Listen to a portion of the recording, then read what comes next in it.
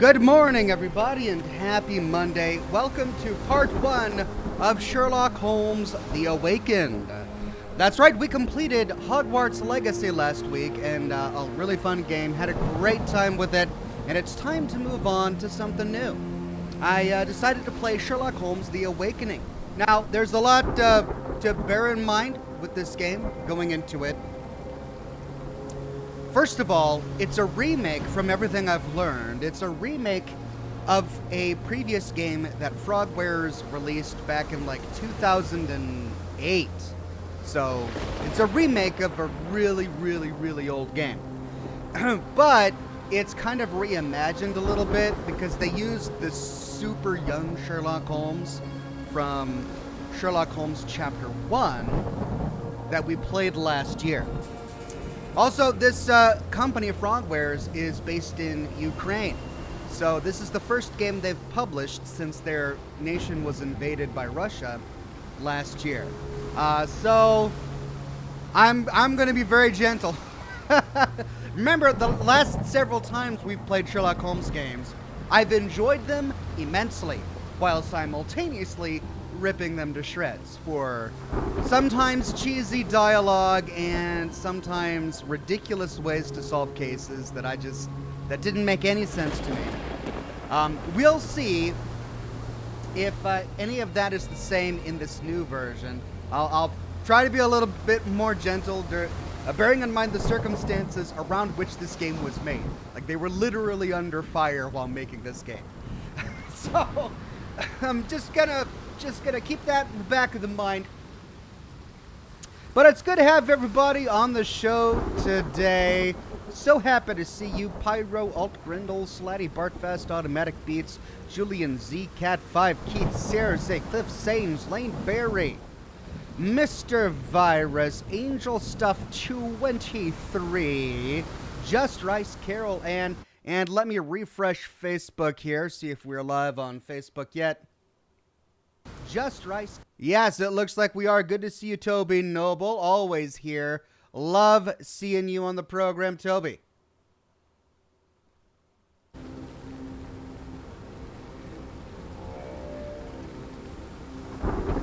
Now, I don't know if I'm gonna stick through this game, play it to completion. I probably will. I typically do that with the Sherlock Holmes games. And remember, we started playing this game. We started playing the Sherlock Holmes games by Frogwares only because we had such a great time with, what's the name of it? The Sinking City. That's right, The Sinking City. And The Sinking City was a super Lovecraftian game. It was their own IP, their own original characters, and they chose to just make this super Lovecraftian game. Well, apparently this game is a Sherlock Holmes meets H.P. Lovecraft sort of weird thing going on. The reason they can get away with all of this is, of course, because Sherlock Holmes has now entered the public domain, right? This is not one of the stories by Arthur Conan Doyle. It's completely divorced from his entire canonical Sherlock Holmes universe, which is why we now have an H.P. Lovecraft Sherlock Holmes game. Yeah, okay, it's gonna be interesting. I'm looking forward to it. I want to see what they do. And I never played the original, so I'm excited. Robin on Facebook says, "Hi Ox, I got married yesterday. I'm heading to the beach now. Love y'all, hope all is well." Robin, wow! Well, thanks for stopping by to let us know. It wasn't too long ago when you told us about how your life changed so dramatically during COVID, and I'm thrilled and absolutely ecstatic that you have found love and you're out celebrating. Well, thanks for stopping by to let us know. Claire Marie Baker is in the chat. Joshua Burt, good to see you. Grievous Reborn says this isn't their first Lovecraft-themed Sherlock game. I know, this is a remake of their original Lovecraft-themed Sherlock game, which was also named The Awakened. So this is a remake of their original game. To my knowledge, there isn't another Lovecraft-themed Sherlock game that Frogwares made, is there? I mean, they've done The Sinking City, which is Lovecraftian, but it's not Sherlock Holmes. They just love Lovecraft, for some reason.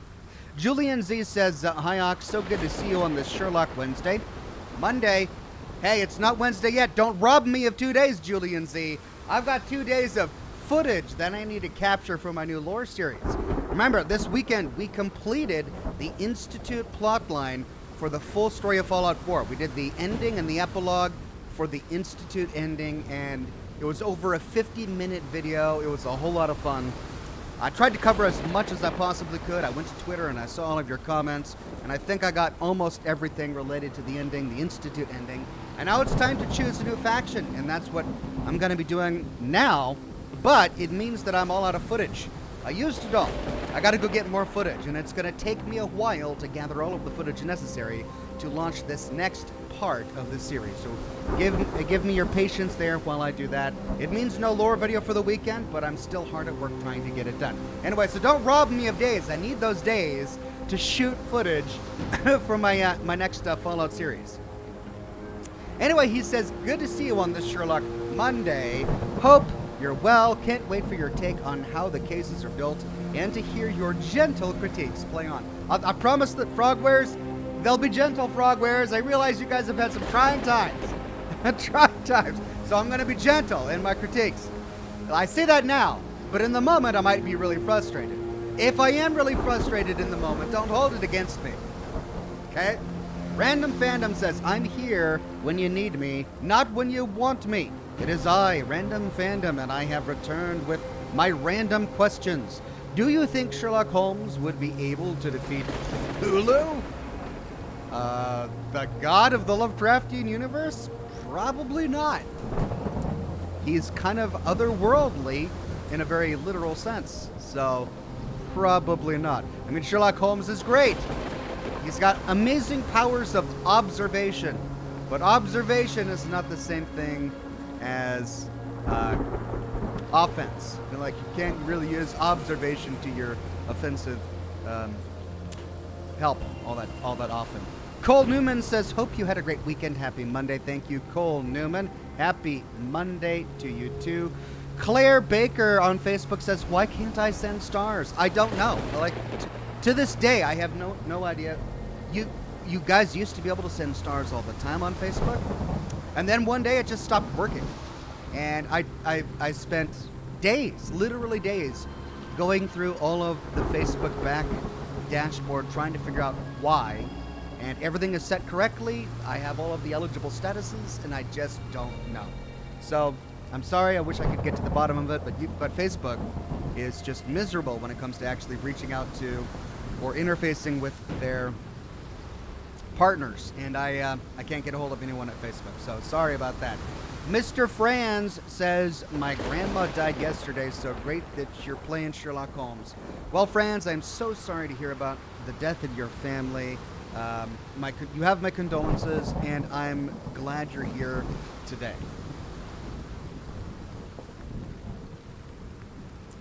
Okay, let's try to rack our brain and remember what happened in the last game. I don't know if they're going to try to somehow connect the dots between Sherlock Holmes Chapter 1 and this game, considering this is a remake. But they also have the young Sherlock Holmes as the main character of this game, so presumably the two are connected. So let's bear in mind what happened in the last game. He's a young Sherlock Holmes. He goes to his mother's hometown to try and find out more information about her. He's got this imaginary friend named John, who suspiciously looks a lot like Watson, and solves cases, discovers the thing about his mom and all of that, and then at the very end, his imaginary friend John disappears, okay? But then, I don't remember, did he actually meet the real Watson at the end of the game, Chapter 1? And he just happened to look like his imaginary friend? They were both young, though, right? So, I've been taking a look at the screenshots for this game in preparation for going live, and Watson looked old. He looked way old. But at the end of Chapter 1, he was young. He was around the same age as Sherlock, right? But in this game, I think he's old. I'm not sure. Let's dive in and find out. Snowman 3 says Peppa Snuff. Thank you, Snowman 3. I hope we get some pepper snuff.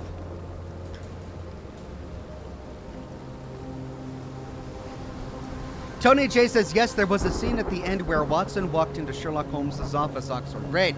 So that's how they met. So we got to see them actually meet at the end of chapter 1. I'm just trying to figure out the age thing. Let's dive into the game and see if there's this weird age thing.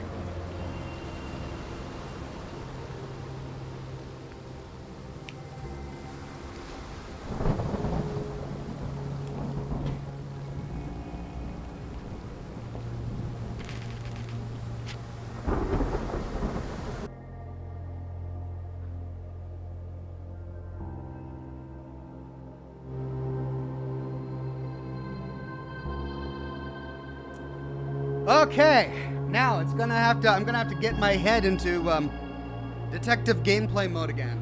To remember how all of this works. Here we go.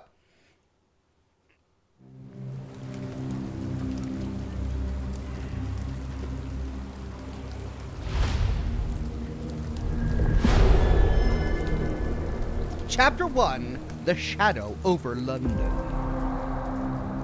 Baker Street.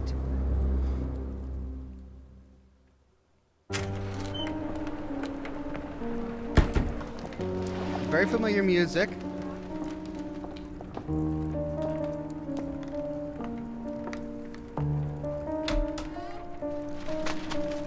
Dr. Watson, would you kindly close the door behind you so that we can limit the price of your carelessness to merely hours of work rather than days? My apologies, Mr. Holmes. I found myself rather taken aback. I saw tidier houses in war-torn Afghanistan. Are those my surgical needles? I ran out of tacks and the matter required immediate attention. Was that my supper? Plainly not, for I was the one who ate it.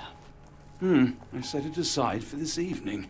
And for that I am grateful. Is that my bed?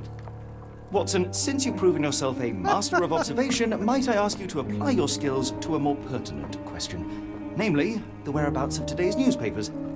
They are the key to everything. The newsboy is usually reliable. Medically speaking, I often find that the key to everything is good sleep. In a bed. Your papers are here, on the table. Well, Sherlock, you jerk. See what the postman brought today. You ate Watson's meal. Okay, welcome to the game. WASD and left click. Okay. I mean, he does look older than he did at the end of chapter 1. Does Sherlock look older? No, Sherlock still looks like a kid. But look at those age lines. And his voice was clearly that of a completely grown adult.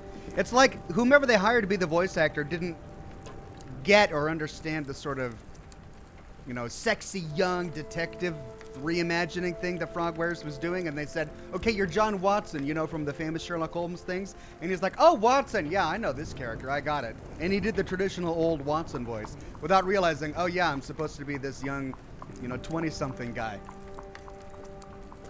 Julian Z says, sorry, Ox, don't know why I keep confusing days. It is Sherlock Monday, where we'll get more pepper snuff. That's right, more pepper snuff. I'm excited. Random Fandom says, think about it, Ox. Sherlock is forever young. Could Cthulhu keep up? I mean, there is that. Maybe. Okay. Interact. This mess is getting out of hand. What will the landlady think? Most of us put our thoughts to paper, not to walls, Mr. Holmes.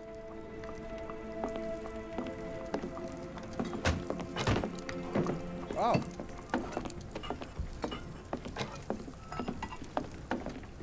I can push it.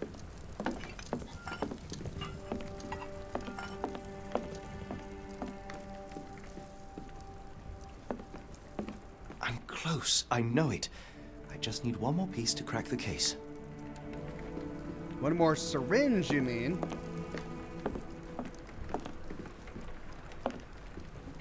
Okay, we need to get the newspaper. Let's do that last. Let's explore the room first. Oh, Sherlock, are you peeping again? Sherlock. No? Okay. Which game was it where we peered into here and we saw a lady changing? And it wasn't a flattering image at all? Was it the last one or the one before that?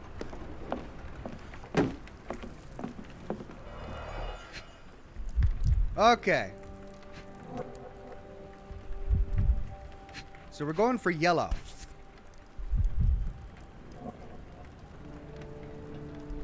Barnes Bookstore. Your order from Barnes Bookshop has arrived, Doctor. Barnes insists on delivering the books to our door, even though we could easily walk to his shop. That's good service. That is not the voice of a young 20-year-old.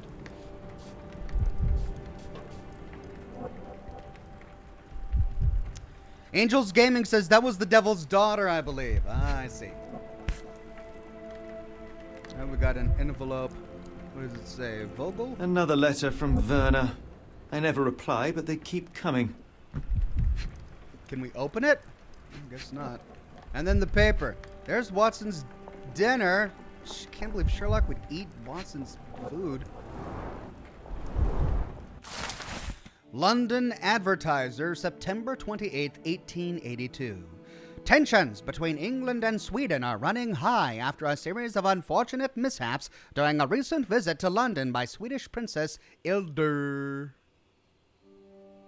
Chief among the scandals was the embarrassment of the British diplomatic corps as a result of the unexplained disappearance of Princess Hildur's personal bodyguard. The longtime member of her inner circle took the opportunity to explore London while off duty and never returned from his late-night promenade. It says arrow down. Do I... Oh, I scroll. Okay.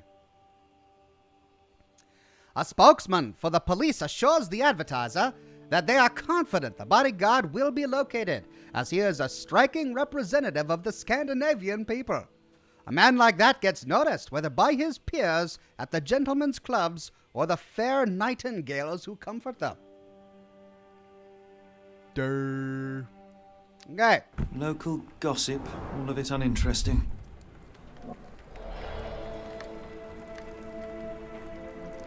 I don't see the Strand. Where is it? Pardon me? I am on the precipice of uncovering a pattern of crime across London spanning many months and involving many men. The missing paper cannot be a coincidence. That's preposterous. My dear fellow, life is infinitely stranger than anything which the mind of man can invent. Well, life used your newspaper to wipe its posterior, so after that unpleasant discovery this morning, I disposed of it. But in lieu of the Strand, perhaps I can deliver you something equally tantalizing. I have just returned from a patient of mine, Captain Stemwick, who... No, that will not do. Grab your coat, Dr. Watson. Let us hope nobody has collected the dustbin. Did John just say that Sherlock used newspaper as toilet paper? Oh, Sherlock, you're gross. Eating people's food and wiping your butt with the Times? Disgusting. Okay, let's get our hat and cloak.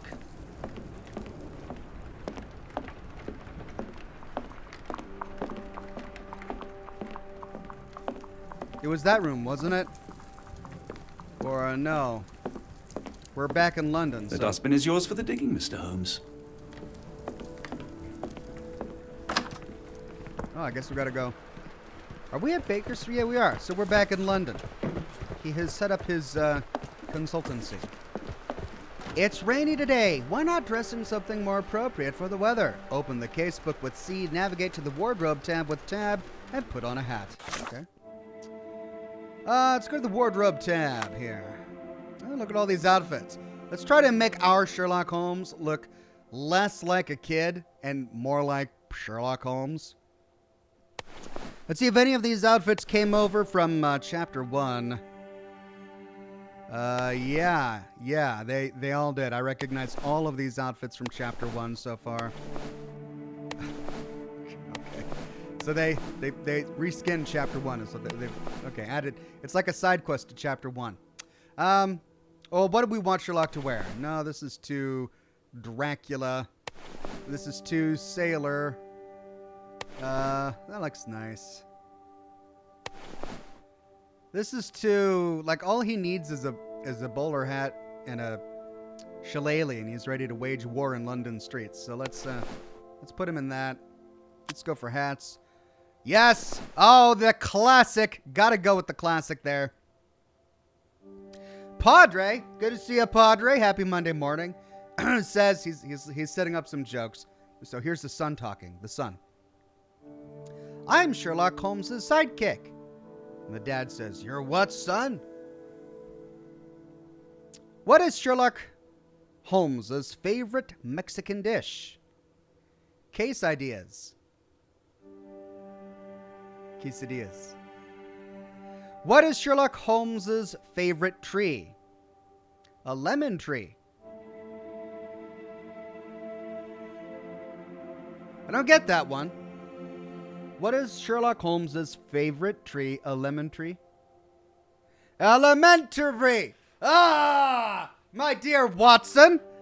A lemon tree. Elementary. It's missing a syllable. A lemon tree. Elementary. It's. Why doesn't Sherlock ever drink tea made in hospitals? He really hates Moriarty. Moriarty. That's great. I hope you can keep this up, Padre. I'll take Sherlock Holmes dad jokes all day. Okay, what do we want for... Let's do some glasses. Nah, I don't think he needs any glasses. How about a mustache? Some facial hair. Oh, I mean, if it wasn't dancing, if the facial hair wasn't animated, it'd be great. Okay, how about just like a 5 o'clock shadow? Just, what is with the dancing facial hair? Holy cow, the hair in this game is just shimmering.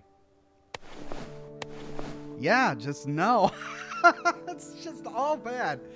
It's all awful. Any makeup? All right, he can look like zombie. Zombie Sherlock. No, let's not go for the zombie look. Oh, and then John Watson. Okay, so this is his default outfit. Shillelagh Watson. All right, that's nice. What's different? It's just different colored jacket there. And a hat. Oh, yeah, he looks great in the doctor hat. I mean, we could have them in pajamas. Look at that. They could have matching pajamas. Hey, John. Let's watch football on the TV. Okay, Sherry. I'm going to put him in that. We'll put him in that.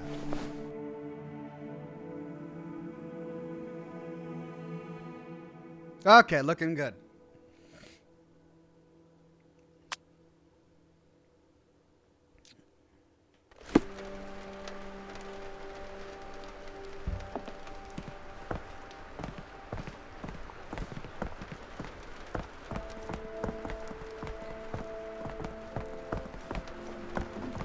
Don't look at me. If you want the newspaper, you'll have to get your hands dirty.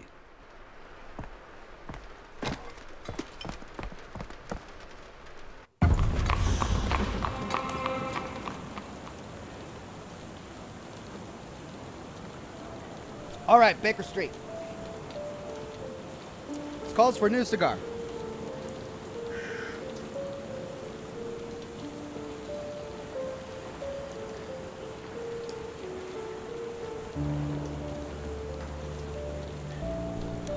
Ranker says, "Man, I'm late. How did I miss the tweet?" Did it not tweet out? I've got it set to automatically tweet. Did it not tweet out?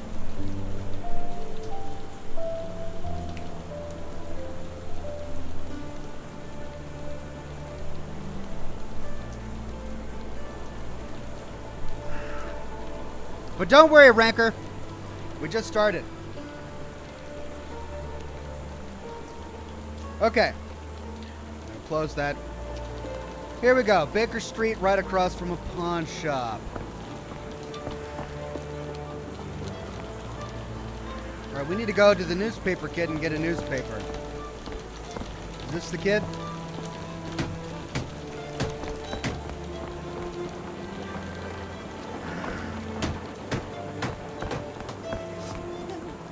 Oh, you all right? Hey, lady. No, you're just sad. Okay, she's sad. She's moving, I guess. Japanese consulate? Alt Grindle says the tweet went out as planned. All is good, Ox. Thank you. Good to know. All right, we just discovered Stenwick Manor. All right, hold on a second. Where do we need to go? Stenwick Manor, Baker Street. Oh, is it not a big open map that we can move around?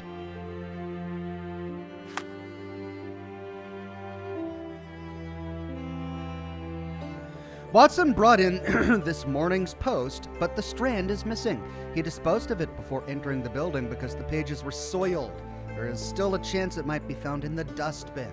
Okay, so we need to look in the dustbin.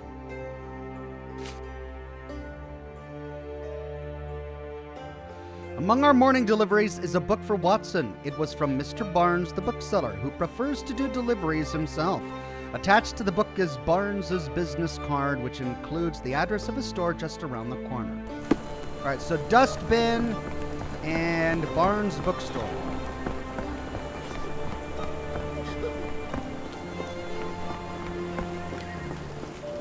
There we go.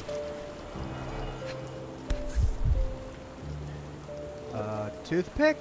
What is that? A porcupine quill? A cactus spine. If it gets in your skin, it's awfully tricky to remove, and when laced with poison, the perfect assassination tool.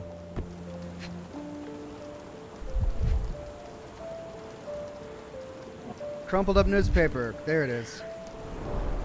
You were mistaken, Dr. Watson. The paper was indeed dirtied, but not how you implied. It's potting soil. See, Watson? The conspiracy is real. Someone tried to poison me. Poison? You? That's madness.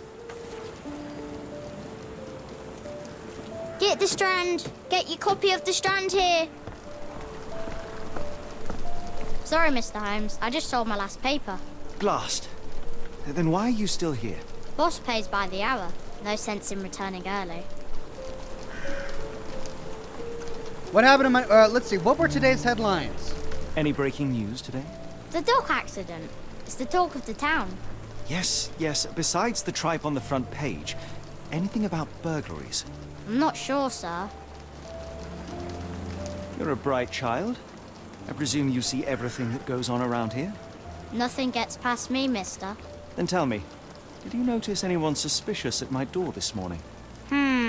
Like the man with your newspaper? Precisely. What do you know? I know the value of a shilling. Dr. Watson. Cool, now I can take the day off.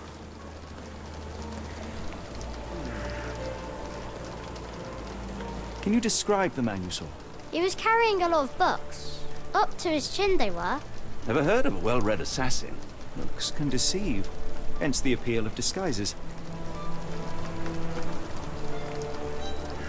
Which way did he go? Not sure. I was distracted by customers. Sorry. Did you see what he was up to? Nah, not really. I saw him approaching your house, but I had a customer. Then there's a loud bang. I ducked down. Not because I was scared, because I wasn't. I had to protect the merchandise. And all I could see was him kneeling at your door. All right. You earned your shilling. That'll be all. Thanks, Mr. Holmes. Maybe I could be your eyes and ears, if you have more shillings. You've got a new question in your Mind Palace. Get the strand. Get your copy of Open the the strand casebook here. with C and then navigate to Mind Palace. Inside, select relevant pieces of evidence to detect the answer. All right, so I'm assuming the loud bang was the books dropping. Let's go to Mind Palace. Who ruined the strand? All right, cactus spine potentially poisoned. Book from Barnes.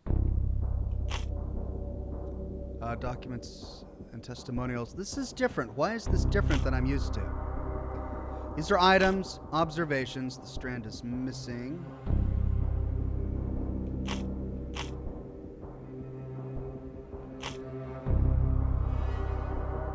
What?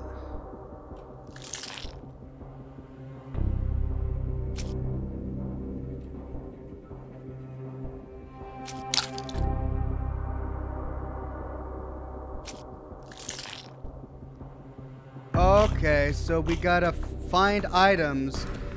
Alright, so the black blob in the middle is, I guess, representative of the problem we have to solve, and there are two pieces of evidence that help with it, and we have to sort through our evidence and pin each piece of evidence to the black blob. Not all of them will pin. So they're organized by items and documents. In the documents folder, which is teal, we only have two items. Between these two, which is going to be more relevant to the question, who ruined the strand, Is it going to be the article in the London Advertiser or the Newsboys' testimony? I'm thinking the Newsboys' testimony because I think the paper was ruined when the guy carrying the books dropped them. That was the loud bang. Now, what sort of item will help us with that? The book from Barnes or the cactus spine? Maybe? We'll pin that for now. Ah, but that didn't work. Okay, so let's try book from Barnes. There you go, that worked. Barnes. Mr. Barnes is involved in the scheme. The newsboy said the suspicious man was carrying a stack of books, and this morning Mr. Barnes, the local bookseller, delivered a novel for Dr. Watson. A cactus spine for assassination. A loud bang. A visit to Mr. Barnes is in order. Okay. So, the man carrying the books was Mr. Barnes. Come now, Mr. Holmes. Murder? Yes, Barnes has his Get work, the but he Strand. also has his Get your copy of the Strand here. Not every pawn knows it's part of a game. Okay. Open the casebook. Pin Get the Strand. evidence. Get Could your you copy of the stop Strand talking? here. I can't hear myself think. Pin the evidence with a bookshop photo by pressing X. Try to find the bookshop.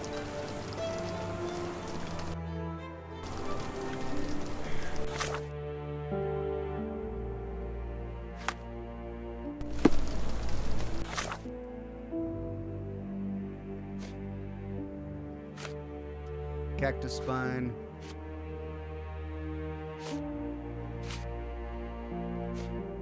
Pin evidence. Okay. What did that do? Okay, so it just puts the photo on our user interface. And we can match it to the bookshop as we run by. Naughty Applejack says, "Hi Oxhorn, here my one and only dad joke and it sucks. Hey Barry, who's that? Will Barry? That Barry, we all berries." Worst dad joke ever, he says. No, man, that's... I've heard worse. That's not the worst. There are definitely worse dad jokes out there, I'm sure. I'm confident. Naughty Applejack. Yeah. Thank you, Naughty Applejack.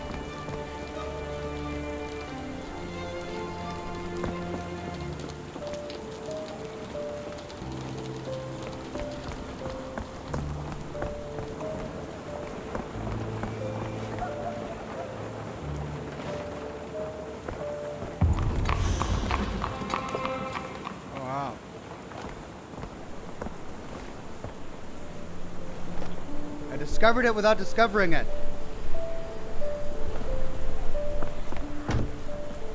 That's not it.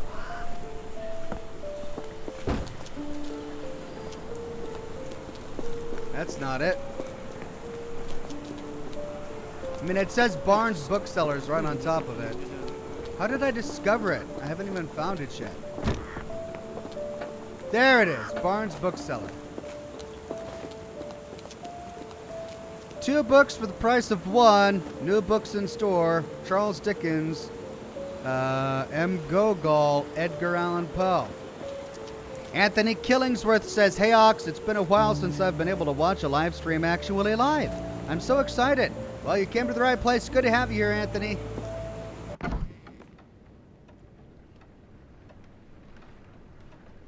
Okay, this is now very distracting. Let's unpin this piece of evidence. There we go. Do you even have enemies that would want to kill you? Okay, perhaps from Cordona. So it does take place directly after Chapter 1, before Sherlock Holmes has established himself as a detective here in London. The only enemies he would have would be from Cordona, where he made a name for himself there. How about that Vogel fellow? He seems rather obsessed with you. Would he do something like this? There's the bookseller. Let's look around really quickly. So, Barnes has a dog now. Who's a good boy? Okay. Sherlock loves dogs.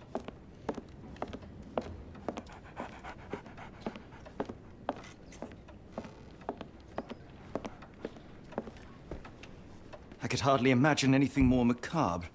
That is definitely a macabre painting. Very Lovecraftian. Let us observe.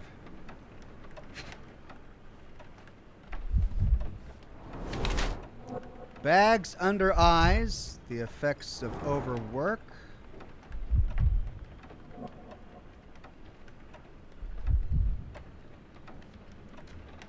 Ooh. Ink. Newspaper ink? Maybe.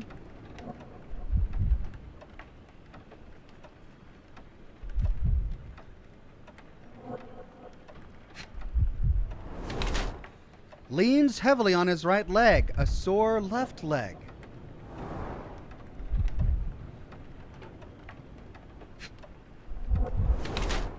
High heels, wants to look taller.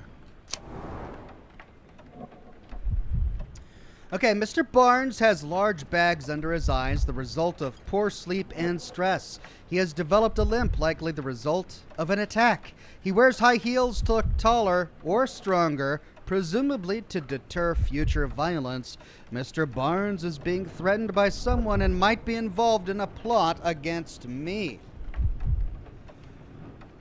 Our choices are blackmail victim or workaholic. Are these choices? Yeah. Oh, I see. Alright, so these are the deductions he would have made to support the blackmail victim. But we can click on workaholic and that changes everything.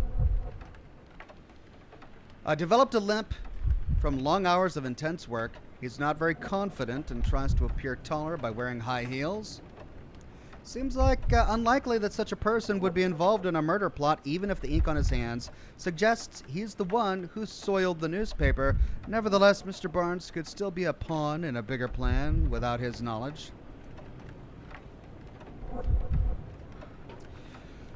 I mean, they're both very plausible.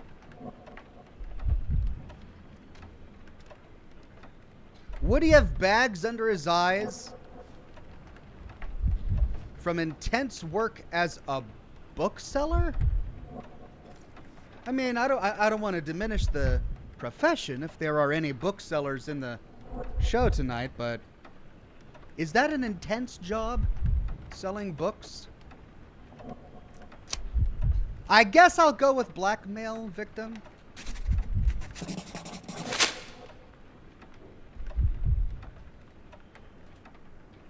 Mr. Barnes, a word.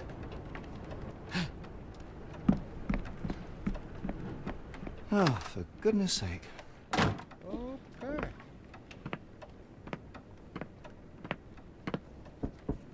Who goes there? Sherlock Holmes. Now will you please? Mr. Holmes. Golly, I did not see you come in. Sure. Would you care to answer some questions for me? Well, I wish I could, but I am deep in the weeds with work. How about we reschedule in a month or two? Come now, Mr. Barnes. It will only take a moment.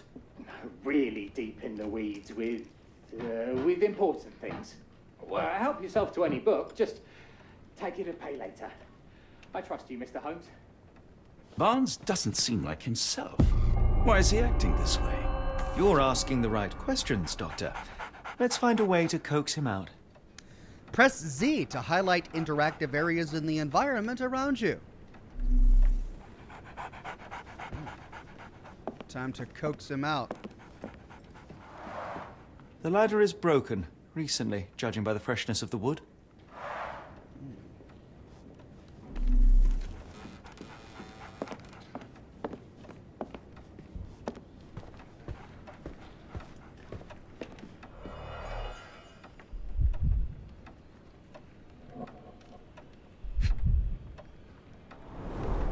Basics of cryptoanalysis. Cryptography in Egypt. appears Barnes has an interesting hobby. Cryptology. Exotic Plants Catalog. A catalog of exotic plants on Barnes's counter. The name of the catalog reads, Everlasting Plants for an Everlasting Love. Cacti. Could that be exotic? Using my Witcher senses here.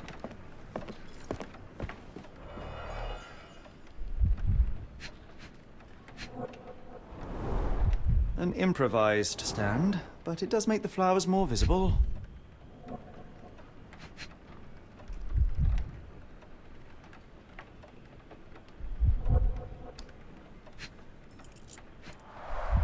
The finest view London has to offer. Oh, I see. So there's a flower seller across the street. He bought flowers and he put them up here so that she can see them. And he's got something about exotic flowers. He is in love. Or he's got an infatuation. In the language of Mycroft's secret agents, it's a sign. Dried flowers are replaced when the job is done. I wonder who the recipient is.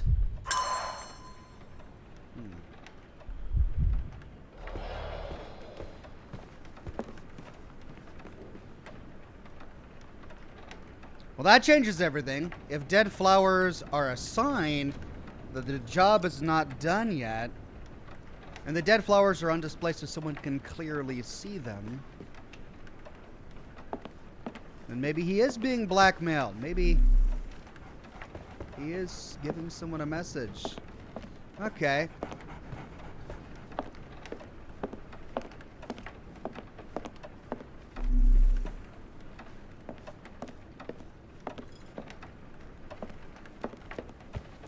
Barnes has always been a little odd, but this is uncharacteristic even for him. I think that's it. Apologies, but I can't hear you. Please come back later. Why would one of the steps in the ladder be broken? And done recently.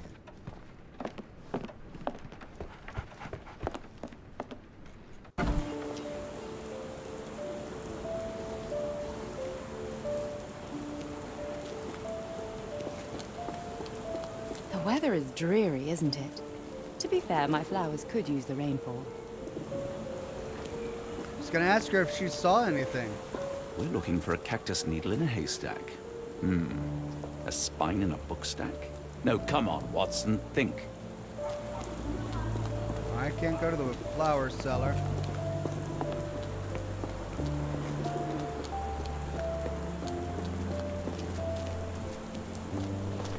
Who could see this from across the street?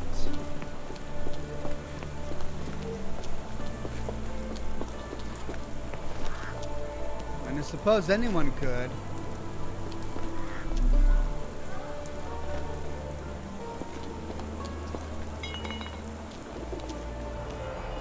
Here we go. Encouraging people to stop and smell the roses? Our national emblem. God save the Queen.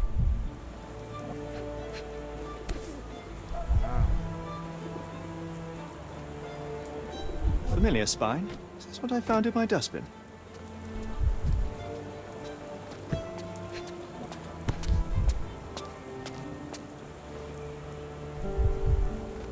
The pot is damaged. The blow was severe, but softened by something.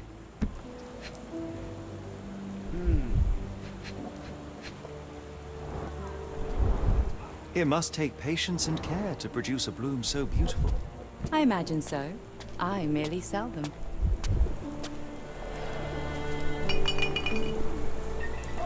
Anything tickle your fancy, Mr. Holmes?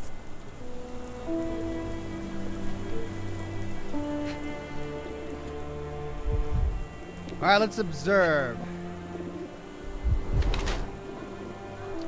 Distant look, avoids eye contact or distracted. Wearing makeup for beauty or concealment. Mourning brooch, honoring deceased husband. Luxury fabric, unusual for work attire.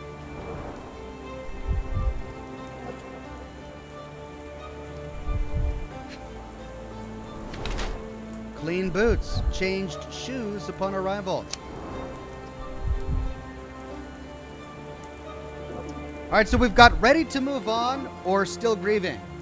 Mrs. Fleming wears a mourning brooch in memory of her late husband. Her dress is made from an expensive fabric that is not suitable for work. Her shoes show no traces of mud.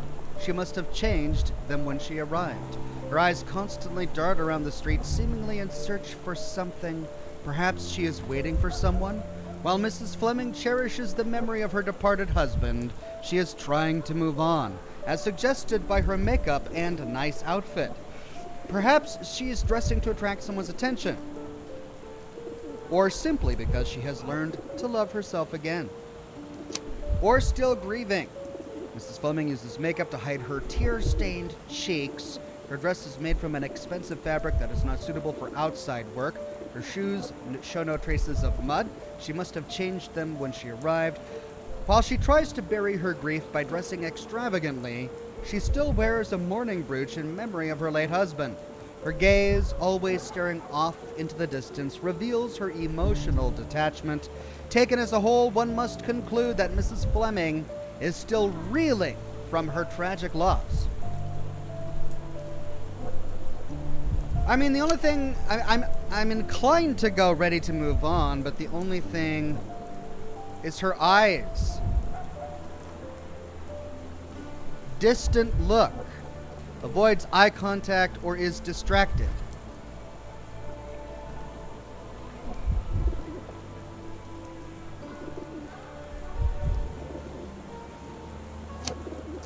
Now, why would she be wearing luxury clothing?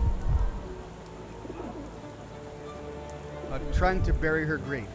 I think I'll do ready to move on. Mrs. Fleming, you look particularly lovely today. Is there a reason? Does a woman need a reason to look or feel beautiful? No, but your distant look suggests you seek one man's gaze in particular. Who told you that? Nobody. Merely a keen eye and some simple deduction. Well, I'll kindly ask you to keep your keen eye to yourself, Mr. Holmes.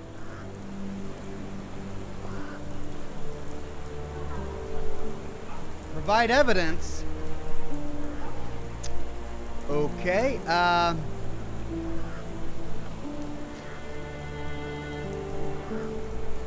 she specializes in roses.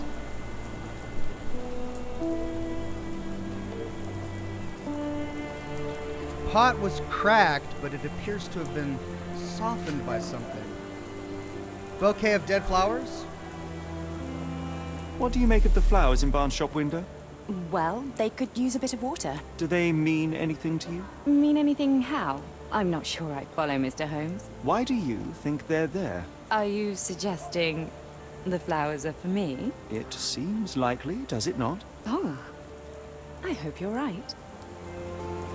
Okay, she hopes we're right.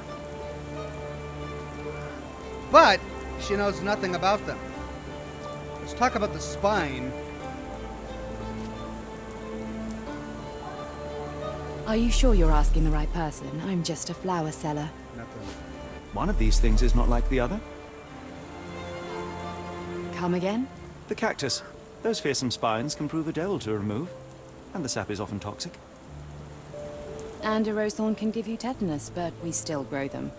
The cactus seems comparatively harmless, though you have me thinking it must be valuable. I was under the impression that you knew its price already. Your guess is as good as mine. The first time I saw this cactus was when I came back from my break. Oh, it's not hers. Someone placed it there. She doesn't know how the cactus appeared on her display. She went for a break, and when she came back, it was there. All right, we could talk about the way she looks. Exotic plants on Barnes's counter. I'm afraid I can't help with that, Mr. Holmes. No. Cryptology. I don't know anything about this, sorry.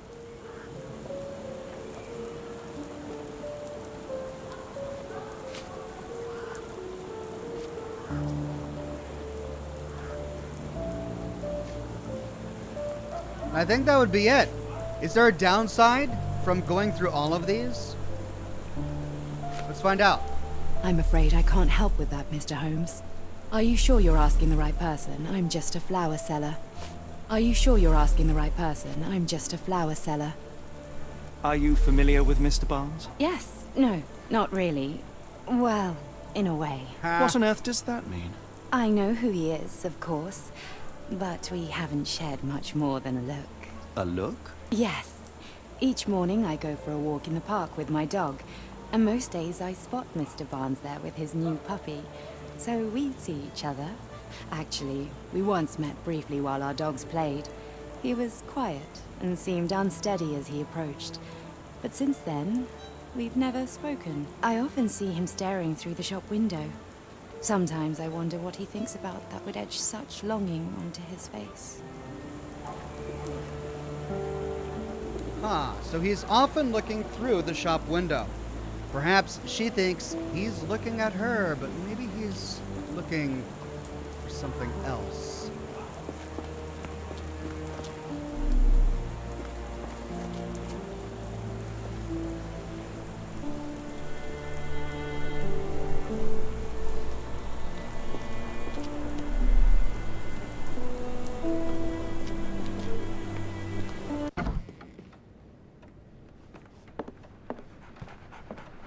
Okay, well, we've picked up quite a few clues. Let's see if we can now talk to the bookseller.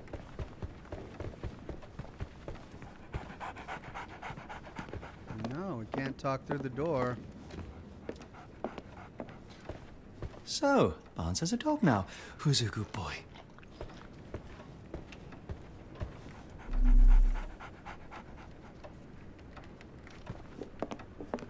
Is there nothing new inside?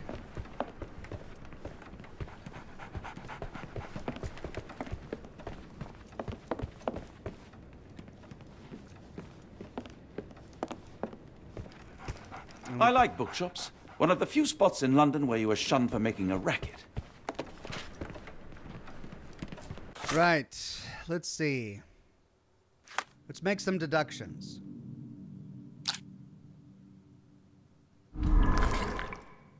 Why is Barnes acting so strangely? Let's start with observations.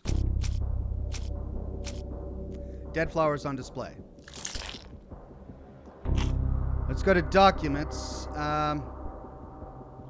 Involved in a scheme. Mrs. Fleming's on Barnes. Let's talk about Mrs. Fleming on Barnes. And then cactus spine, roses for sale. Cactus in a cracked pot.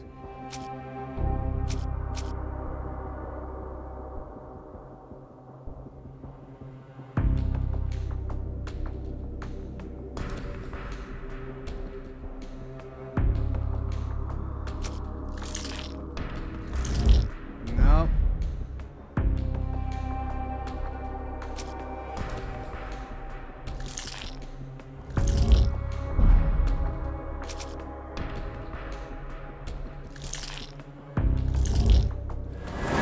There it is.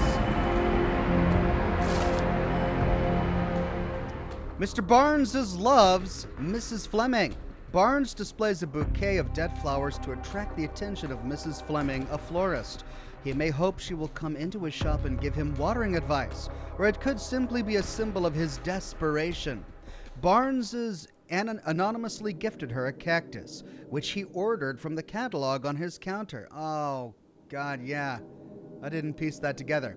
A questionable choice, but for Barnes, a symbol of his eternal love, since the catalog presents these cacti as immortal. Plainly, this is the same cactus he dropped on the Strand outside 221 Baker Street. Now to hear the full story.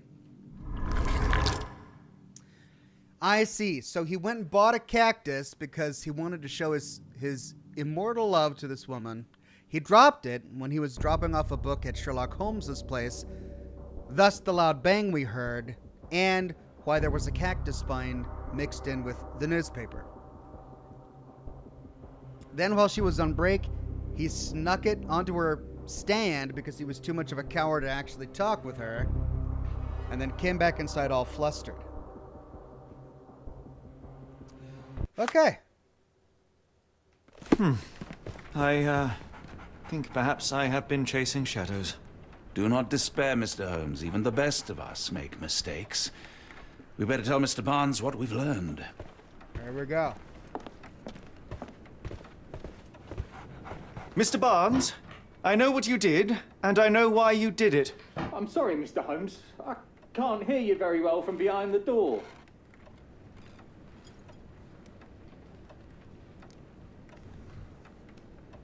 Mrs. Fleming's new cactus, or my paper was ruined. Let's not get all worried about the paper. Let's talk about the new cactus. You ordered a cactus from the plant catalogue and then left it for Mrs. Fleming as a gift. You place flowers in the window to get her attention and wear high heels to appear taller and more desirable. You are her secret admirer. Oh, and then we can go into the paper was ruined. I couldn't read this morning's edition of The Strand because it was covered in soil and spines. I know you dropped a cactus on it and then fled. Barnes, it's Dr. Watson. Rest assured we are not interested in disclosing your personal affairs to anyone, including Mrs. Fleming. Please come out. All right, then.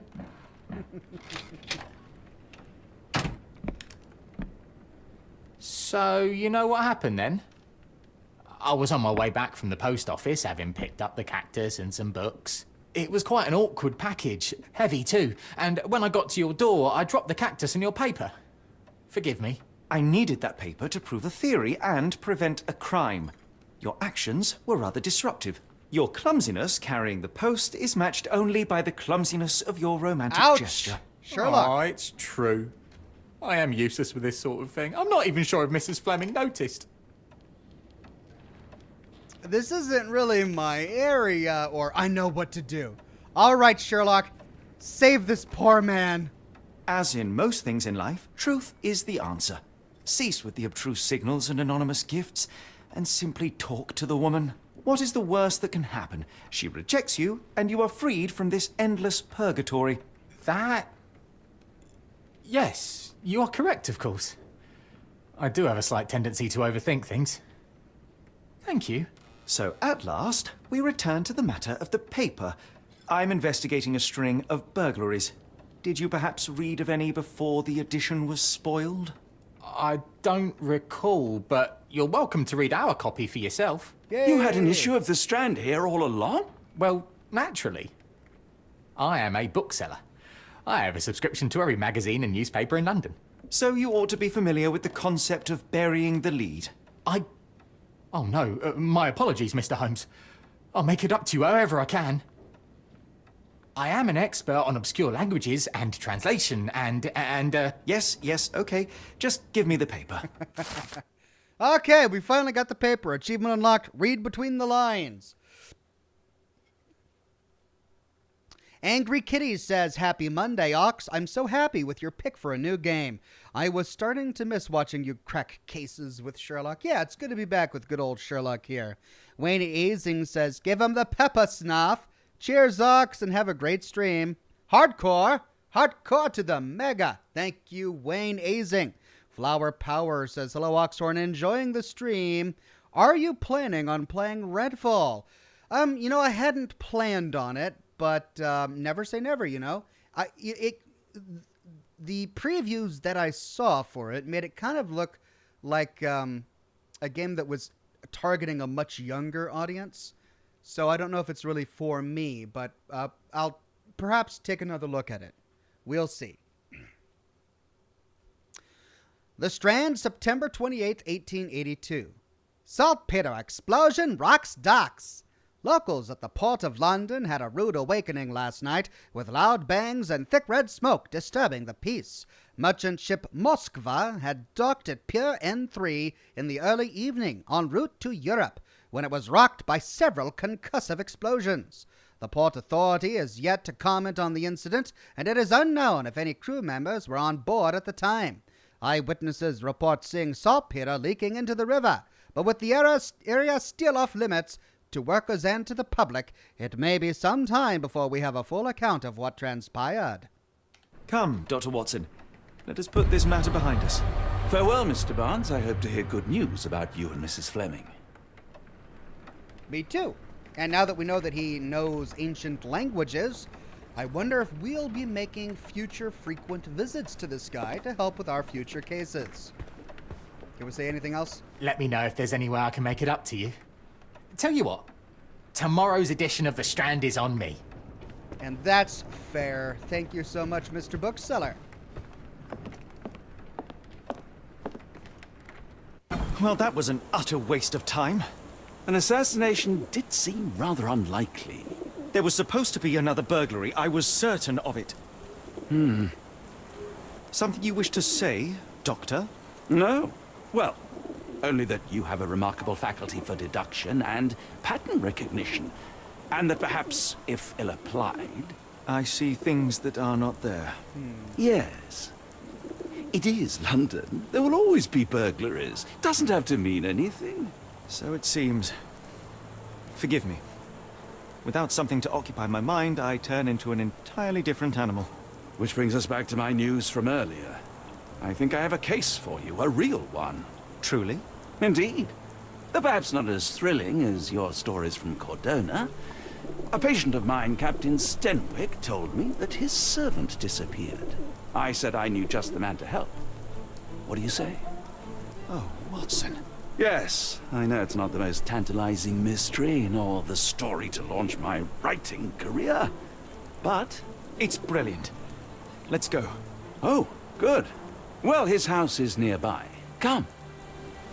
And we're just going to ignore the big explosion that we just read about? Yeah, that way? Is it that way, John? That way, you say? Are you sure? Which way was it again? That way? Or that way? Tell me again. That way. Okay, thank you. Can I go that way instead? No, we're going that way? All right, thank you, John. I'll be there in a minute. Let's talk to the lady. I should have worn something warmer. Hello there. What's your name? Puppy Lily. dog. I know, not very original. Lily. That's a good name for a flower seller's dog. Stenwick is just down the street from Barnes's bookshop. Okay, let's go this way.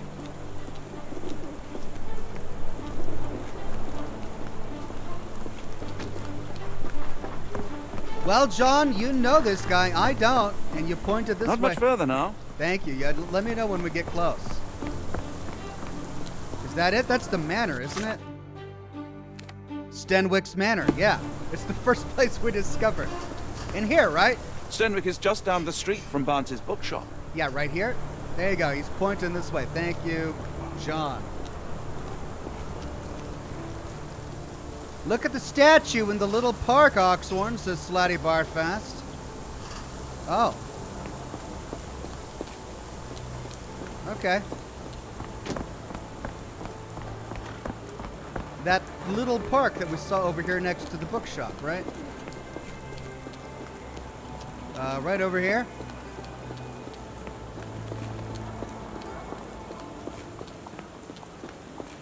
Arthur Ignatius Conan Doyle. Impressive stature, strong gaze. I think this man deserves a knighthood. Nice. Really, Holmes? How can you be so sure? On rare occasions, Watson, it can suffice to trust one's gut. Considering he invented you, Sherlock, yeah, I'd say that's a good gut check there. All right, thank you, Slatty Bartfast.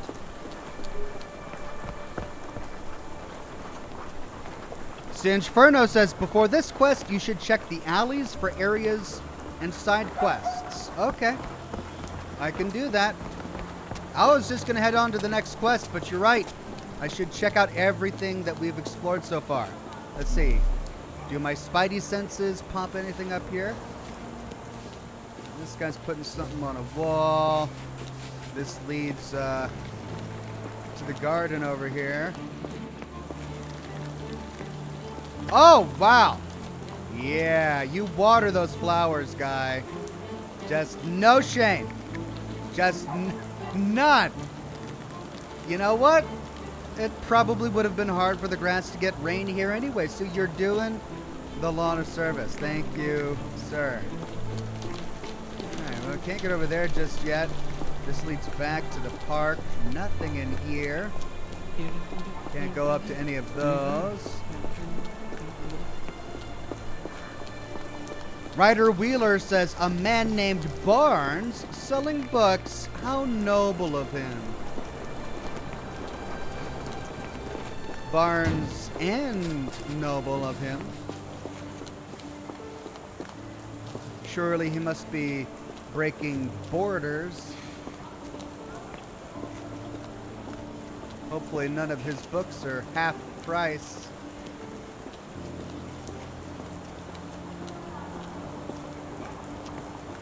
Okay. Can I pet the kitty? No, you can only pet dogs. You must hate cats. I can understand.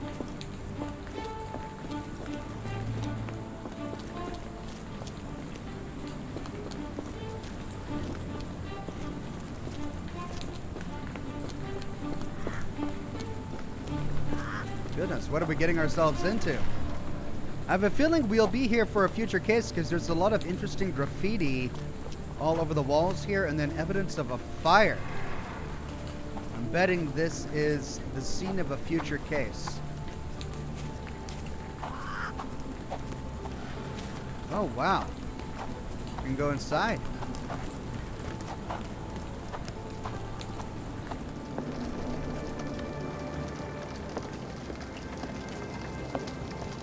Brett Buzz says, and there goes my subox. Cats are the superior pet. No. Listen, I'm speaking from experience here. I've got a cat. My cat is not a superior pet. My cat is a little monster. I love my little monster, but he's awful. And he breaks things, and he is demanding. He's just not superior. What a grim view. Okay, we found another Lovecraftian painting here in this burned out building. Yeah, I have a feeling we will be back here for a future quest.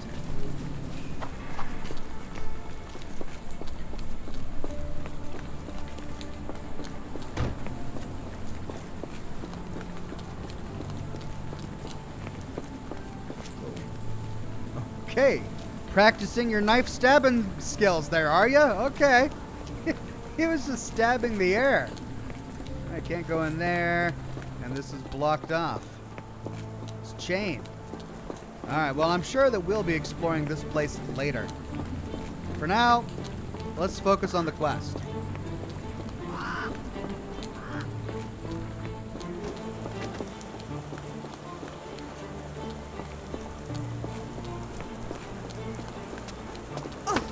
Alright.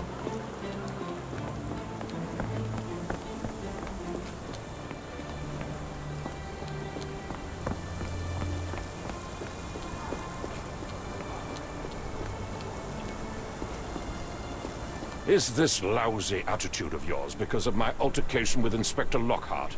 Did he put you up to this? Sir, the Inspector has nothing to do with it. I'm telling you the same thing I tell anyone seeking a missing person. Good day, gentlemen. Forgive the intrusion. Captain Stenwick, this is my colleague Sherlock Holmes, the consulting detective I told you about. At last, a professional.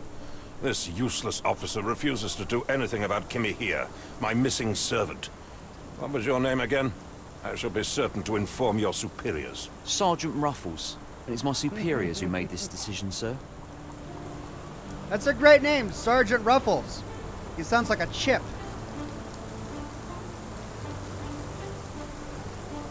Have there been other disappearances lately? Of course, here and there. But when life is tough and opportunity comes knocking, you can't blame those who answer. Is he suggesting that people are disappearing to seek out better work, or he can't blame people for kidnapping other people. Why has the police department decided not to help? We investigate murders, thefts, fraud, arson, real crimes. A servant walking away from his master is not our highest priority. That said, if we find Kimahir breaking the law, we'll be sure to notify Captain Stenwick. Now, I must be off. Best of luck in your search. You heard that, didn't you? The way that man spoke to me. I shall need your written testimony. Then we can lodge a complaint. Captain, perhaps Mr. Holmes' time is better spent learning about your servant, so that he may begin his investigation. Ah, yes. Quite right. Fire away. Tell me about Kimahir. He's foreign. A Maori. All the way from New Zealand. Biggest man you've ever seen, and as strong as two. Dark hair and fearsome tattoos. He doesn't speak a whit of English. Never bothered to learn. But I made do with pointing. I invested a lot of money in him, so he must be found. When did you last see your servant? Kimmy here normally brings me the morning papers, but yesterday I had to get them myself. He must have escaped the night before yesterday. Escaped? Is he suggesting that his servant fled voluntarily? If that's the case, then why are we here? May I see your servant's bedroom? His shack is in the garden. You can't miss it. Did you search the room? Of course, but only to check he wasn't lying dead inside. Everything seemed normal at a glance. Shack in the garden. Wow. This guy. Is there any reason Kimahir may have left? I should think not. He had all he could have wanted. Gainful employment, new clothes, and all the cabbage he could eat. Oh, yes, that slavery cabbage. Gosh, how could I ever be disappointed by slavery cabbage? Did Kimahir make off with anything of value? Heavens, no. I would have mentioned it to Sergeant Ruffles. Still, he must have fled with some money on his person. No, no. I kept his wages in my safe. For security. I'm just dying at the name Sergeant Ruffles. Who would name this guy Sergeant Ruffles? I take it this is the first time Kimahir has vanished? Undoubtedly. The man seemed terrified of the city. I think it was all the noise. He never left this estate. Should he cause any damage, I will bear the responsibility, for it was I who rescued him from savagery and brought him here to England in the first place. All right, Captain. I think I have enough to get started. We shall first take a look around the mansion. Go ahead. I'll be here, mentally drafting my complaint. Oh, sure you will. This guy. I mean, it doesn't sound like he's the kind of guy to just up and leave, even if he was enslaved here. Mainly because this dude just said that he was terrified of the city. Why are you still here? All right. Let me run around before we head inside, okay? I'm gonna go to the gazebo. Anything in the gazebo I can take a look at? No, just a forlorn hat. Stenwick makes his servant live in a tool shed. You think you know someone. I know, John. That shocked me too. Wow. Think you know someone. All right, so we got a statue under repairs here.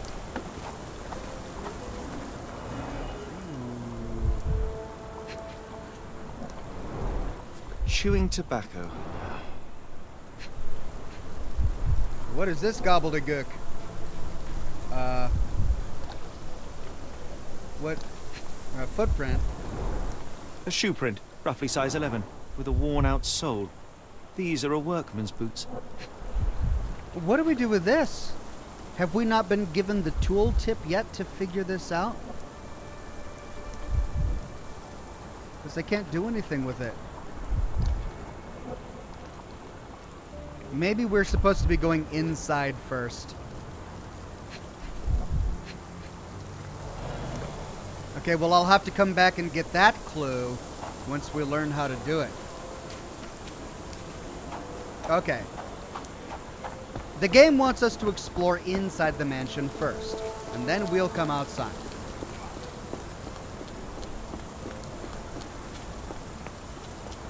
Or not. Maybe we need to go inside the other way. Well, never mind.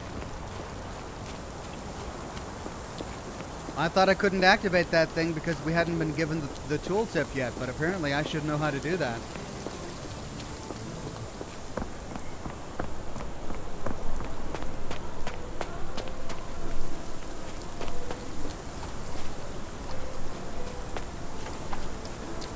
Concentration helps you pick up smaller details about the world around you. When you see a wavy green circle, here it is, press Q to observe the object more closely. Don't forget to pin the relevant evidence. Some clues won't be visible without it. Okay, well, let's go Q this thing.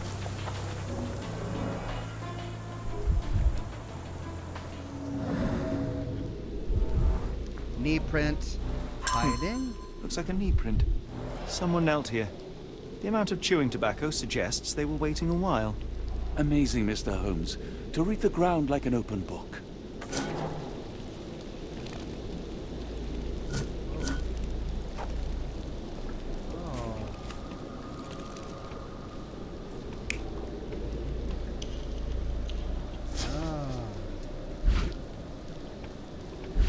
So that's the only one. Okay. Cool. Well, I need to pin the right evidence in order to open up new opportunities here. Let's try pinning.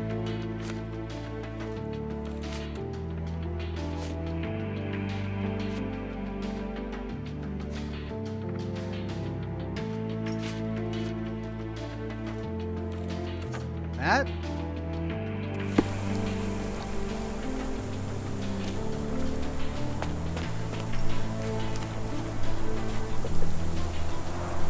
This lock is quite unusual. It appears that the key should be bent to the right.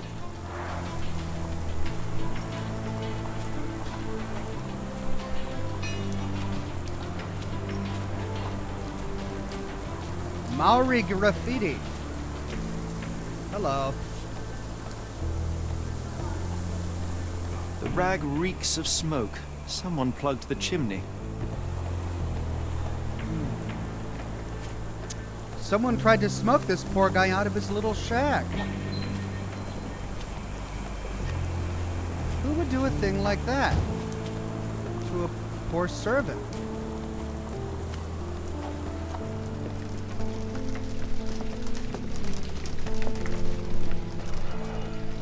Is that his face print in the grain?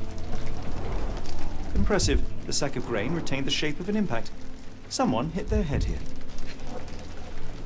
Interesting.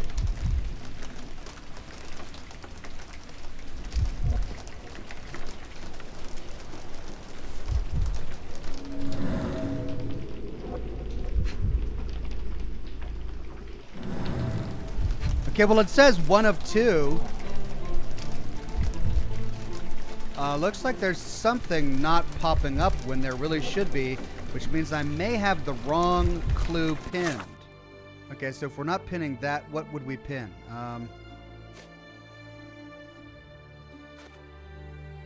Chewing tobacco?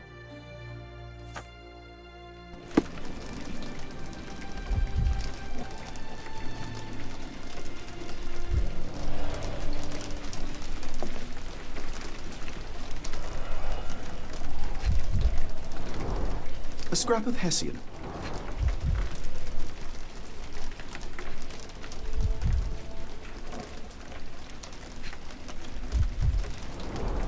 These were sturdy boxes. It would have required a serious blow to break them. Okay, we got all the clues for that one.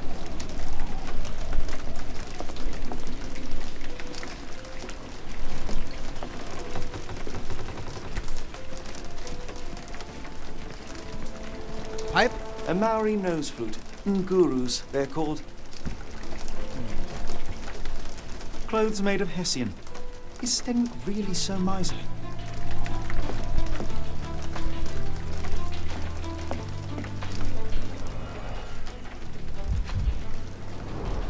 Button chops. The remains of a meal. The ashes are long since cold.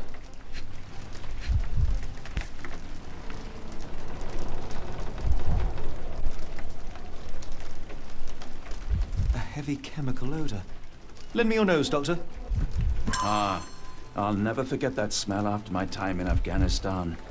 That's an opioid, Mr. Holmes, a narcotic. Ah, okay.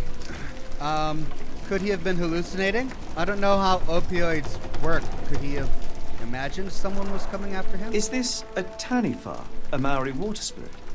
Or something else? Either way, it's giving me chills. No air coming through it.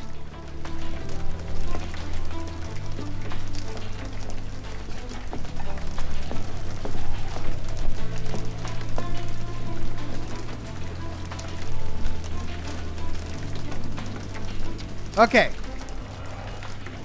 So we've got this face, and we're missing one clue here, which means this is where we need to uncover something. And to do that, we need to pin the right kind of evidence, and clearly that was not the right evidence. Neither was that. So neither of those two were correct. Shoe. Chewing tobacco. Sure. Did that open anything up? No. Lock with an unusual keyhole. Ah.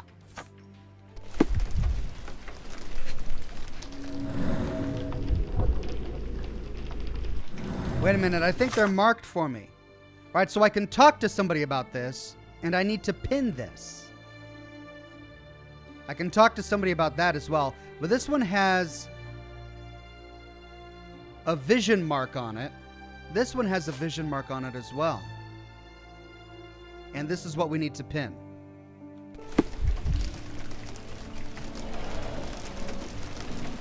Ah, here it is.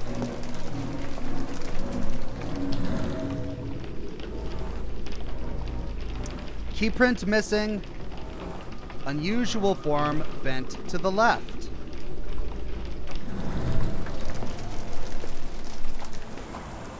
Alright, this one was bent to the right.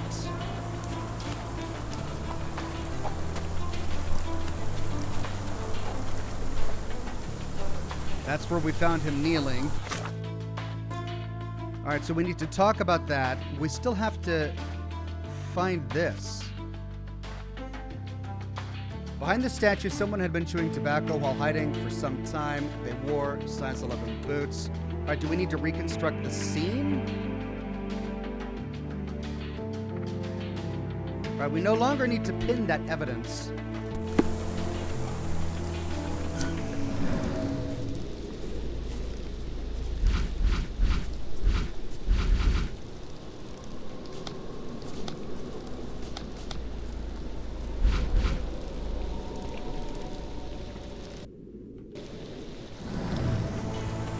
Do we need to reconstruct this?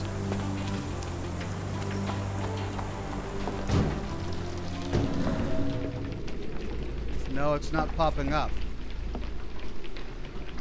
But we still have the thing there that says 1 of 2 found. Ah! Ah ha ha ha ha.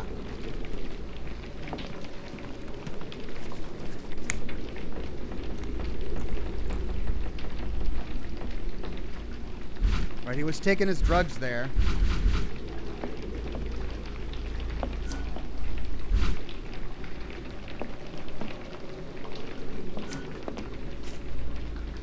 No air coming through it.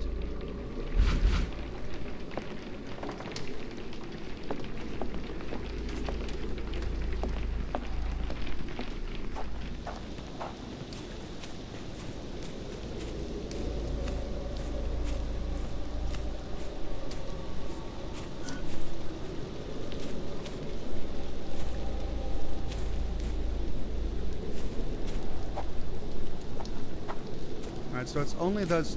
Oh, hello. Parallel tracks, left wheels. these tracks. They seem fresh.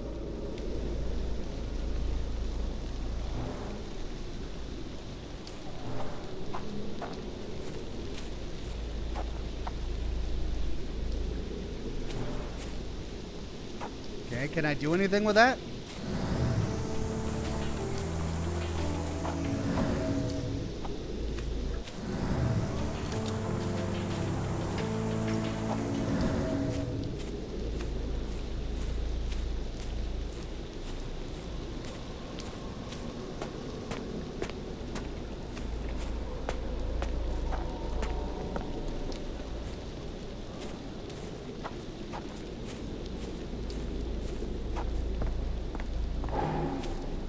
Okay. I'm guess what are the 3 dots? Are those 3 different possibilities? Alright, so can we switch to a different possibility now?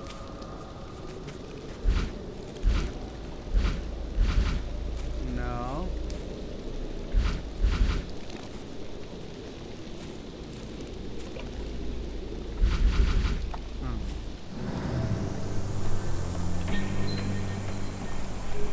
Alright, well, let's get some more clues by talking with what's his name.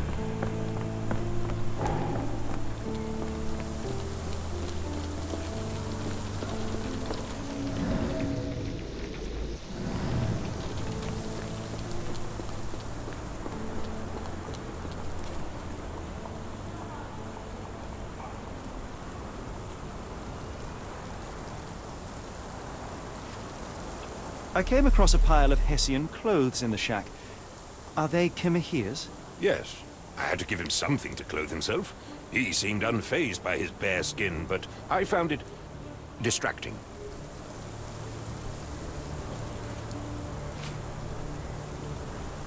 Are you joking? Why would I know this? The door to your garden has an interesting lock.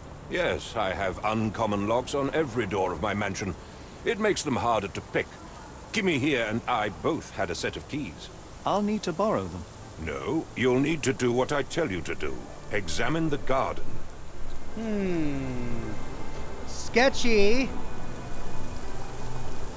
Are you joking? Why would I know this? I thought you were meant to be intelligent. Where on earth are you going with this? Do you happen to know Kimahir's shoe size? I wouldn't have the foggiest. But I'm sure it was enormous. Not that it matters. He spent his life barefoot. Despite my best efforts, he simply did not take to shoes. Has Kimahir ever indulged in tobacco? No, the man doesn't even drink. Ha! Are you certain? I found chewing tobacco in the garden. I controlled Kimahir's expenses since he struggled with the currency. I would have known if he used tobacco. And yet we found opium or something.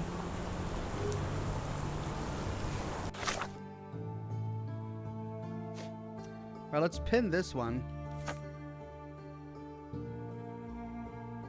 And go examine them now.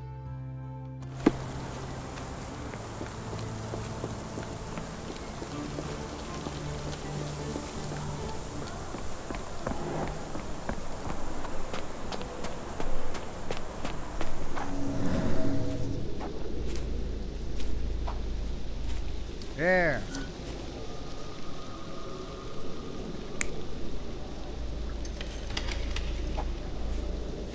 Someone unlocking the door, or locking it.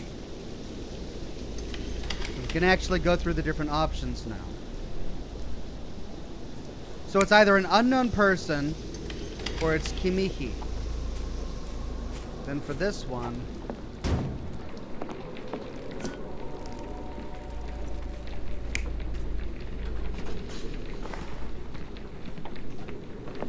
where'd it go? Oh.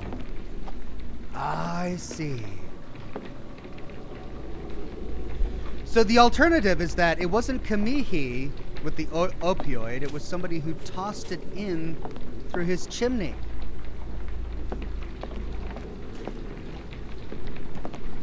Causing him to hallucinate.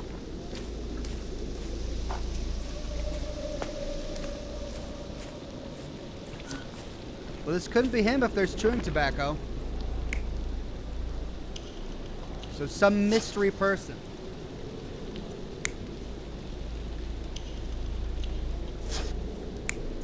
And yet there's still something that's blocked to it. So you see that little black dot, which means we haven't unlocked one possibility yet. But if Kamihi didn't chew tobacco, this couldn't be him. Shoe size 11 is big. But is it that big? We've got somebody... Oh, hello. Moldy broken, not used recently.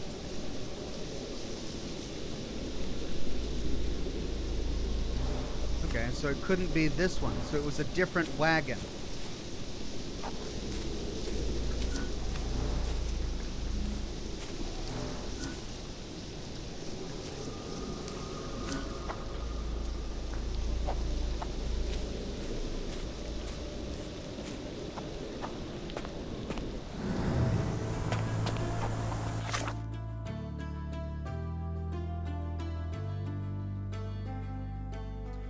There's still something that we need to uncover using our vision.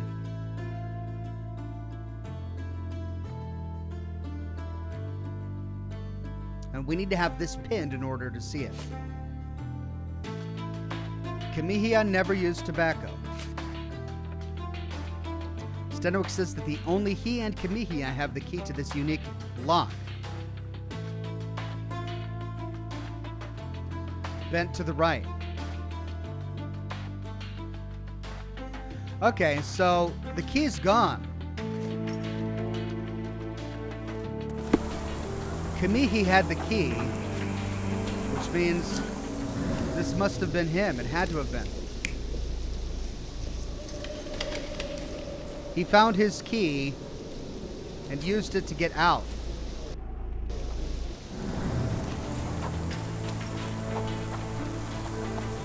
Hello. Pile of logs fallen. Parallel tracks often used. Someone moved a cart to this spot and then took it elsewhere. Can't see it anywhere in the garden.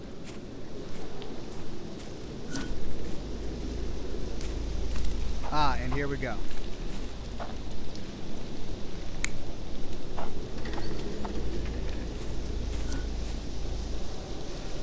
So it's Kamihi with a push cart, or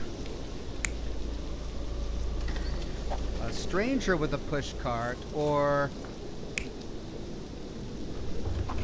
a stranger with Kamihi on the push cart.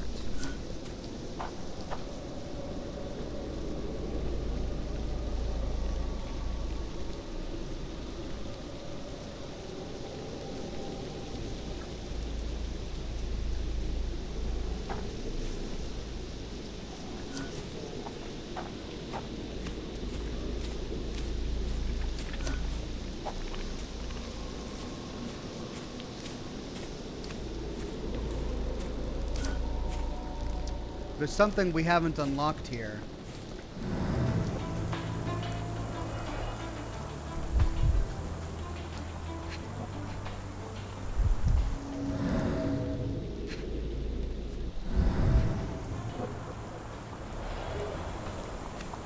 Okay, could it be that one item in here where it still said there was something left?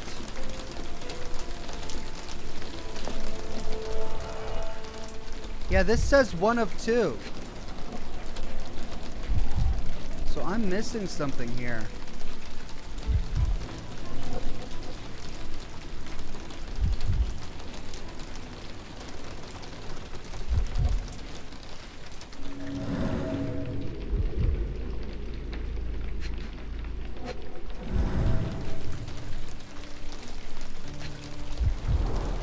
Impressive. The sack of grain retained the shape of an impact.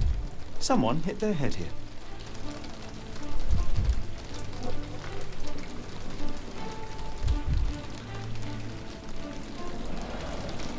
Could he have been suffocated in there?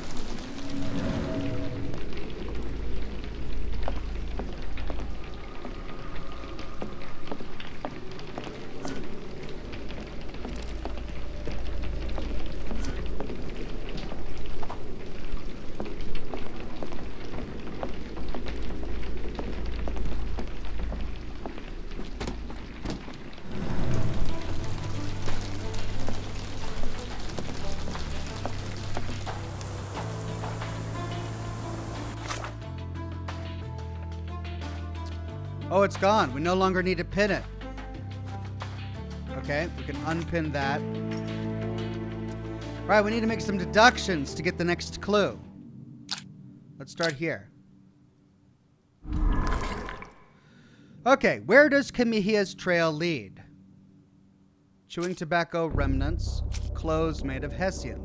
Chewing tobacco remnants. Lots of stuff here. Trail in Captain Stenwick's garden. Okay, so what connects with the chewing tobacco remnants?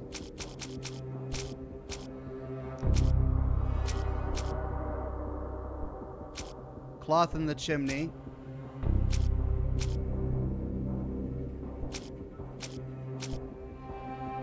Footprints in Captain Stenwick's garden.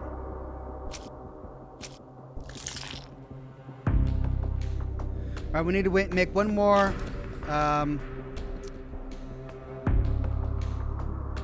connection here in items. Clothes made of Hessian. I don't see why that would be a connection. But the strand, the disappearances, maybe. No.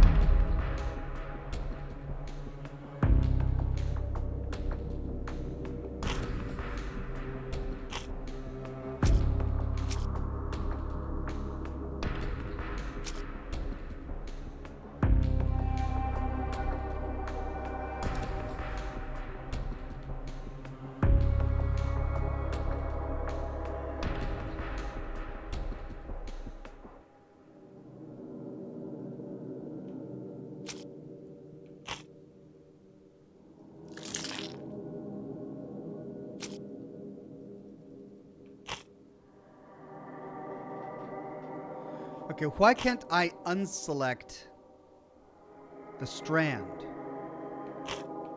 I guess those are the two, because they're the only two I have. And then here to connect. Is this supposed to be green or is that supposed to be blue? I think that might actually be the wrong color. Okay, so what happened to the tobacco?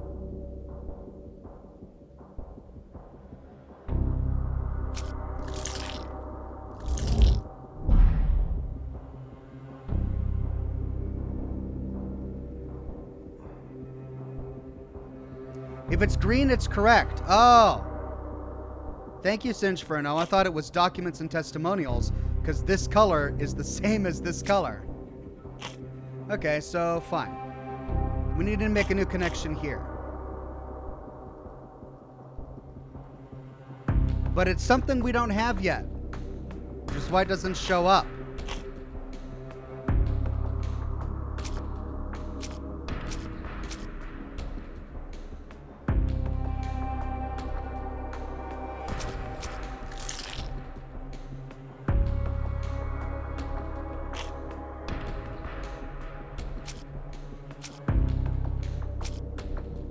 Yeah, we can't select any of those. And there's nothing else here for the blue one.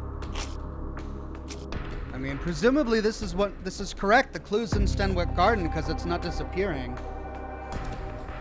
But in order to continue, we need another clue.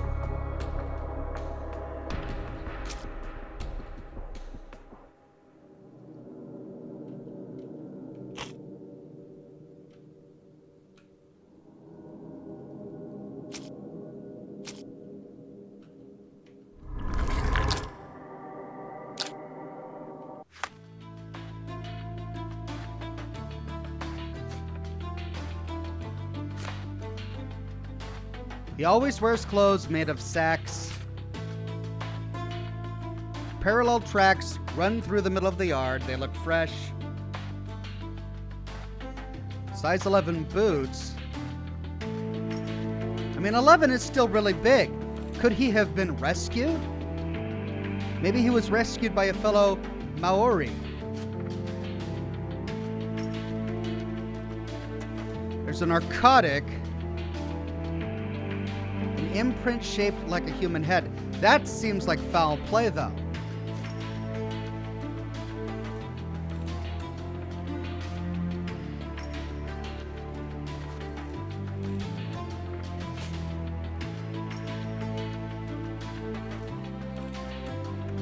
Someone recently dropped logs. And a garden cart is missing.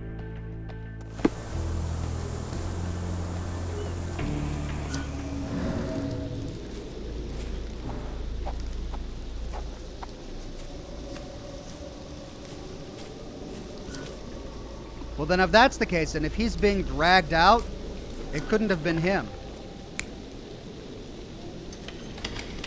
Must have been him. So, a strange guy tosses the narcotic in here and then blocks the pipe, filling his room with some sort of narcotic. Causes him to pass out, but that doesn't explain why his face is imprinted in the sack of grain. And we are missing a clue here. but I don't see anything.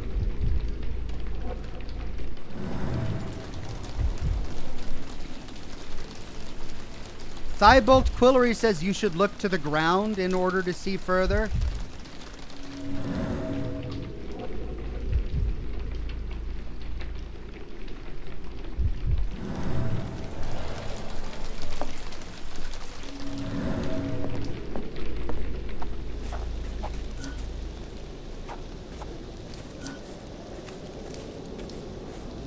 Look to the ground.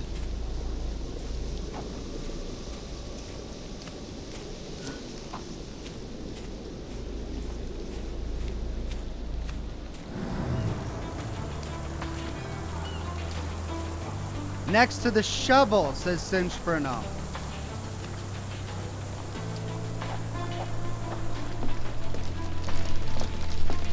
I mean, I saw that, but I can't reach it. So I can't actually reach it. Oh, there we go.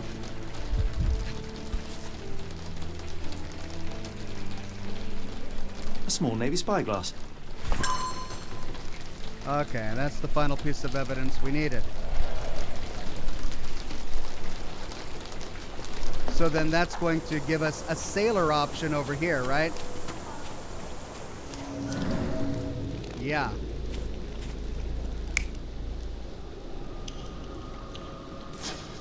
Chewing tobacco, spyglass. Someone was spying on him, waiting for him.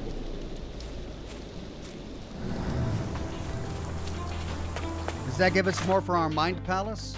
It gives us something to talk about with. To what's his name? Thank you, guys.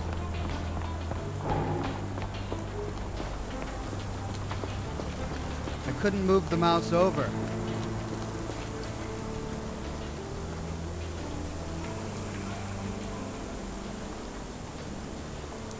Is this spyglass familiar? I don't recognize it. Could it be Kimahir's, perhaps? I doubt it. I never saw him with it, nor could I suggest how he might have come by it. Good.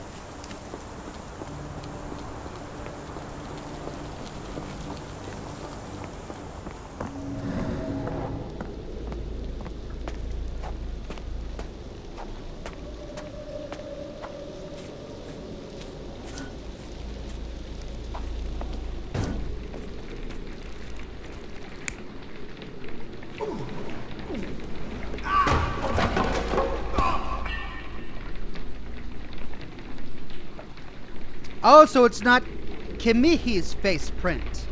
It's the face print of the person who abducted him. Because he tripped over there. Or maybe it is. Maybe he got high and then tripped backwards.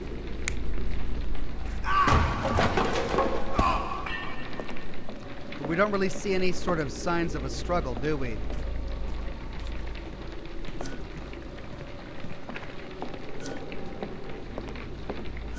I mean, the only one that connects it is this one. If he's dragging his unconscious body out of there, it would make sense that he then puts it onto a cart and then drags it out. Let's validate. Surveilling from afar, the intruder waited for a window of opportunity. When Kimahir went to sleep, the man crept up to the shack and slipped narcotics down the chimney pipe, then blocked it with a cloth. Kimahir inhaled the sedative and fell into a deep sleep. The intruder tried to move him, but the man was heavier than expected. The intruder fell on the sack and dropped his spyglass. In order to transport the servant, he had to use the cart. The final challenge was opening the garden door. Luckily for our intruder, Kimahir had the key in his shack. Remarkable. It makes total sense. Yes, but how did it get locked again?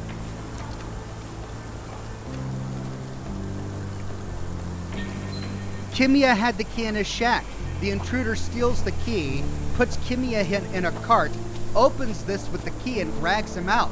He doesn't come back into this room, lock it from the other side.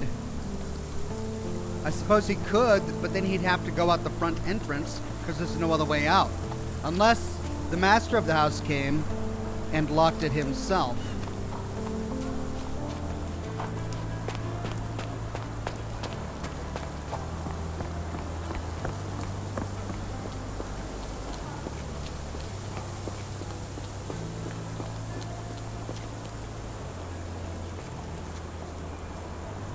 Singeferno says check the shack lock. Look by the door.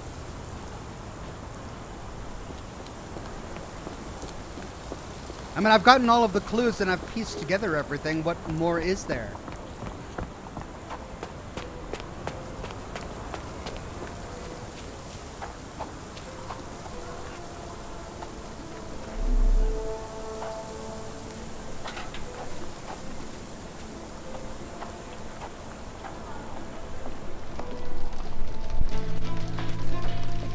I don't see anything else in the shack. I don't think there's anything else here.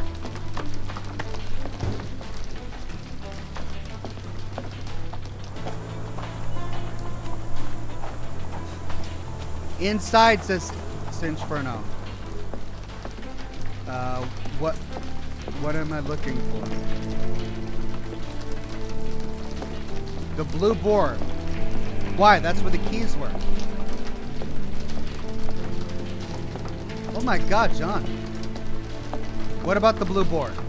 That's where the keys were.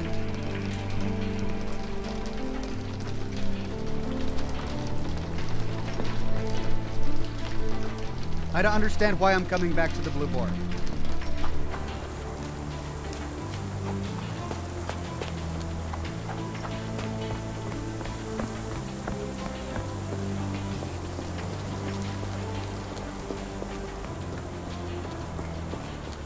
You'd best have found something by now, gentlemen.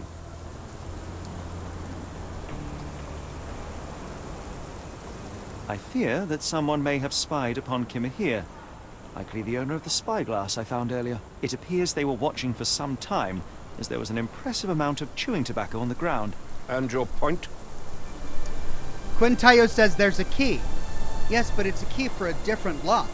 Remember, the lock on the gate that leads out of the garden had a little bend to the right. The one that was left on the blue board had a bend to the left. But there was a spot on the blue board where a key used to hang, but that key was missing.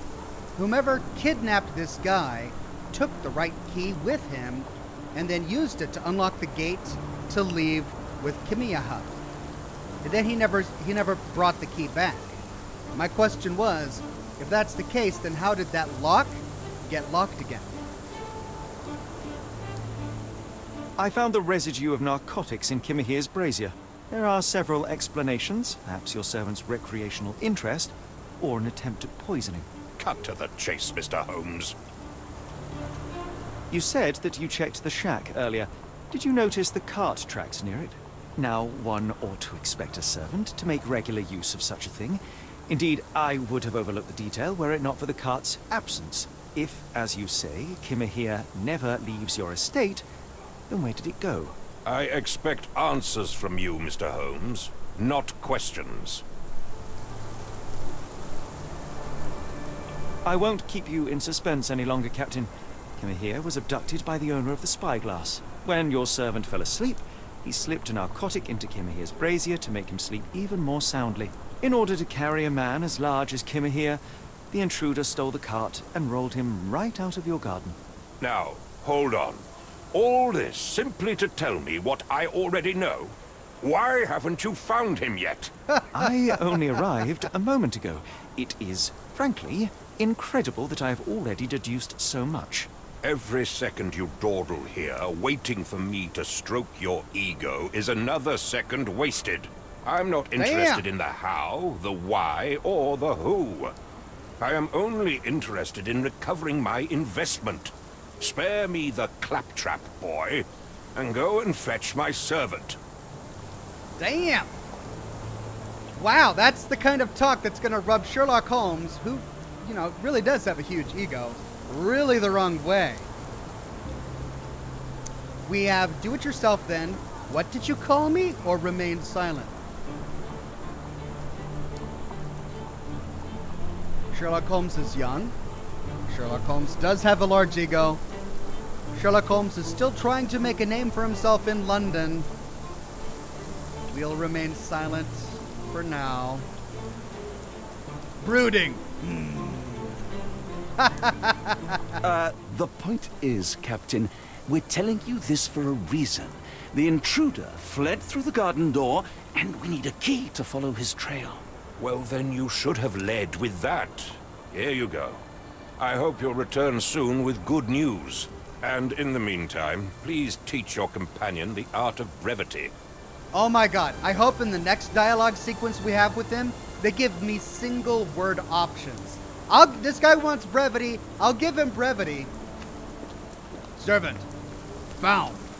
You, pay, now.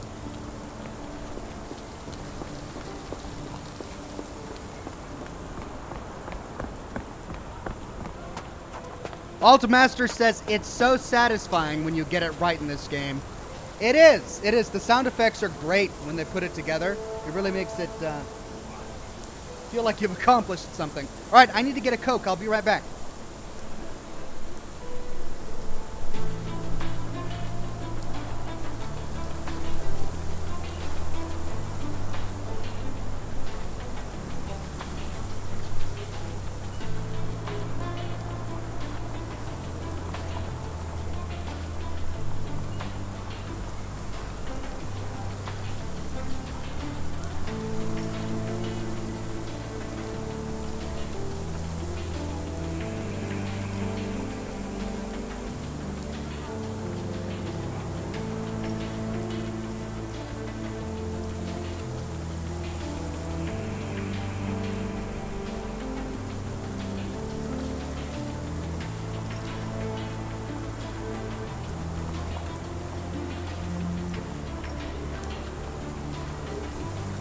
Greg Williams says, "Hey Ox, did I tell you my dream job was to clean mirrors? I can really see myself doing that." Play on, good sir. Well, thank you, Greg Williams. I can see yourself doing that too.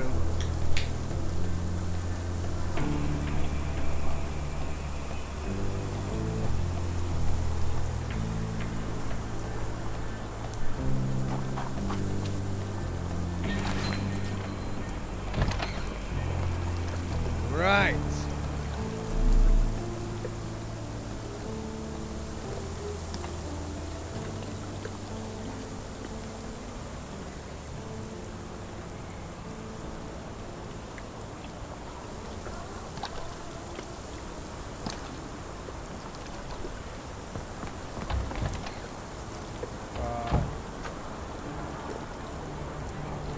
Okay, so this is the one that we needed to have pinned.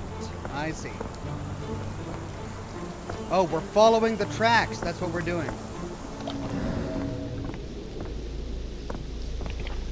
Tracks lead this way.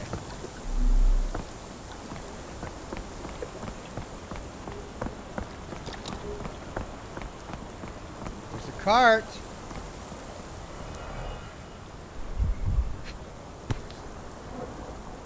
Tobacco pouch. Roy Soulsby. Roy Soulsby. Could that be the name of our man? Why would he drop his tobacco pouch? There's water stains on it. Saltwater stains. As if he was a sailor. A strange substance. I have my suspicions based on the color and consistency, but would you care to hazard a guess, Doctor? Well, it's odorless, but from the way it absorbs water, I'd say saltpeter. Then we're in agreement. Well done.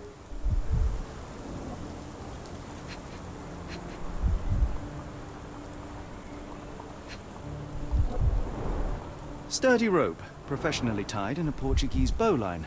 This knot is often used by sailors to create a bosun's chair. Sailor, what did I say? Wheels picked up grass along the way. Kimahia's cart, I gather. Abductor's Trail.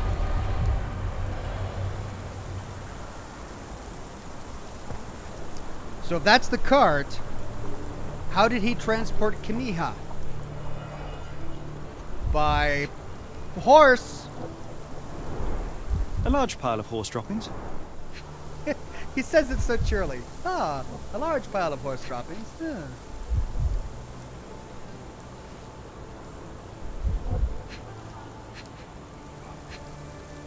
Ooh, cigarettes. Many cigarette butts. Someone stood here for hours. There was a cab waiting here. Our abductor slipped in and then off into the night.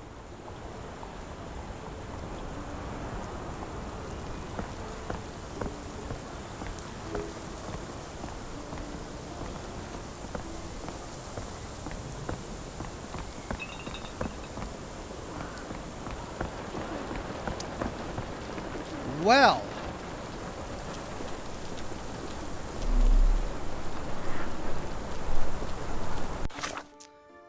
Well, we got all of those clues. Now to figure out how to find him.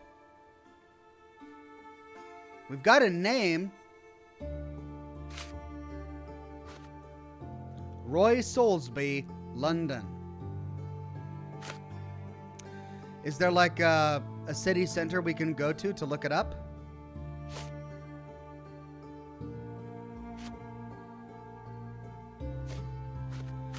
Maybe it's the final piece of evidence we need to finish this. Yes.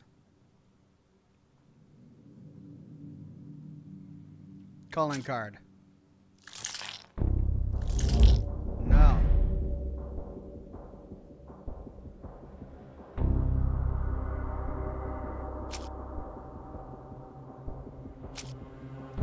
Sailor's not.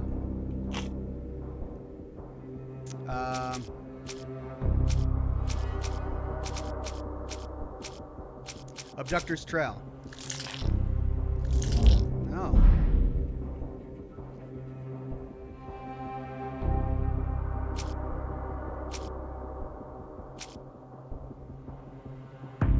Where does the trail lead? I mean, it leads to the docks. How do I use this interface to say that?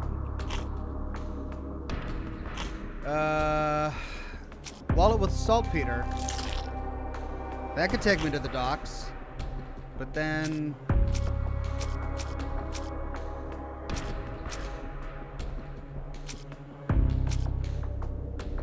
Shack?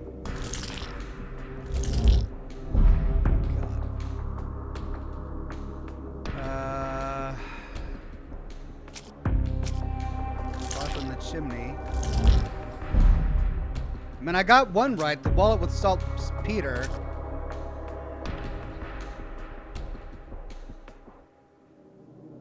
I don't understand why I'm getting the Mr. Barnes' love with Miss Fleming option. That's for a completely different case. These two and that are completely different cases. So we can do the abduction. No, the lock. Stenwick Mansion?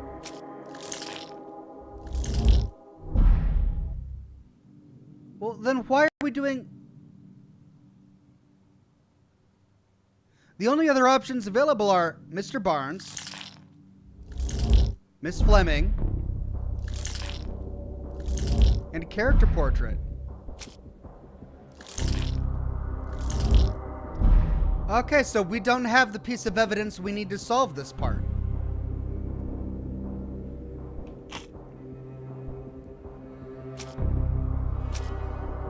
We can't change these yet. Because they're right.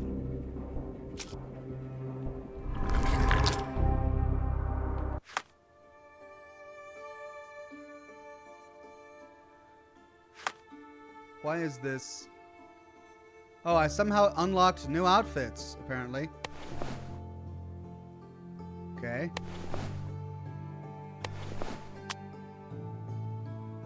Wait, no, these are the same old outfits. Okay, did I miss a piece of evidence that would have pointed me? We can talk with people. May I ask you something? A lady doesn't know about such things. Hey, did you see a horse and buggy come through here? I mean, something happened here. Whoa.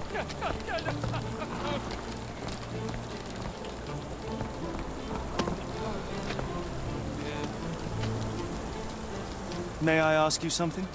Sorry, sir. I can't help you.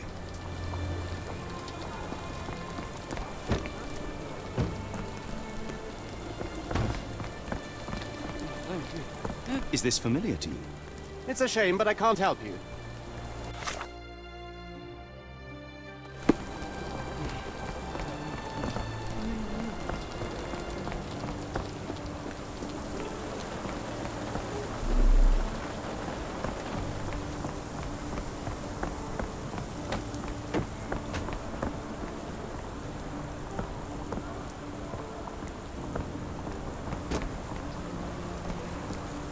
So this is how he got into the garden. I must be missing a piece of evidence because I couldn't make that connection.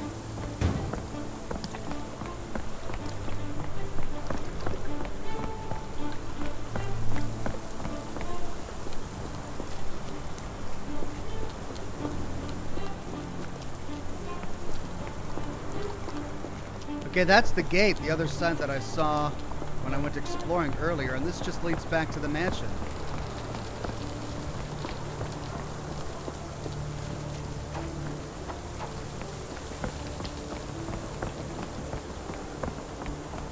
That's a dead end.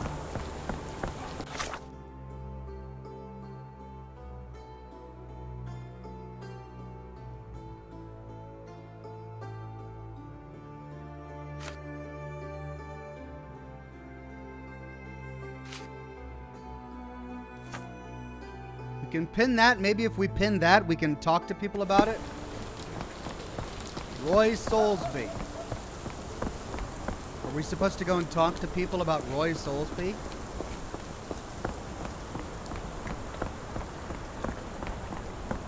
It didn't have any dialogue, it didn't have the dialogue icon on it, though.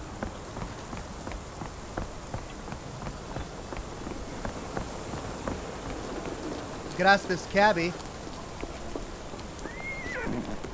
Or not.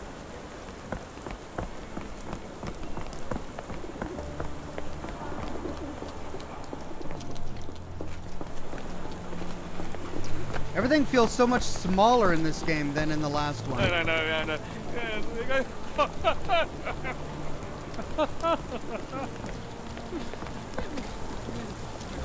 Are you able to help me? Sorry, sir, I can't help you. Okay, do we not interrogate people in this game? Like we did in the last one? Stenwick makes his servant live in a tool shed. You think you know someone. Can you satisfy my curiosity? I don't think anyone here knows the answer. You should ask someone else.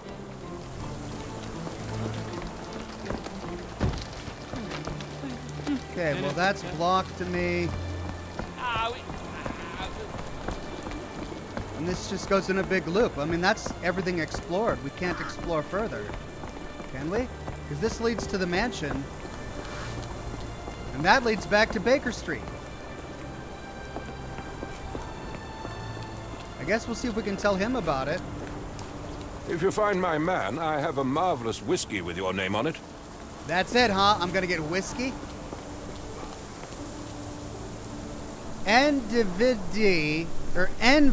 Envidiv says, "Hi Oxhorn, I have been following you for years. Keep up the great streams.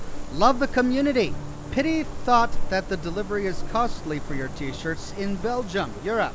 Keep at it." Well, thank you, Envidiv. Yeah, sorry about the delivery cost. I wish it wasn't the case.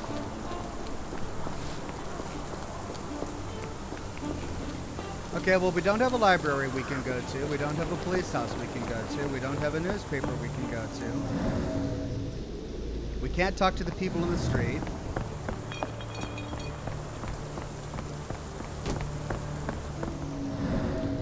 This is where we found the last clue.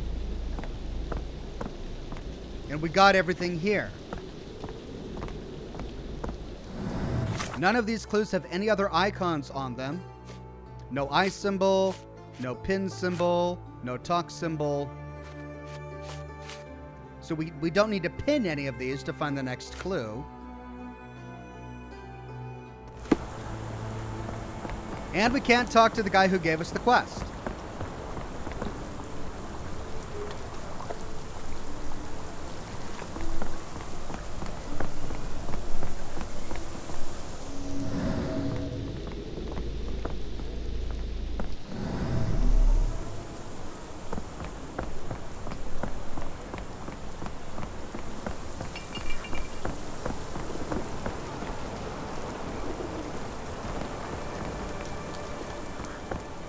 Do we go back to Baker Street? Do we need to use a chemical analysis on the saltpeter?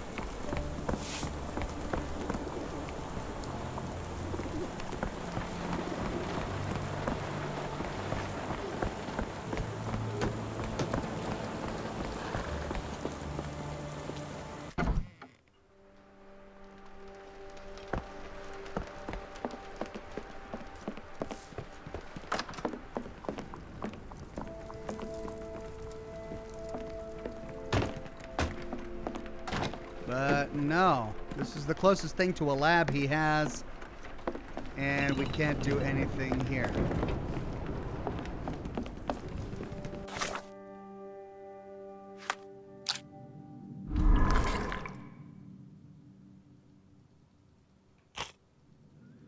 So we're missing an observation.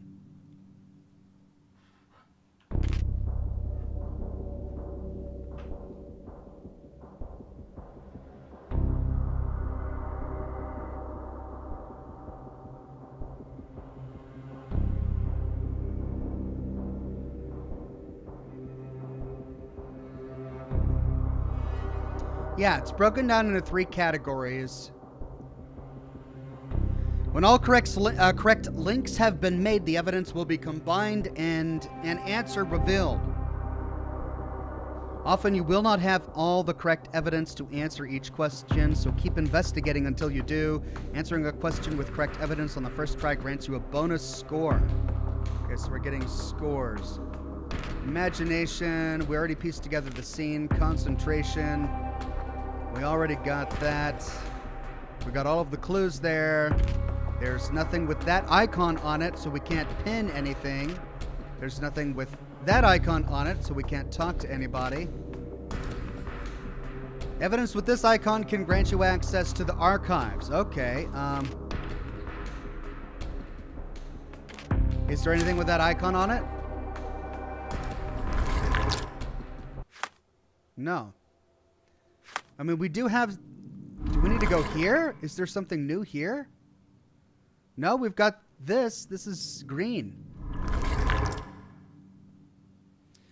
Nick Vanderven says, "Elementary, my dear Oxhorn. Are you telling me I need to talk to John Watson?"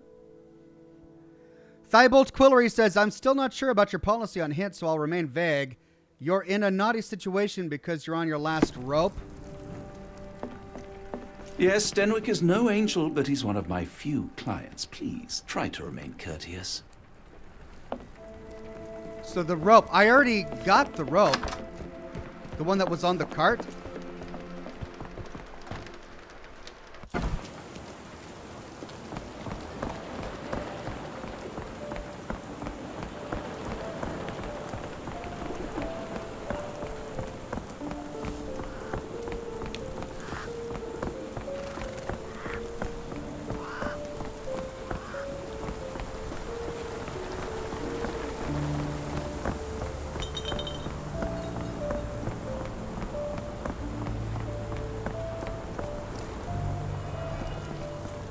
Yeah, 3 of 3. Sturdy rope, professionally tied in a Portuguese bowline. This knot is often used by sailors to create a bosun's chair.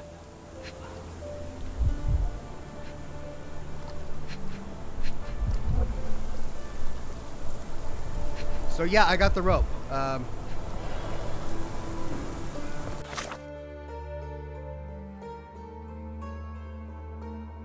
Do I have a rope clue in here? So there's no rope clue popping up in here.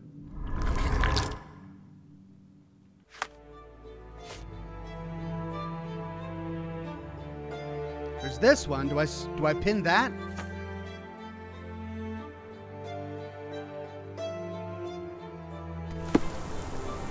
Do I talk to people about the rope? Is that it?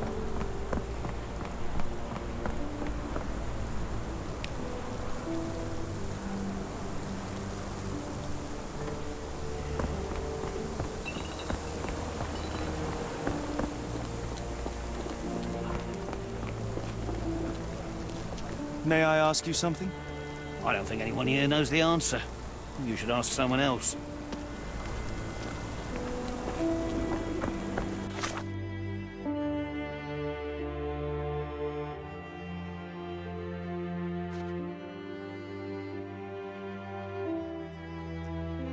Well, Theobald Quillery, you're welcome to give me any hints you want at this point, because the game certainly isn't giving me anything that I can use. I'm going to the observations section. So the frustrating thing is that the only notification I'm getting in the user interface that I need to do something is here in the Mind Palace. But when I go there, and I go to the task that I'm trying to take care of now, it says that I'm missing one of the observation clues, but I have no observation clues left. Which means I'm missing a clue. But I've gotten all of the numbered items in every scene.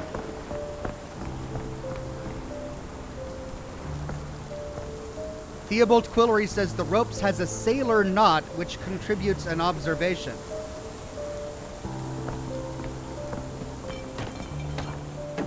Tan is documentation. You need the footprints in Stenwick's garden, but I think you have it. Yeah, I got the footprints in the garden. I got the rope on this. See, it says 3 of 3. And if I go here, I don't see anything new.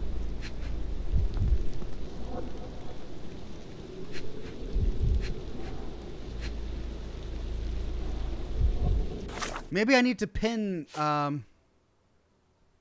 different kind of evidence.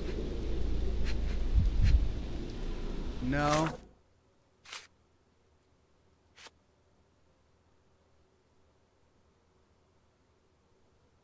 All right, so these are color-coded. 10 is observations. I need 1 observation. This is the latest observation I've found. It's the only one that was accessed via the alleyway. So this should be the one that gives me the final observation I need to complete my Mind Palace. And yet, it's not here.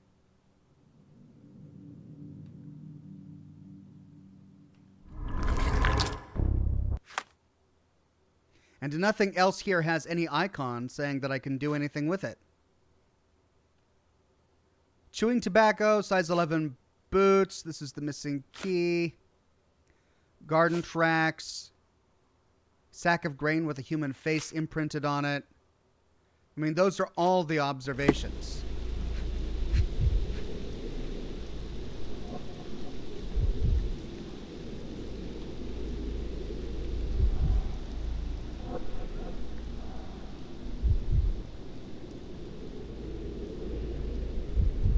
Sinferno says, Ox, you need to do the top one first? What does that even mean? The top what?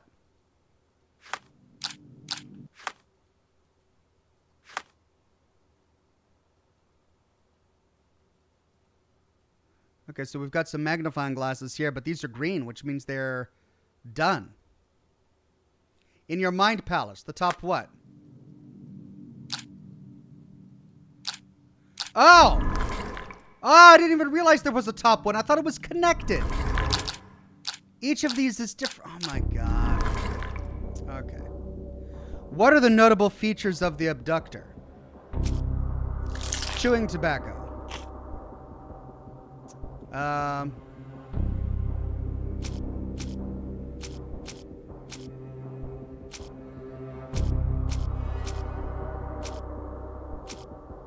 Footprints.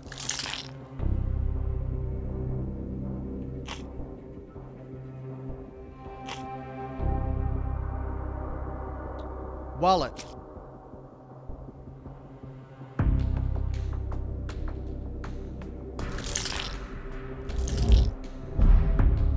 Of those, only the footprints was correct. Okay. So I guess sailor's not. Calling card. So the calling card with his name on it is not a notable feature of the abductor. Okay, spyglass.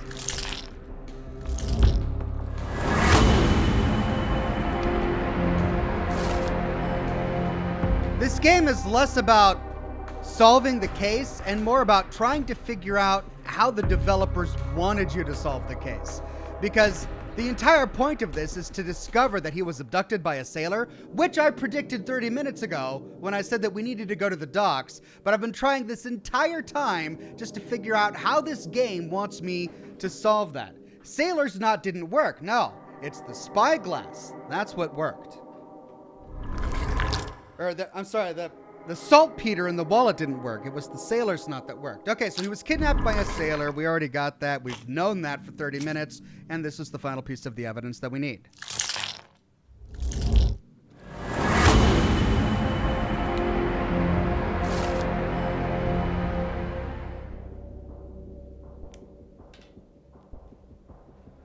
We now know that Kamihia's kidnapper is most likely a sailor. That his wallet bears saltpeter residue and that there was a recent saltpeter accident in the port of London. Everything suggests that to find Kamihia, we must head to the port of London. There is no time to lose. It is vital that we find a cab to the port of London immediately.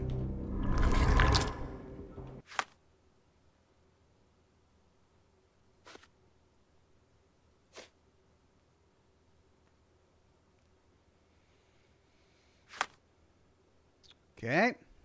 The Strand proved not so useless after all. The saltpeter accident. Doctor, do you recall?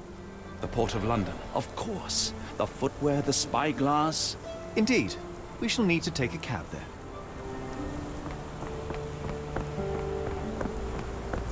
If you're going to give me multiple pieces of evidence that all say the same thing, then allow me to use multiple pieces of evidence to come to a conclusion. If you give me 3 pieces of evidence that say it was a sailor, but you only let me use one of them in my mind palace, then that's just frustrating me. All right, here's a cabbie. Depart this location. You cannot return after leaving. Be sure to finish everything you want to here. I mean, I think I did everything. Where to go? The Port of London, please. I will show you where to stop.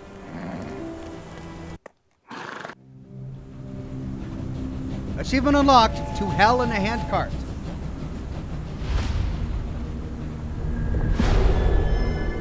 Chapter 2, The Blood Red Night.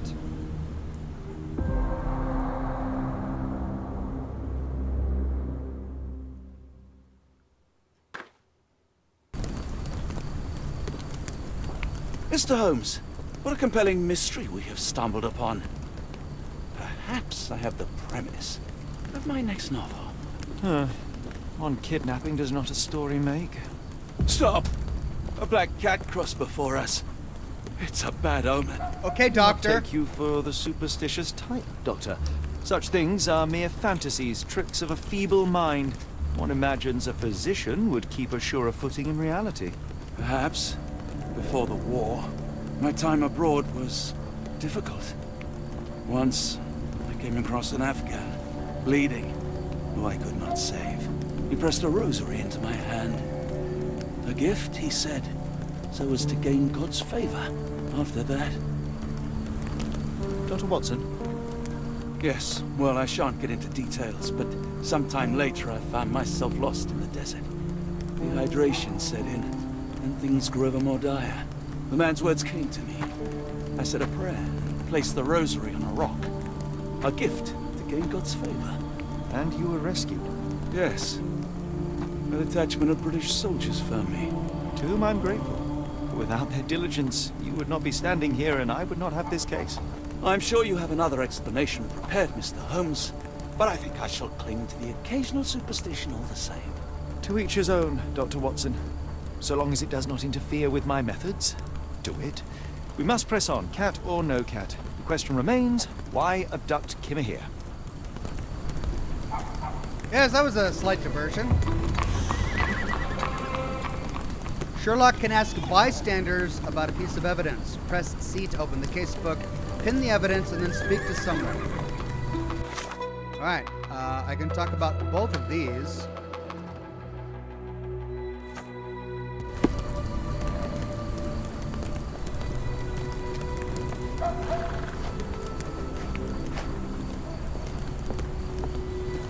Do you know anything about this?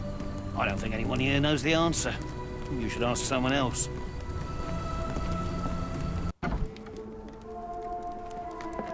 Oh, hardly a reputable establishment. I've seen worse. Greetings, miss. I'm hoping you can help us. We shall soon see.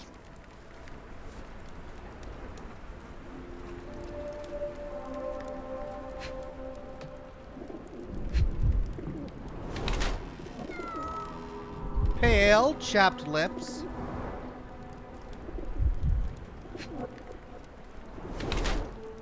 Vomit stains, morning sickness. Ooh. Belly a bit distended.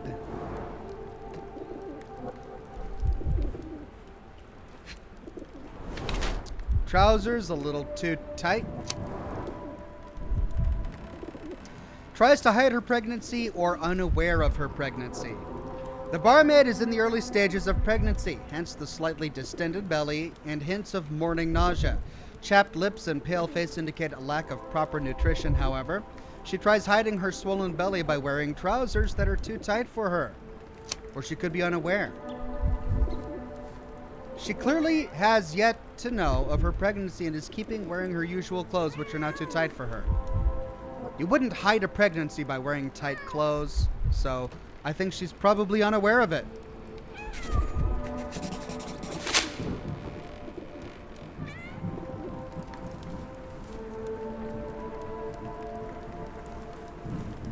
I heard tell of a recent explosion in the port. What do you know of it? Ah, yes. Something exploded in a ship's cargo hold. Caused a terrible blaze. The sky was red with smoke till morning. Where precisely did it occur? The ship sank near the third pier, next to the dockyard. Miss, what if I told you that you are in the family way? No, really? Oh, thank you, sir. How would I, a simple woman, have ever known without your help? You must be a doctor. In a manner of speaking. He's not. He merely has the ego of one. I apologize, miss. Mr. Holmes is fond of his observations, but I am the doctor here, not him. Do you need any help? I'm fine, thank you. I would rather not discuss my condition, nor let word of it spread. So she was aware. Okay, never mind. My colleague and I are seeking a burly man, above average height, with workman's boots. Half my customers, then. Your description hardly narrows things down. Provide evidence. Roy Soulsby. Are you familiar with a Roy Soulsby? Roy Soulsby? I know the name, but he is not one of my regulars. My guess is that he works somewhere around here. Okay. You don't wear tight clothing to hide a pregnancy. You wear loose clothing to hide a pregnancy. That's gonna piss me off. All right, let's see. What to interact with around here? Couple of doors, bulletin board. Tickets to Oakmont, Massachusetts are still available. Sharon will depart next Tuesday from Pier N2. Will destroy pests of any kind and complexity. Accepted payments cash only. Ask Gervant. Missing person poster. Help! Jervesh, missing for a week. Please tell if you see him. Ask Daya in Port Shantytown. Red rag over house entrance. Interesting. New reward unlocked. Okay. Check bonuses section. Okay, what do I do with this? I guess that's my reward. Cool.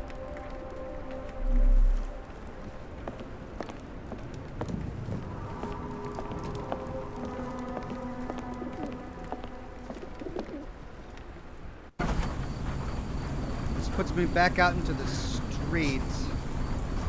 This isn't the way I came. Excuse me, just one question. Oh, I'm sorry. I don't know anything. Let's finish exploring the alleyway that was out there first.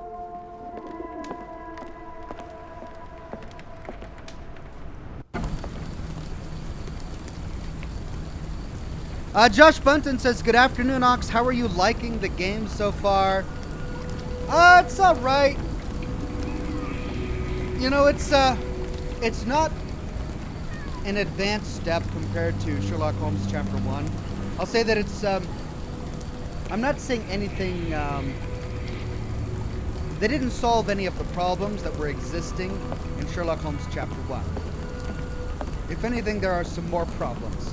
But so far, I'm still enjoying it. Sorry, sir, I can't help you.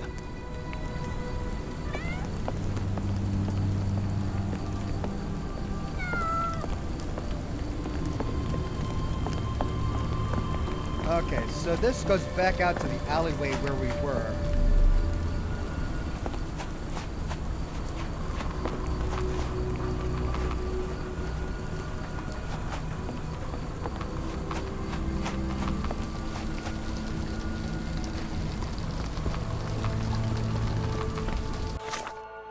Okay, so these are both pinned. Oh, this is the one where I can talk to people about it. The Soulsby's calling card.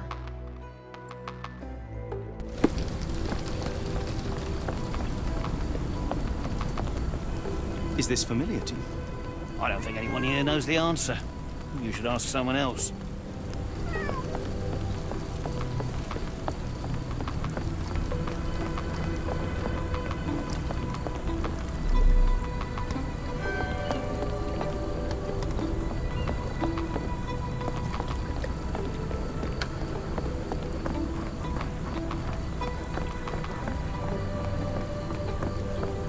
Okay, that way or this way. This leads around. Let's talk to this guy.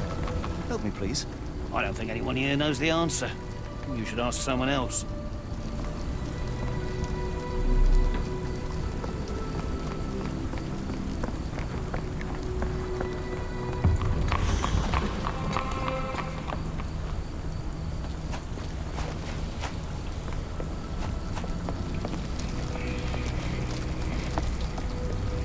Okay, if I try to ask every person, I'm gonna get lost and befuddled here. Okay, so this is the other door that I went through. Back into the pub. So let's just find someone who looks like he might have something to say.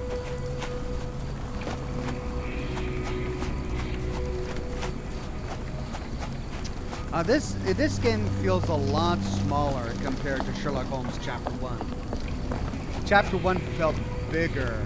Cordona was huge. And we really could explore it like an open world. This game is much more linear, I guess. Hello. Hello, lad. Is this where I may find Dea? You read the poster? Yes? You know where my brother Girves is? Sadly, no. Well, not yet. Where did you last see Girves? He worked at a, warehouse.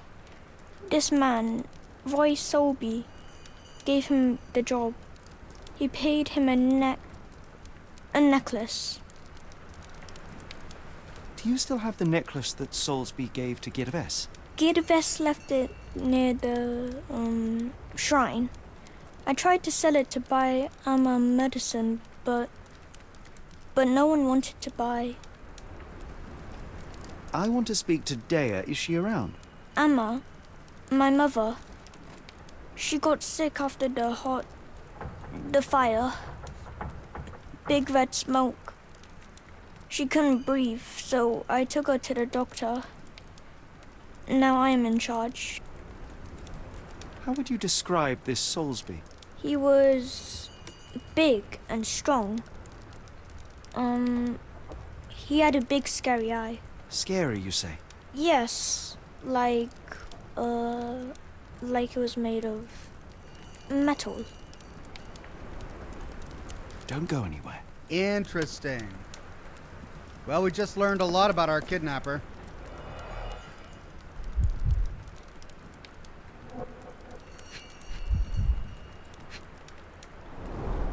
I miss Girves.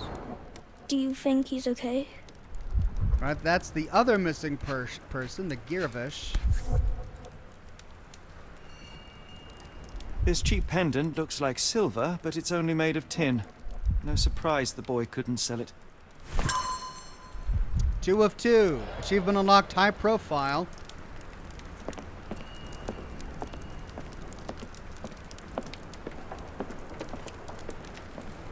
Okay, did that update anything? Yeah. We need to talk to people about the Nepali boys' testimony, and we need to pin this to talk to people in the streets about that. The calling card.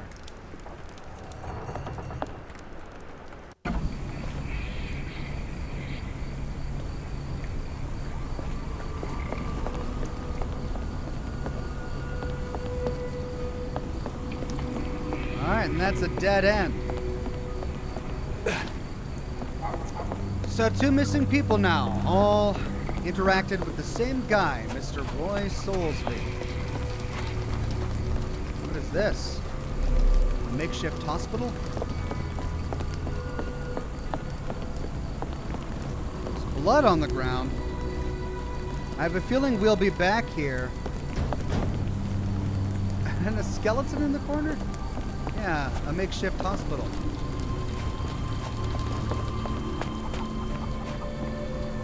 Well, hello.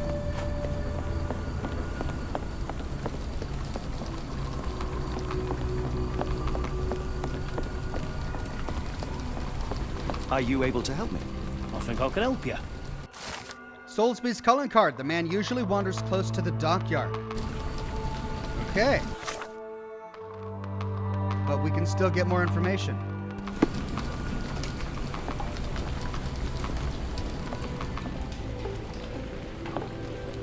Excuse me, just one question. Sorry, sir. I can't help you.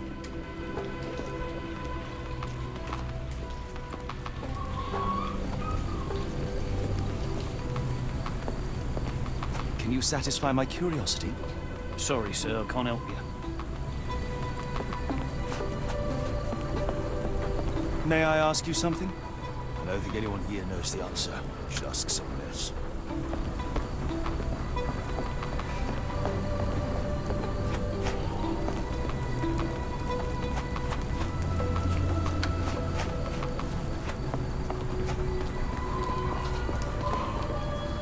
Excuse me, just one question.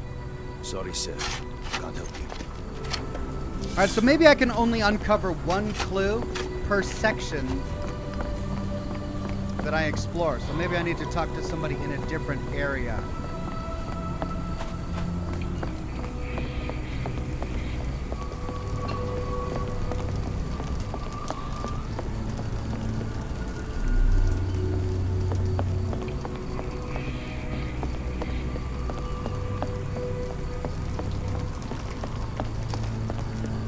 Is this not the dockyard?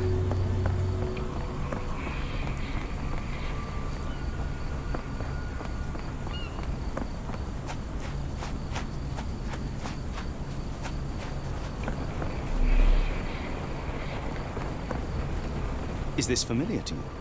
I don't think anyone here knows the answer. You should ask someone else.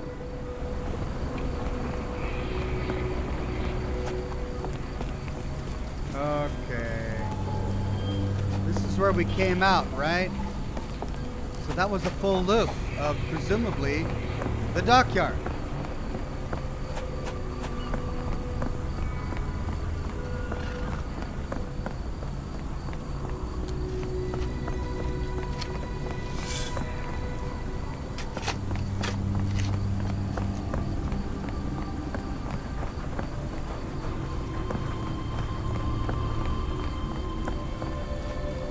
Number 10, I have a feeling that'll become important later.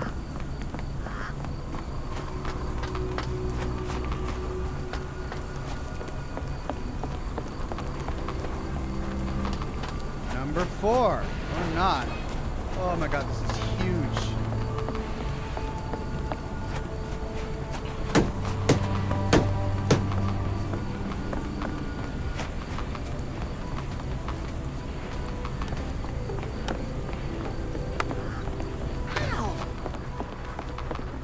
Okay, I thought I saw a building over here. Let's see if we can go inside.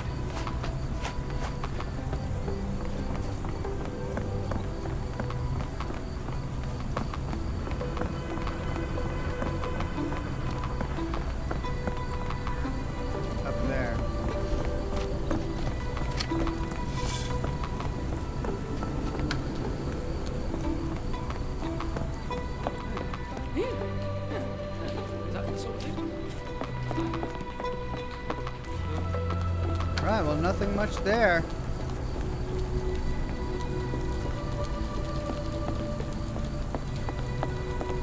Excuse me, just one question. Of course I know.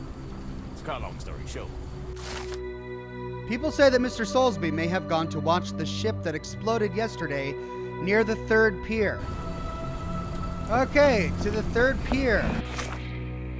And that's all that I can get from actually talking with people on the street. But we've got a couple of dialogue options with somebody. Maybe we need to go back to the barkeep. Okay, so the 3rd pier.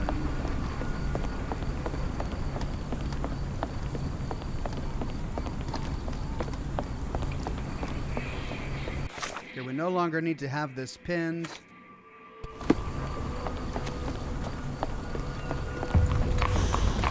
Pier 3. Oh, this is the 3rd pier. Oh. Ian Chamberlain says, glad for another Sherlock adventure. Thank you, Ian. Right, if this is the 3rd pier, then... I mean, it doesn't look like he's got a glass eye. Not in the mood, mate. Shoo! Pardon me, sir. I am looking for Roy... Not again. Yes, I'm Roy. But I can't help you find your uncle or whoever you've lost. Now, what makes you think I would inquire about missing people? You are the 4th person to ask this week. Just because I work at the port doesn't mean I keep track of everyone who comes here. May I ask what you're doing here? This is where the ship sank the other day. I'm trying to work out how we'll remove it. You say we are not the first to ask you about a disappearance. Do you recall anything about those who came inquiring? I only remember the foreign woman. I didn't catch her name, but those are her posters hanging up everywhere. She has badgered me twice now, but I still don't know nothing. And this woman can be found? No clue. She was talking gibberish. Now, where was I? Alright, let's observe him. He doesn't fit the description that the boy gave us. He doesn't have a metal, scary eye. Many stamp ink stains, HM Customs. 5 feet 5 inches tall, average height. Which means he probably doesn't have an 11 shoe size. Waltham Hillside pocket watch, mint, solid gold. Stolen. Not brawny, no muscle tone. Two options. Corrupt officer. He is of English blood, around 5'5", and has an average build. His lack of muscle tone implies that he's hardly strong. Mr. Soulsby does not seem to look like Kimi Yahia's abductor. His left palm bears several stamp ink stains. Some letters remain visible. HM Cuss. Apparently Mr. Soulsby is the customs officer. He holds a brand new Waltham Hillside watch in his pocket. Only a corrupt customs officer can afford such a thing. Or thief.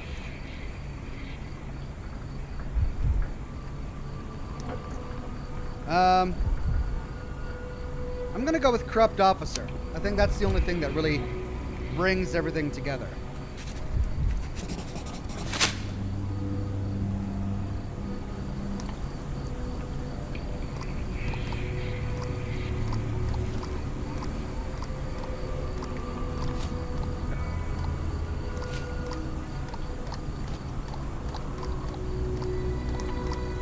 Have you seen this before? My card? Where did you dig that up? At a crime scene near Baker Street involving a young servant's kidnapping, I might add. No. Someone used it without my consent. How else would it end up there? Okay. Making progress. And the boy said that Roy Soulsby gave this to Gervesh. Can't help you there, mate. But he doesn't have anything to say about it.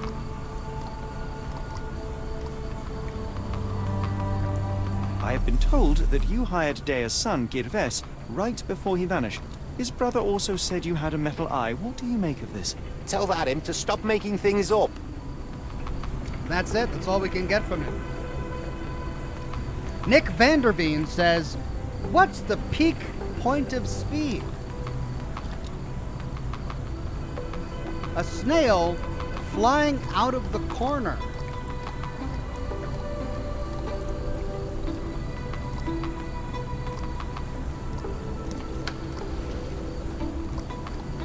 Right, thank you, Nick Vanderveen.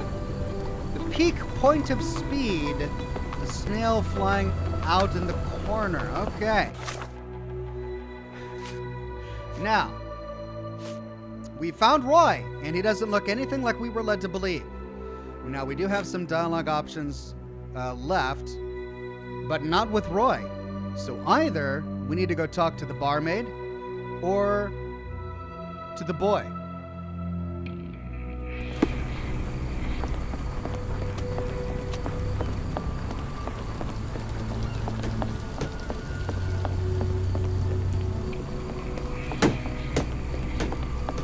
And let's see if I can even get back.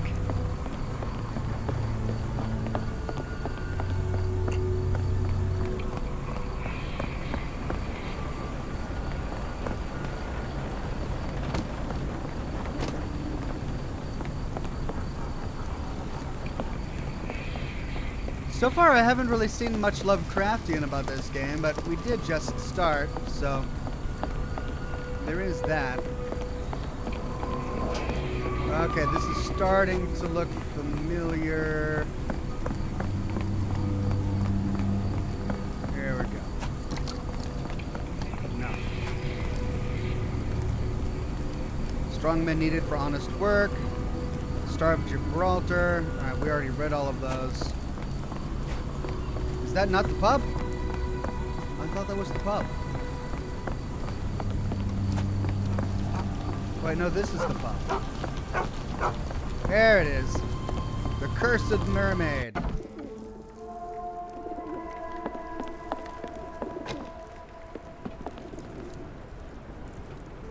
Have you ever heard of a man with a metallic eye? I've seen him even. Dirty Summers is the name. A nasty lout with a silver ball in place of a missing eye. I shudder to ask, but where does one find a Dirty Summers? He likely signed on with a ship. I am not one to spy on others, let alone him. I see. My advice, keep away from him.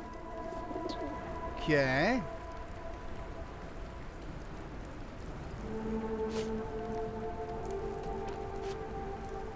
Never heard of it. See if she knows anything about Roy. Never heard of it.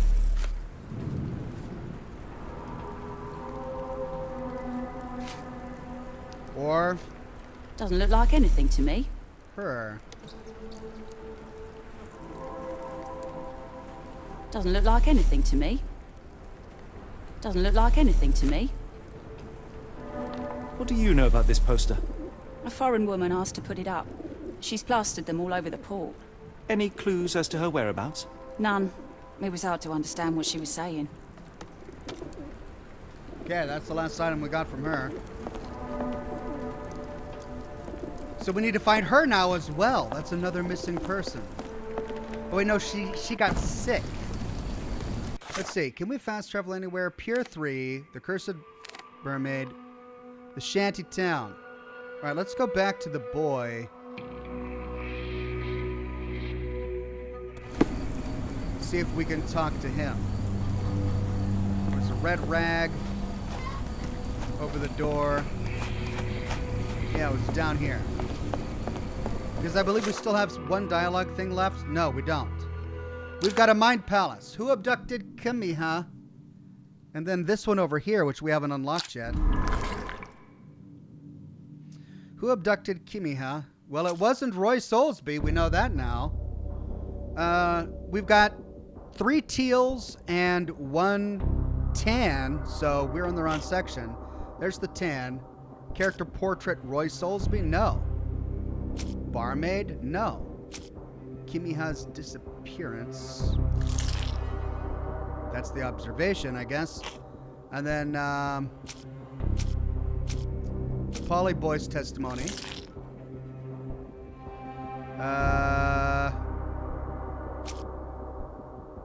Barmaid's testimony. And I think we're missing a piece of evidence here because I don't think Foreign Woman or Roy Soulsby. Well, maybe him. No, but we got almost all of them right. We didn't get the tan one right.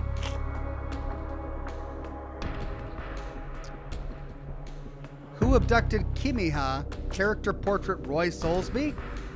I mean, that would just prove that he didn't do it, right? But somehow that's right. Dirty Summers is Kimiha's kidnapper. It seems Roy Soulsby could be Summers' accomplice. Right, does that unlock this one? It does not. But it does unlock, we do have this one unlocked. We've got 1 tan and 2 teal. Let's go to tan. Where is Kimiha? Kimiha's disappearance. Portrait Roy Soulsby. Character portrait barmaid. Kimiha's abductor.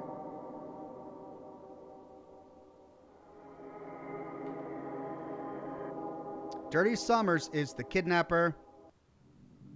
Alright. So that'll be the tan one. But where?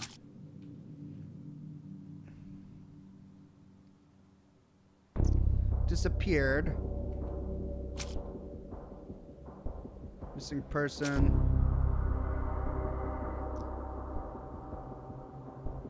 She has no idea where to find him, but that's the best thing we've got. And he knows nothing about the disappearances.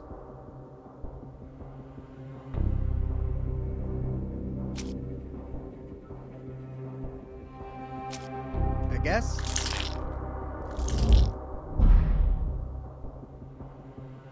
Oh, that was none. None.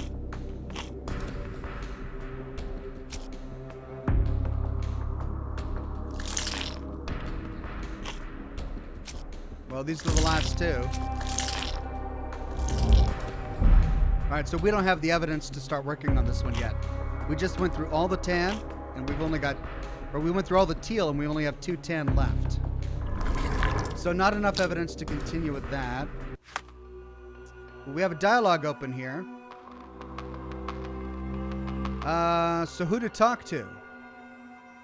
Well, since we got the name Dirty Summers from the barmaid, we can't talk to her. The only other person we found is the boy. Let's talk to him.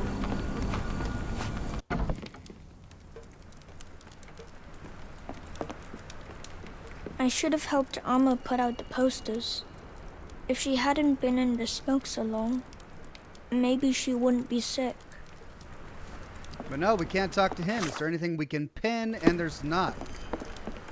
So there's someone we haven't found yet that we should be able to talk to.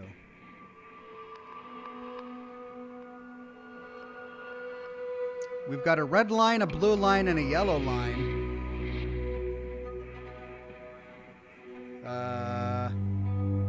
We've been to Pier 3. We've been to the Cursed Mermaid. We've been to the Shantytown. We've probably ran around through here, but we haven't fully explored it. So let's try that. Alright, we're on a river right now. To the left, where are we going? It's not going to show us where we are on the map, will it? That's a dead end.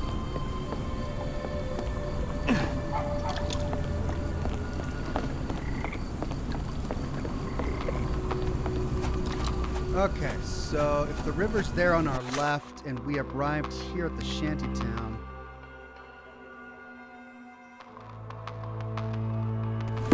Across the bridge?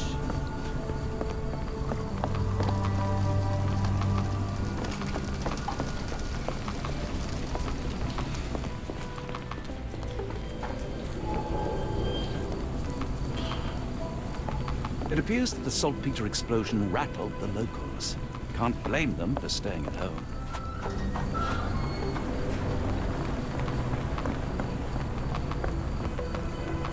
this just brings us towards Pier 3. Yeah, it doesn't show us where we are on the map, so this is really a useless map.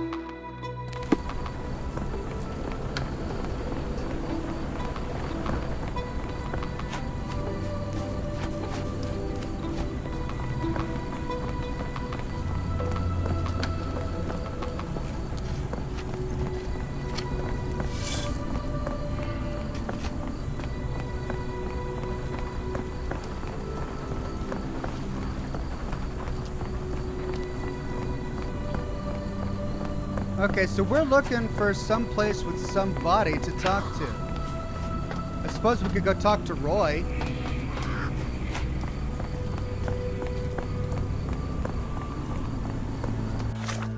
See if he knows anything about... what's his name? The Summers guy.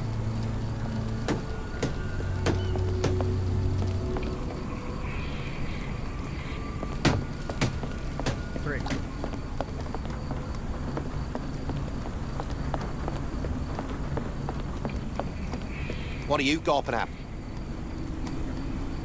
Mr. Soulsby, you know more than you're letting on. What makes you say that?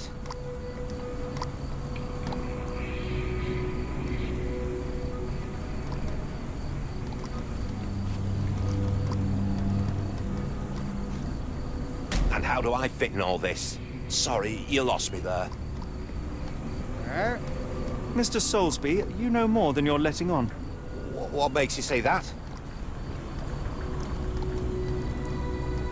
Dirty Summers, here we go. A man named Dirty Summers was involved in some recent kidnappings across London. He used your name as a cover for his deeds. What? Really? That doesn't mean I'm involved, though. Okay, what is Soulsby's connection to the crime?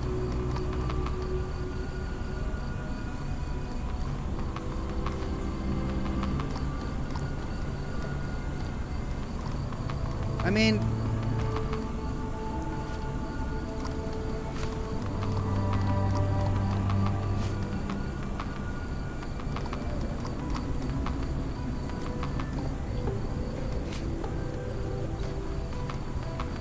Your calling card was found at the crime scene. That's enough to make you a suspect. You cannot be serious. Okay, 2 down, 1 to go.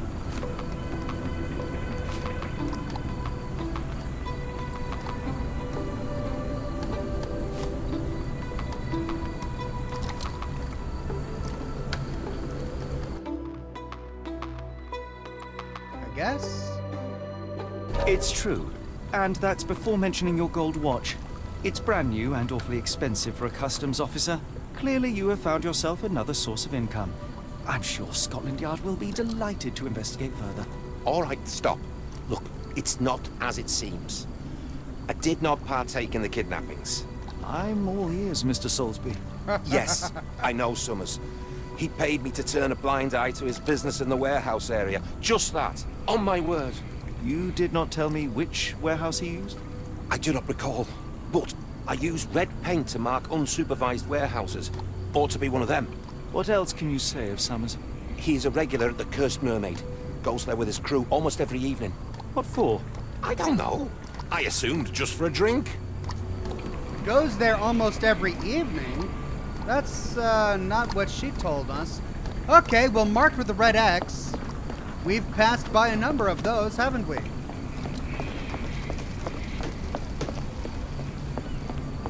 Are we going to be getting into some combat like we did in Chapter 1? That's one more thing about this game that is missing. There's no combat.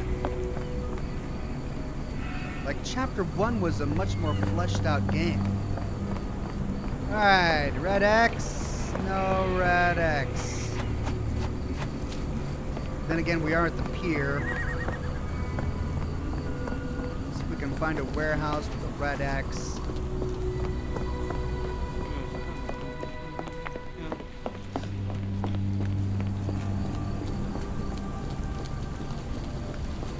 This leads down to the docks.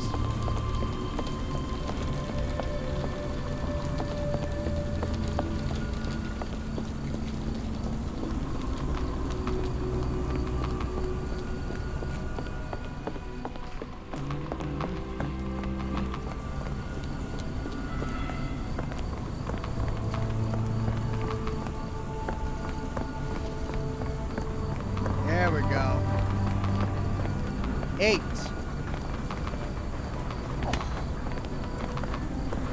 9. 10. Okay, 9 and 10 don't have any red markings, but 8 does. And yet we can't go in.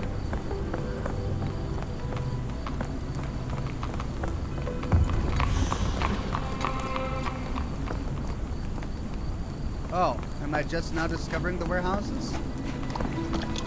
I guess I had to walk by a certain section to... Here we go. 2. Can't go in 2.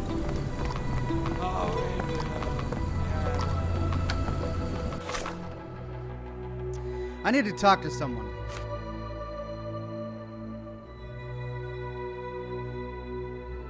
Well, we already talked to Roy.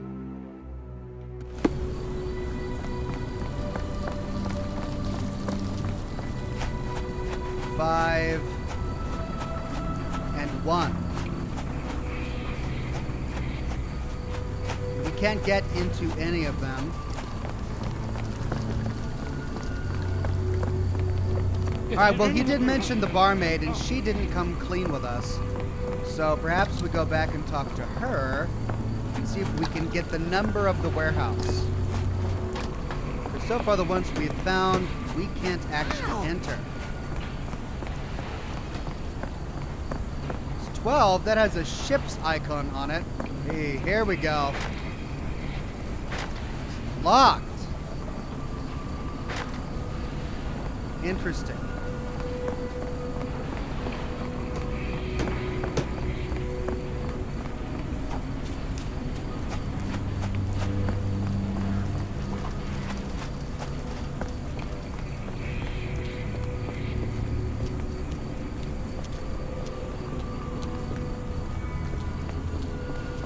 I have a feeling this is probably the one we want.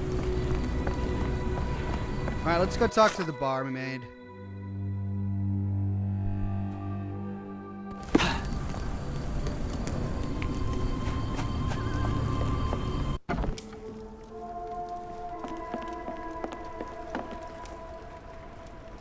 Why do I have the feeling that you know more about Dirty Summers than you're letting on?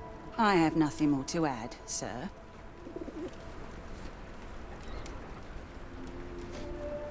Okay, where's the evidence that we got? The evidence that we got was when Roy Summers told us.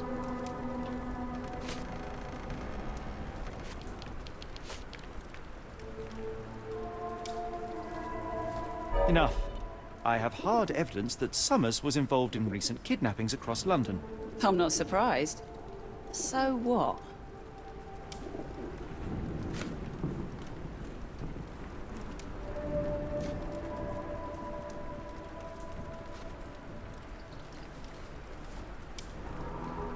You sure you ain't been drinking? Are you finished? I have glasses to wash. Why do I have the feeling that you know more about Dirty Summers than you're... I have not. Okay, so we know that this is 1. Enough. I have hard evidence that some... I'm not surprised.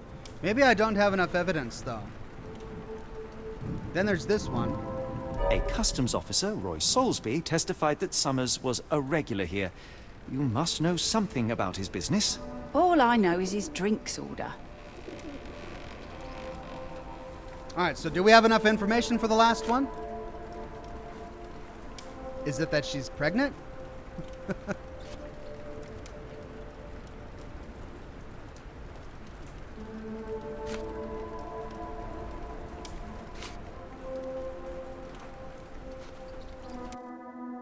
If the lives of the missing do not concern you, then I would urge you to think about your unborn child.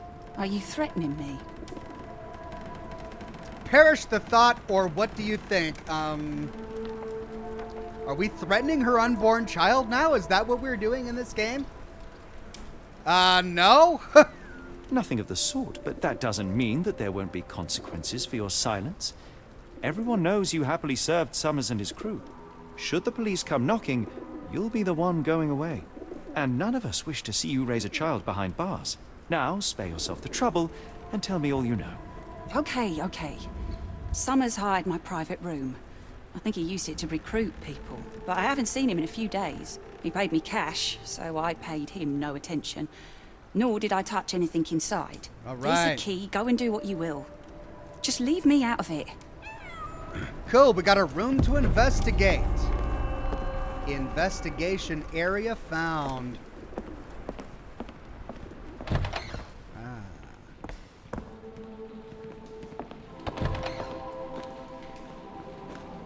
The hairs on the back of my neck stood up. Another Lovecraftian picture, cool. Strong men need for moving crates in warehouse area.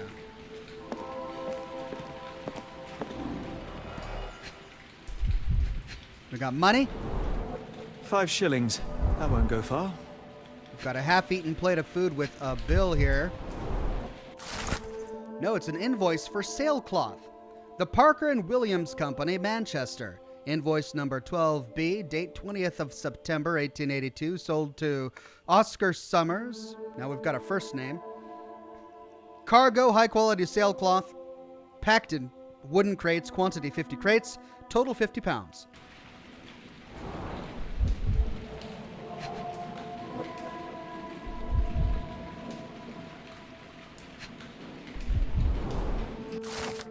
The job is to move crates in the warehouse area. Dirty Summers hires men in the pub's private room. And then scratches. Deeply carved. Strange symbols. I don't recognize them. Lovecraftian, maybe. Investigation scene complete. All right, what evidence did we get? Nothing that we can use to talk to anybody else, but perhaps we can now piece things together here.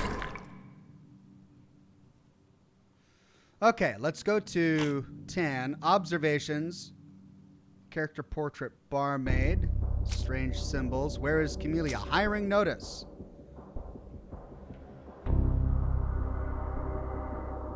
Perhaps he got hired.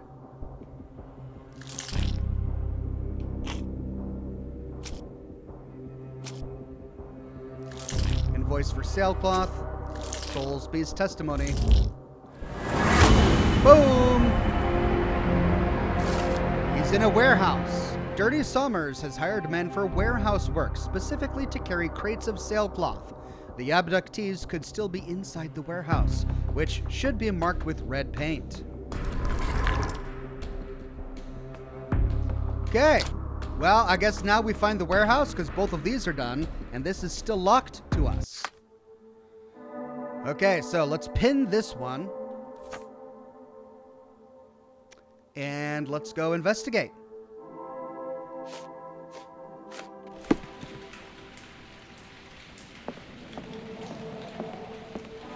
John.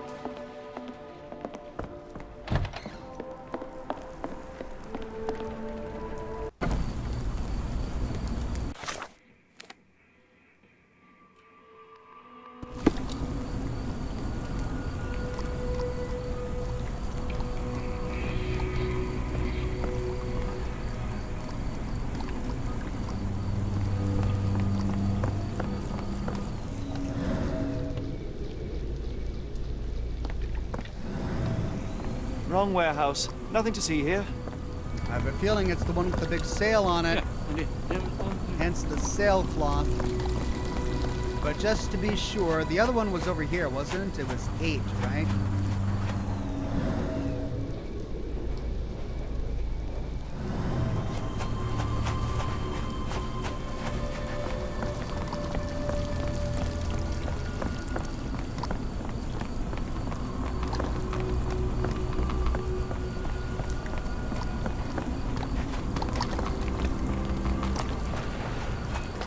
Two, three, 4, that's 6 and 7.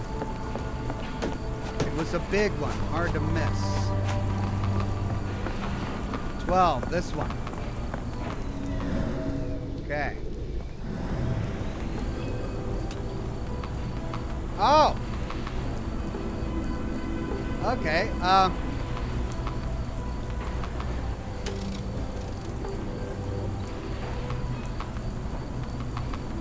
Adjust.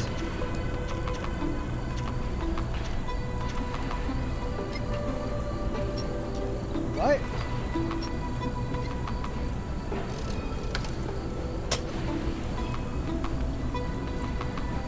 Okay, so we need... Oh, I see what we've got to do.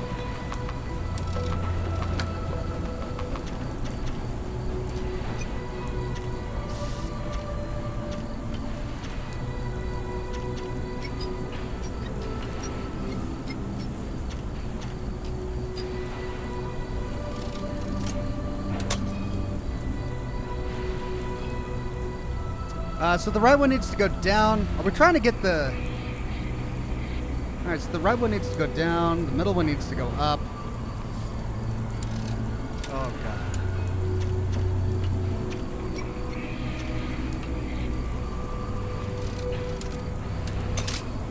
Alright, so the middle one needs to go up one more.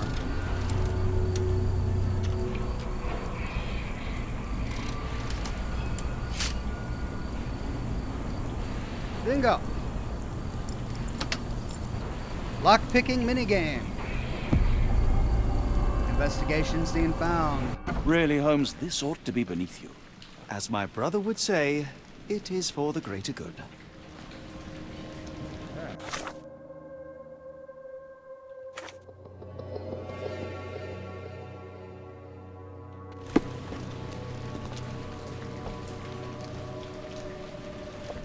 Well, in Chapter 1, when we wandered into a warehouse, we almost always expected a fight, but not in this game. We're looking for dirty stains. This is sailcloth. Mold. That's why you don't leave sailcloth lying out.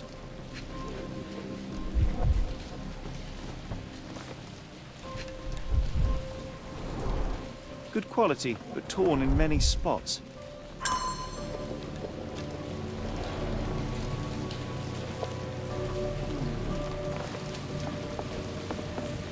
Oh.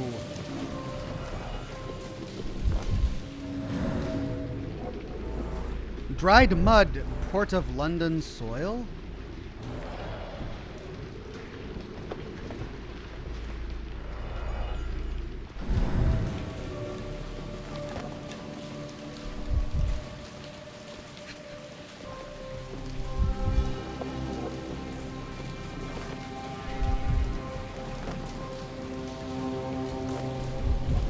Okay, I saw something briefly.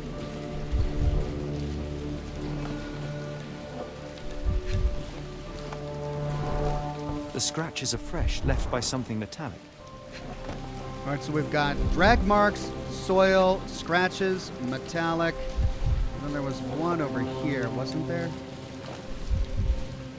I mean, there's this. Is that not? There we go. There are a couple of marks on this end.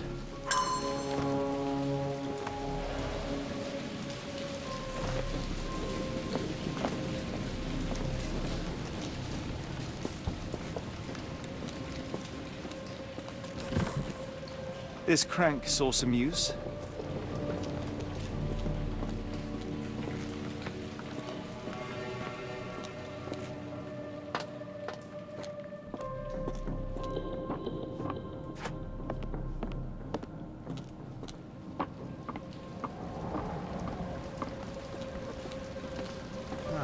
The layers of rust will prevent any movement. It's almost like this place has been abandoned for quite some time. If all this new sailcloth, which was just recently purchased, of course, according to the work order, is already molding, and things are rusted shut,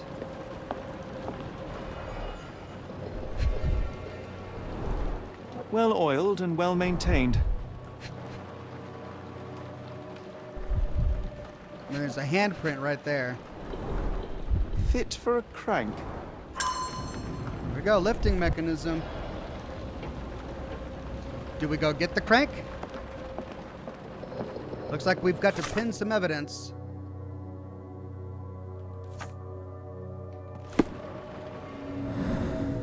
Handprint. I can't do it with my bare hands. Okay, we gotta go get the crank. I mean, does that handprint have anything to do with it?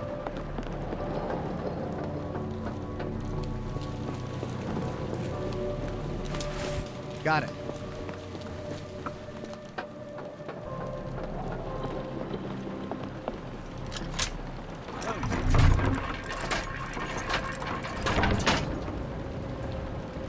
Holmes, come down here and have a look at this, he says.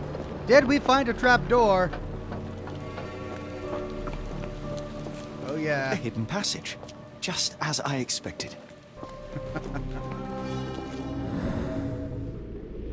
Okay, but is that it? It is. Yeah. So we no longer need to pin this. Down we go.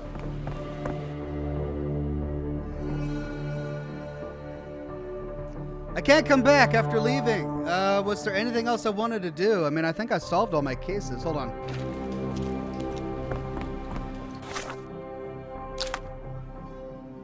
No, I mean...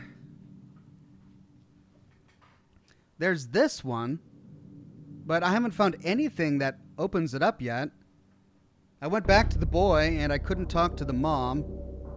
I mean, all of these kidnapped people are connected to the same person, so presumably...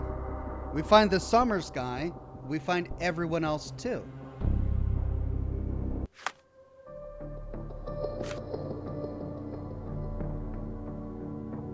I think we move on.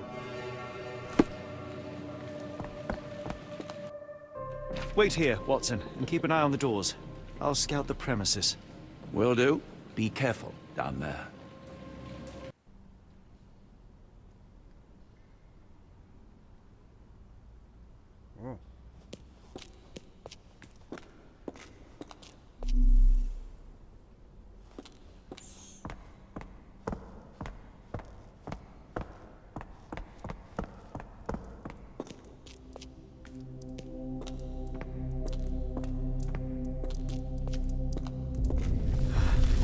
Wait, what's happening? Here we go.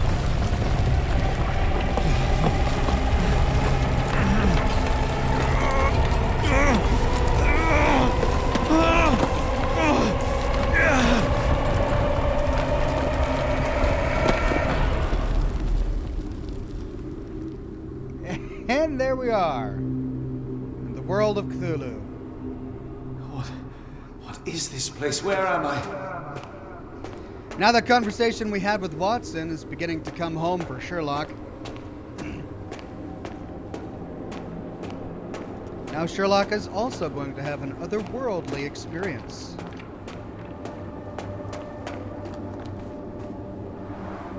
Strangely cold. Something is missing.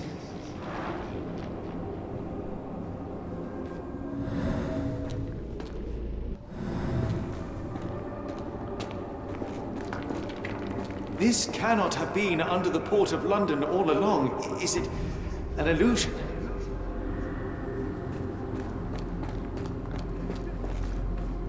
The only way forward is the abyss.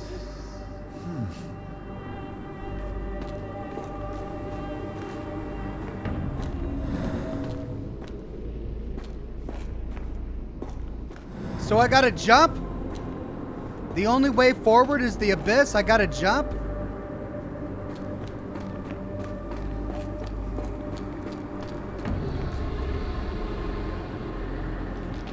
Well, here we go.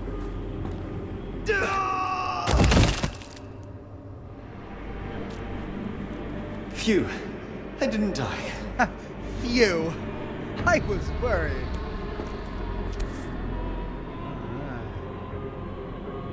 It is icy cold and pulsating. It's not something you want to hear every day. Okay. Alley-oop. Phew. I didn't die. My heart, be calm.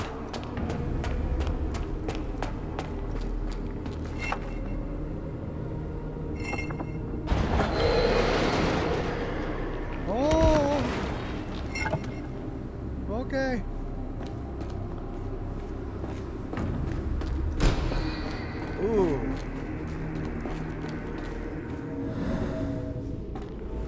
Short stride, boot prints. Knyart Kadish Cute? What? Oh no! Knyart Kadish Cute? Crap. It's timed. It's on a timer. Oh man. Don't tell me I gotta go get the thing again. There we go. Ooh, what? When I get so close, it's not on a timer.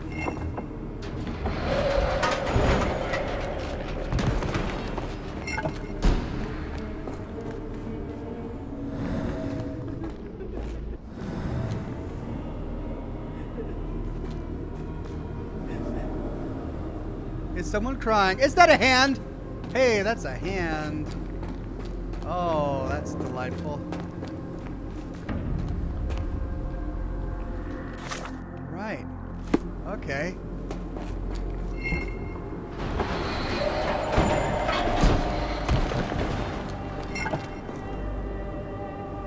There are people in the cages. Do I gotta drop all the cages? Or do I jump off again? Walk, don't run. Oh.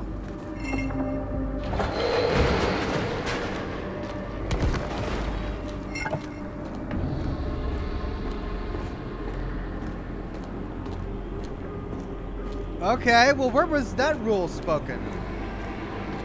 Now I am somewhere else. How? Poor Sherlock. This defies all logic. My reasonable... It's harder to breathe here. Scientific mind cannot compute.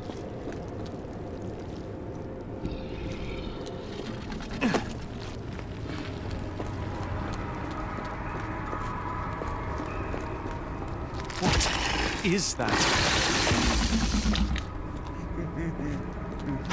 Do we jump into it? I don't think I want to. Nope, not jumping into that.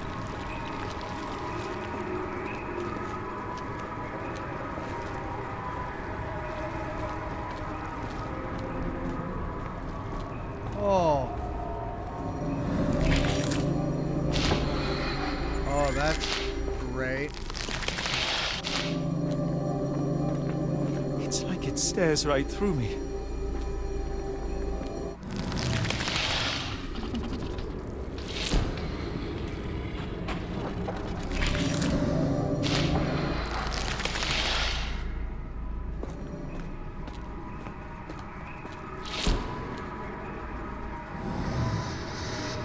Huh.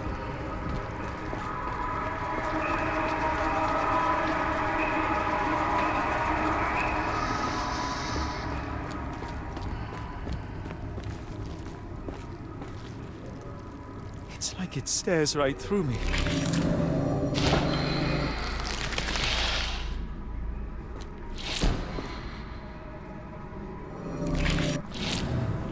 Do we need to walk backwards, or...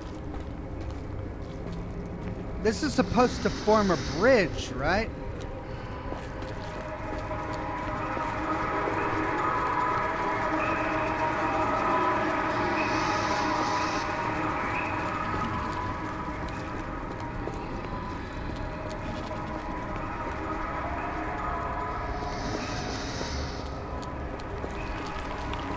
Okay.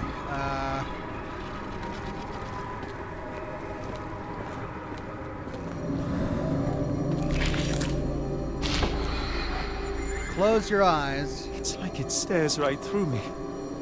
I guess I'll go backwards.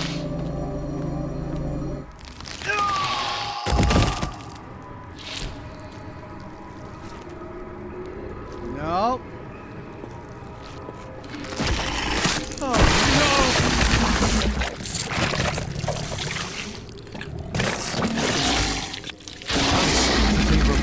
Oh, that did it! Oh, that was it! Okay. Yeah, I thought I was dead, but no. Whatever that was.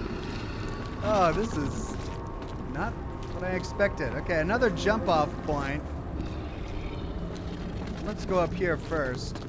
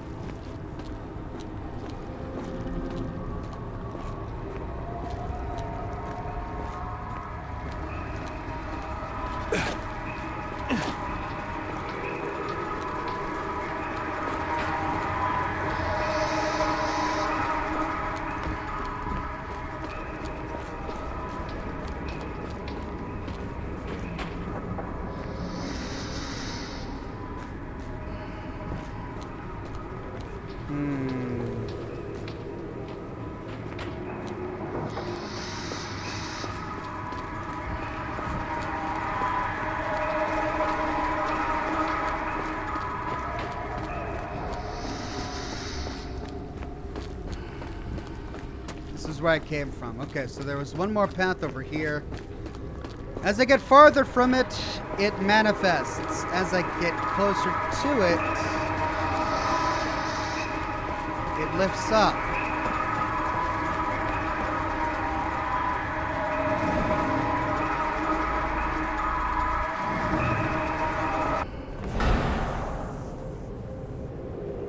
Okay.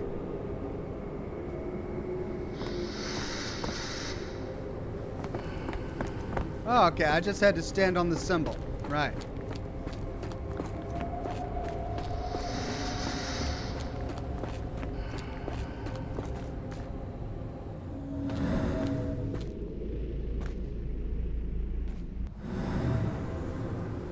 Well, now what? Oh, that's right. It's like it stares right through me.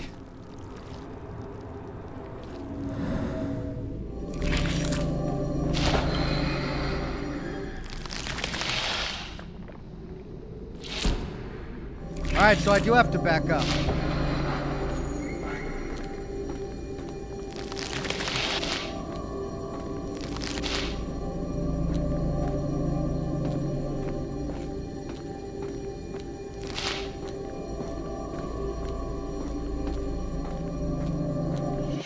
Here we go. Head is already spinning. When will this end? Well, we got here. Oh, great. I'm gonna hate this, aren't I? There are 2 recesses. Oh, I gotta find the things that go in the recesses to open this door over here. Right?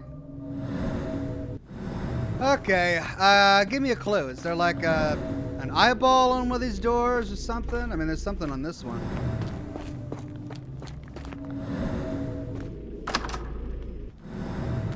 Alright, let's go and see. Into the dungeon.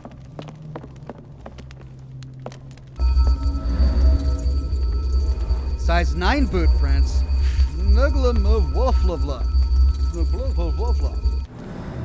Okay, well those footprints went that way. Oh, and there's another eye. Okay, into the void. We know how this works.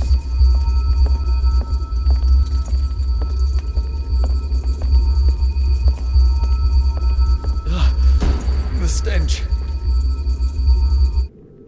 Oh, hey, yeah, okay.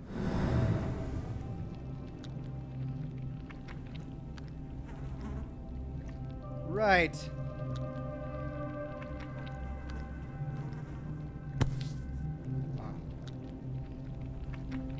A strange stone. It almost feels alive. Okay, we got one. And whatever that fancy jazz is, goodness. Right, one down. Get out of here. Let's plop it in here. One down, one to go. Let's see, which one has the eye on it? I don't know, let's try this one. We'll go clockwise.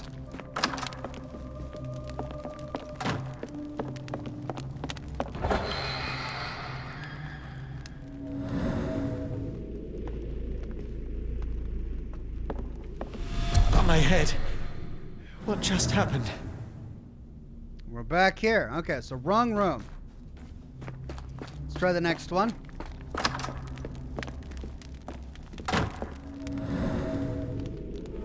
Size 9, clear edges, Bugna Fafai. Bugna Fafai. No marking on that door. But feet went this way. Still. It's rather frustrating. Rather frustrating. Alright, so no. No.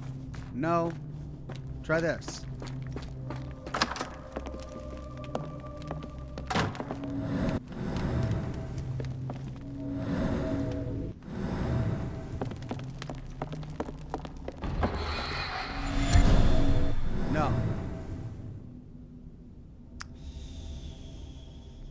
Okay, so no, no, no. Yes, but we already did that one, so this one.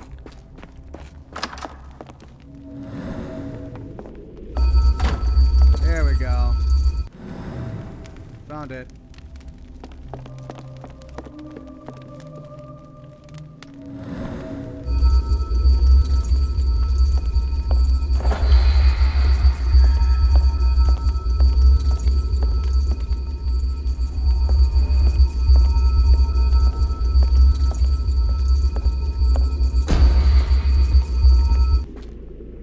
Wait, this is the one we already discovered.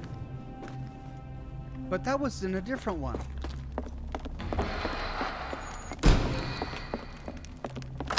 That was this one.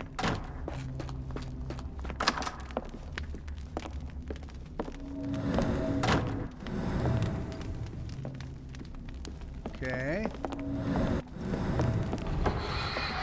Right. Alright, don't go into the rooms with the black box, I guess. So I guess they reset or they shuffle.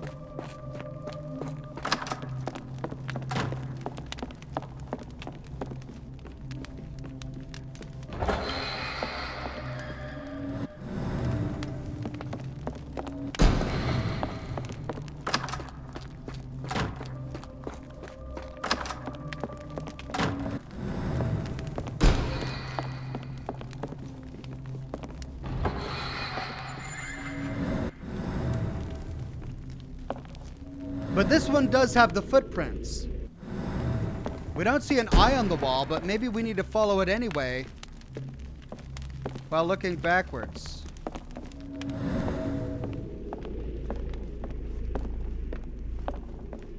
The door doesn't open.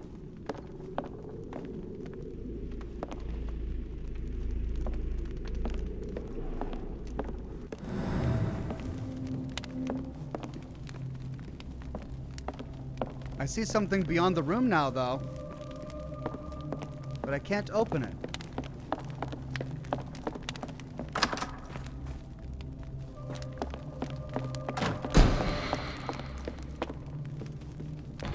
Is it a glitch?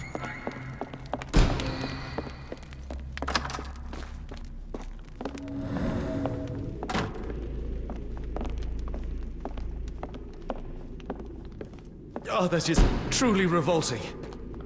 There it is. Frozen and pulsing, almost like it has a heart. Okay.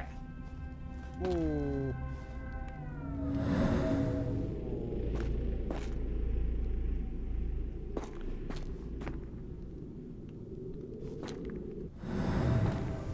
Right.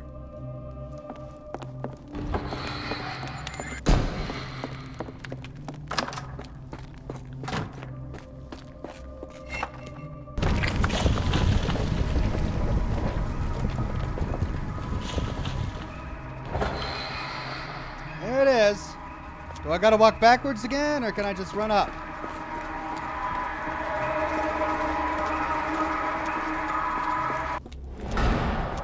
Stand on the symbol to create the walkway, and there we go.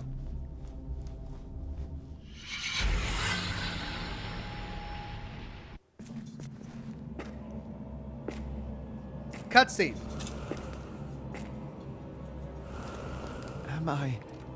Did I get out?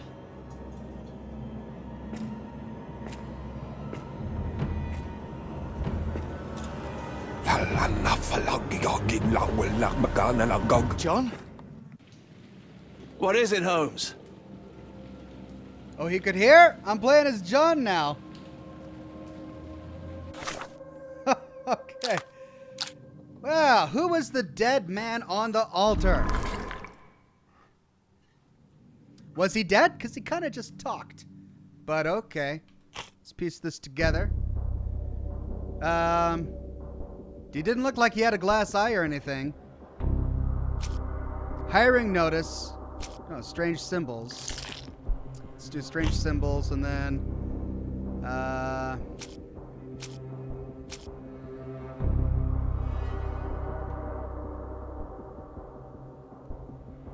Cursed mermaid.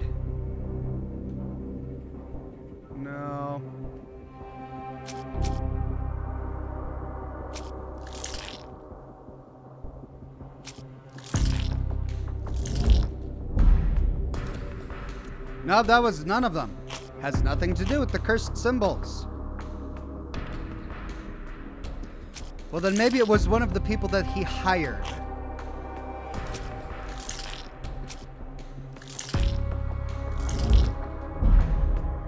None of that. All right, we definitely don't have everything we need to piece this together.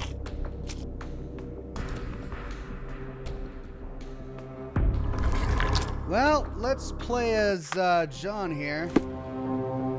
Try and figure this out.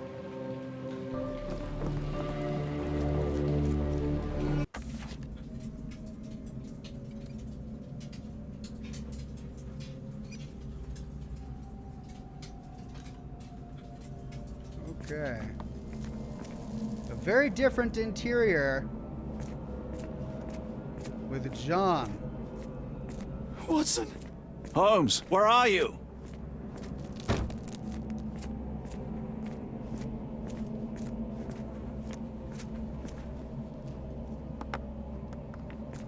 Male and female symbols?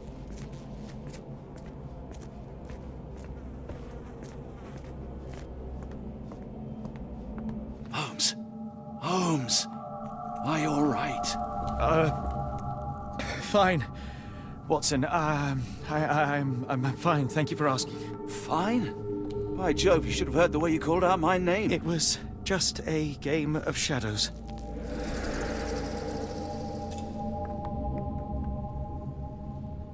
I'm glad. This place gives me the chills. What are we dealing with?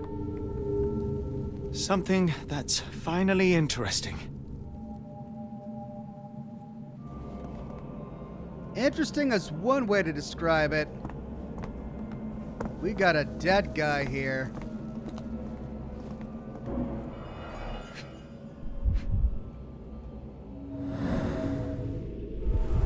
Broken nails, dried mud crumbs.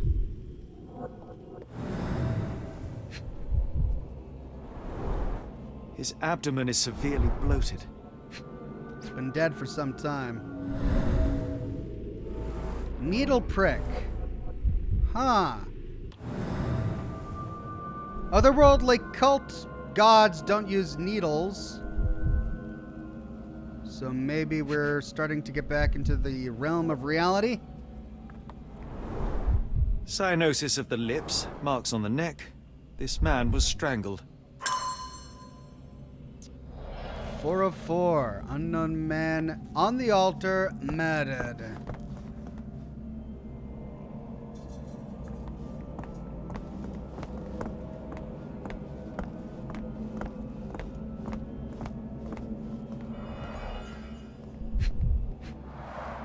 At least 24 pendants, all identical and made of tin.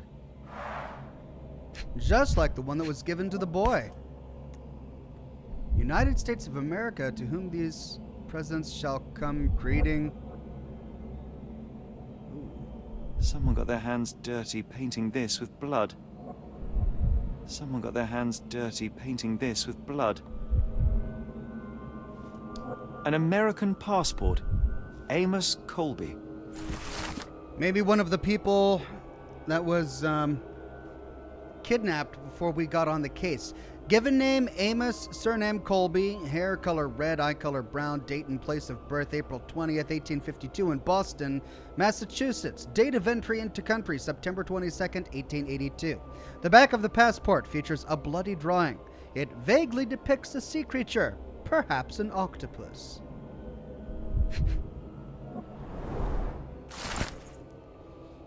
Advertisement flyer.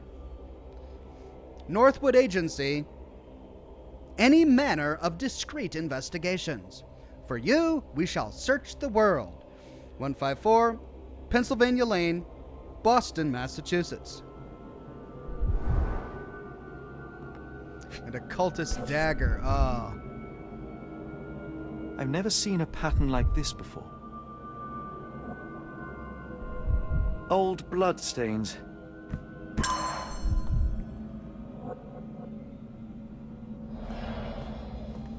All right. There is a lot to search here. Let's see.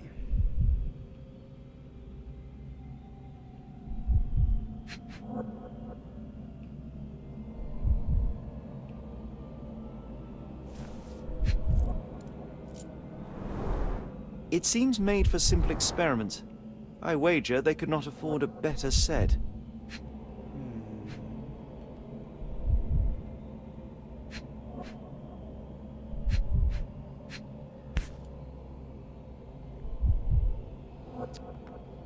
So, an amateur cultist chemist.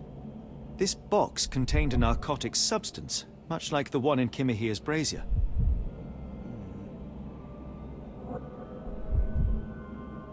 Black Edelweiss Institute, established 17-something.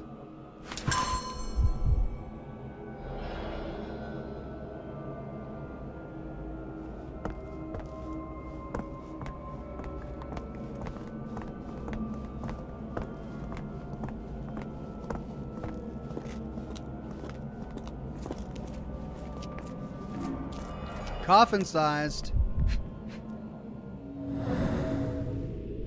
Scratches, bloodstains, torn fingernails. Deep scratches left in a frenzy.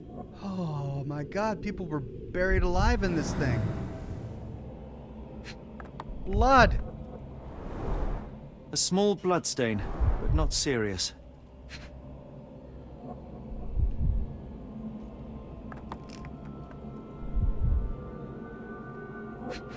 Didn't know I had started playing a horror game. It's been kicked out the back. The strength it would take to carry this crate, let alone break it.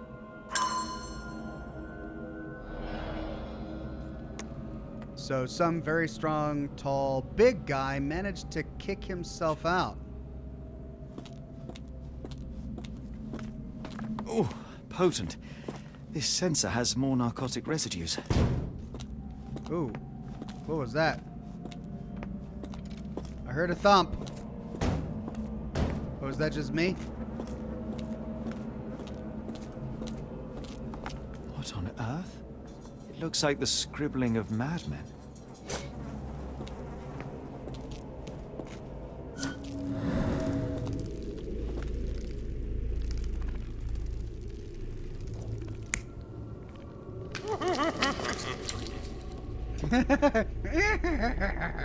I am a madman. Oh.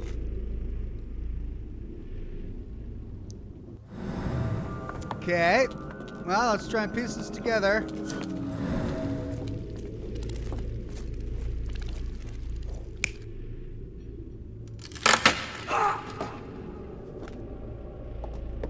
Maybe.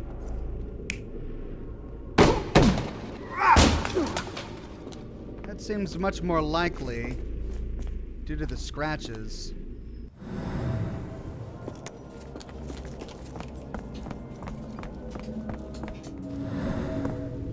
Where's the next one? Over there.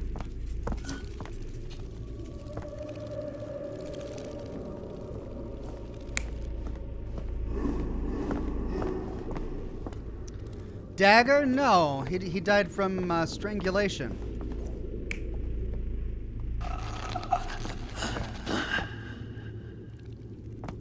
Okay. It looks like there are two more scenes that we are missing.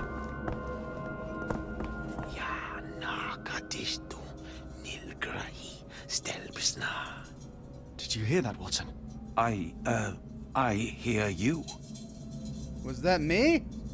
Kianak, Flegethor, Lebumna, Siaha, Inguft. Okay, right. Moving along.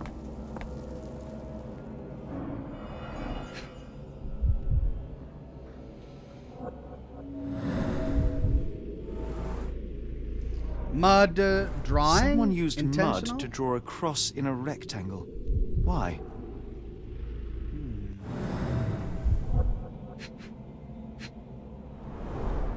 Fine rope work, cut by a finer blade.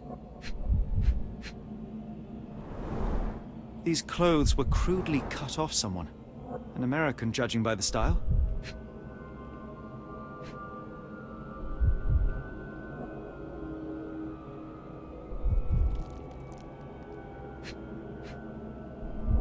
But I'm missing one.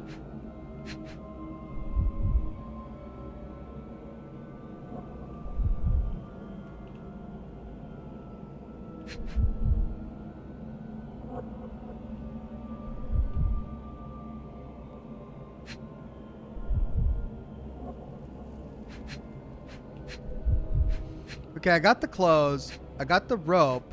There's a bunch of blood here, but it's not popping up when I try to inspect it. And I got that. Oh, I see. Blood, human hair. Okay, let's recreate the scene.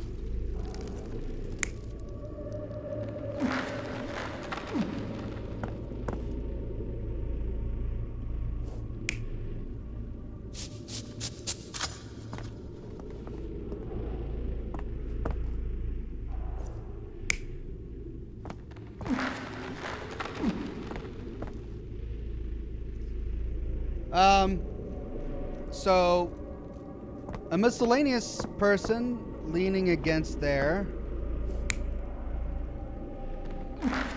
This is our body tied up, his head bashed against the side there. And then the ropes just break free? No, they're cut with a knife. So he was a captive, and when he was ready for sacrifice, they cut him free.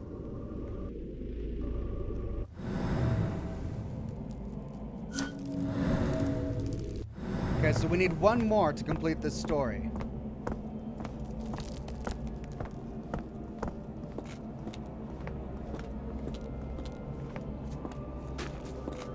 Oh, look at that.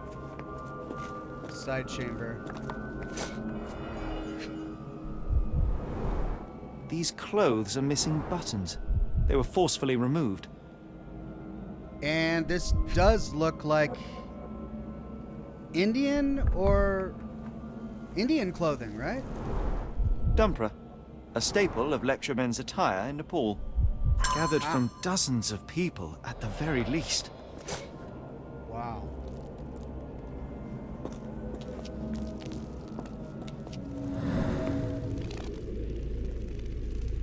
Okay, well, I somehow unlocked one more. Where is it? Oh, here it is.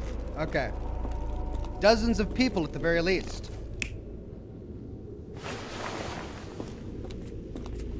Tossing clothing into the pile. Or ripping clothing off of a person? And no, giving? Giving a person clothing? Right, this doesn't make sense. Tossing into the pile, sure.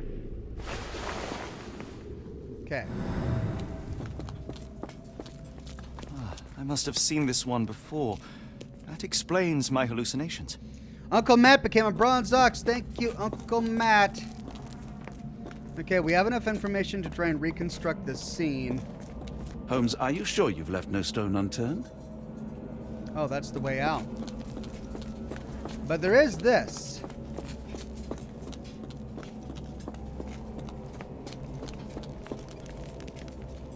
What? How'd you beat me here, John?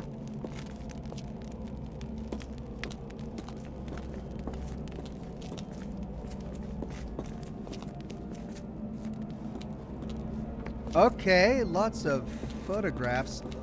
Is this like the developer's inside joke or something? Are these the staff?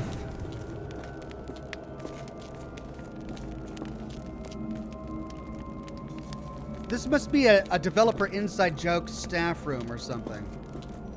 Because I can't interact with anything and it doesn't appear to be relevant to the plot. Gotta love those. Okay, now the only one I'm not sure of is this.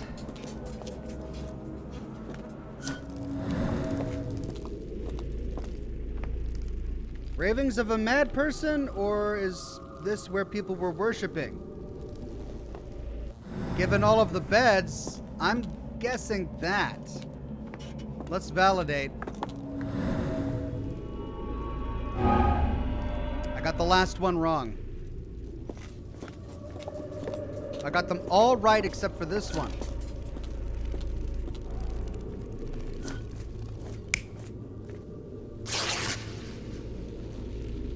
I guess I don't understand the difference between them. It looks like he's offering somebody some clothing, but then it sounded like it was being ripped. And yet there's a big pile of it, so I thought it was multiple people piling things in. Alright, well this has got to be it. Many people were brought to this place. Their abductors stripped off their clothes and discarded them in a pile. The prisoners were kept in a soporific trance by the use of narcotics. A few tried to resist, but alas, in vain. After a few days, everyone was stuffed in a crate and sent elsewhere. Only one captive was left behind. He was strangled to death on this altar.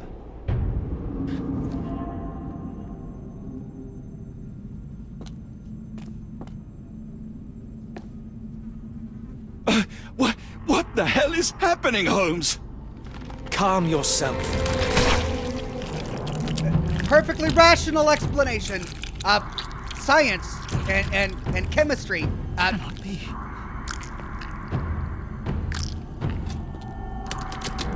Ew! Ew! Ew! What is it? Oh my God. Leeches? Are those leeches or eels? Run away! Please tell me we found all we needed to, Holmes. I think we found a bit more than that. Yet we have no clue as to where those people have been taken. And that's where you're wrong, Watson. We have more than enough. I just need to connect the dots. How about you pack your suitcase in the meantime, my dear fellow? Just in case.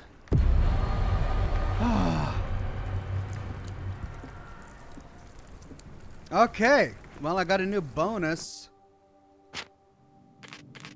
I guess this is it. Okay. Worker's apron. It's hard to know how much to pack. I might bring a spare notebook just in case. Where are we going? That's the big question.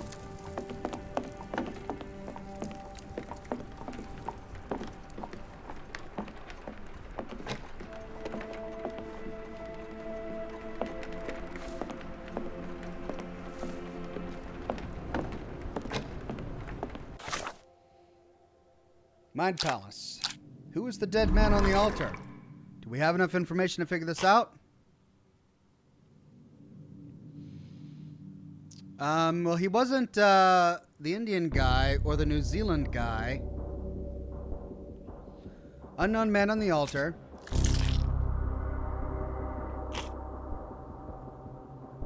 Advertisement flyer and the passport.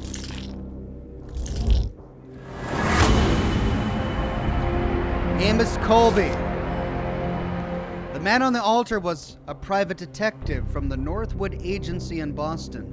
Mr. Colby may have been investigating the disappearances before getting caught and killed by the perpetrators. Where have the abducted been sent to? Tin box with Edelweiss? Oh, that's right, the Black Edelweiss Institute, established 17 blah blah blah. Inside the box lies remnants of the same substance found in Kimiha's shed. Soulsby's calling card. No. Missing persons poster. No. Ammonite pendant. Ammonite pendant. No. Rusty key. So it's got to be the box with Edelweiss. It's the only place that's giving us a possible destination. And then observations.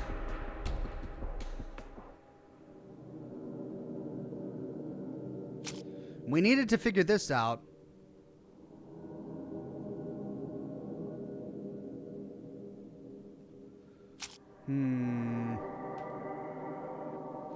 Headed by Dirty Sommers, a group of kidnappers kept dozens of people under the port warehouses. They took away all of the victims' clothes and drugged them with substances. Following that, the abductees were put inside empty crates and sent to their next destination, likely on a ship. Only one man among the victims stayed behind and was brutally killed. All right, I think that's it.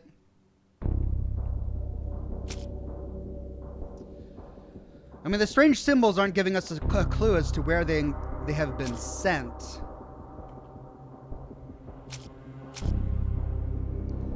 Neither does this.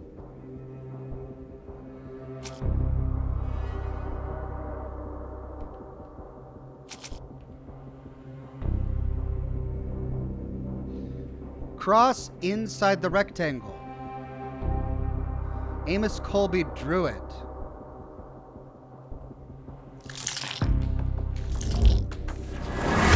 There it is. Black Edelweiss. They're headed to the Institute, established in 1700s. It lies somewhere in Switzerland. The cross symbol.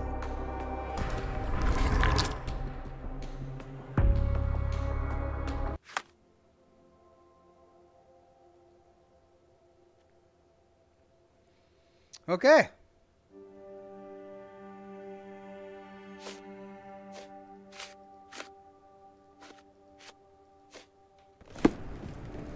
Some key information for your case has been found in the archives. Open your casebook with C and highlight evidence marked with an open book. Press the space bar to start your research in the archives. So we don't actually go to the archives? We've just got the archives? Okay. Location? Europe. Date of establishment? 1700s. Field of activity? Or type of organization? We don't know, but presumably the field of activity is medicine. There it is.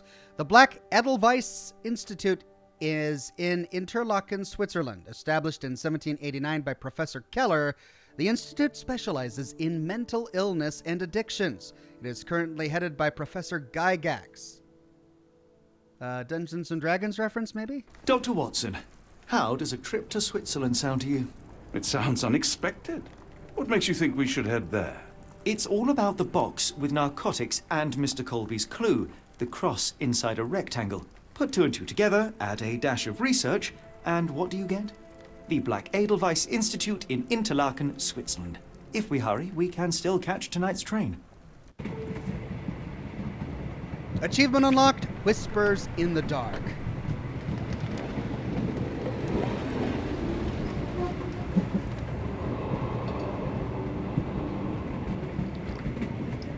As grateful as I have been for your company, Dr. Watson, I'm afraid you shall have to investigate Edelweiss alone. Alone? Mr. Holmes, I fear you overestimate my abilities. Nonsense. You are a military man, a bastion of British courage. I'm no such thing. As a doctor, I avoided most combat, save for one dreadful day. My troop was ambushed in a village with innocents caught in the crossfire. Too many to help. The man with the rosary. He was one of them? A translator, yes. We were trapped. 6 soldiers and myself. I thought it was the end. But Lieutenant Paget refused to go quietly. The men prepared for a final stand. I rose to follow, but Paget shook his head. He told me to run. That I had other men to save. They charged, and I fled through the rear. So you see, Mr. Holmes, I am a coward. The logic seems inescapable. Yes. You, a surgeon by trade, would have been perfectly useless in that conflict. What? No. And how many men have you helped since? Ailments eased, troubles tended? No more than a handful. Truth be told, I have become somewhat of a recluse. How many people could you help with 30 years ahead of you? Dozens? Hundreds? Paget was correct. You can cease your self-recrimination. Holmes, I don't know what to say. I would start with, I am Dr. John Watson, may I look around? There you go, Watson, cured. Sherlock Holmes logicked your way out of the PTSD that you're suffering.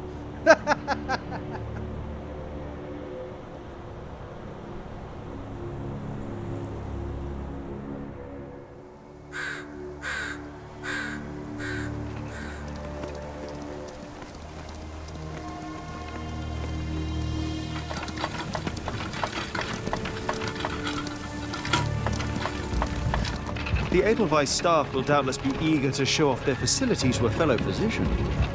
I have already taken the liberty of sending a letter on your behalf to request a visit. And what of you? I shall be pursuing other avenues. Should you see anything troublesome or improper, simply notify the local authorities. Otherwise, try a little analysis yourself. You know my methods. Apply them.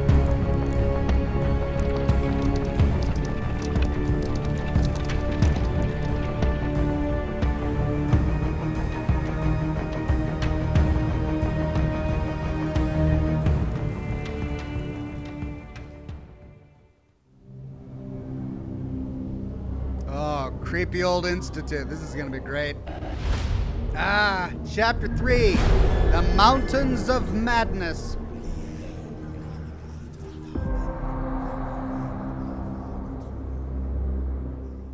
Edelweiss Institute. Okay, we get to play as Watson. That's great. I'm gonna save.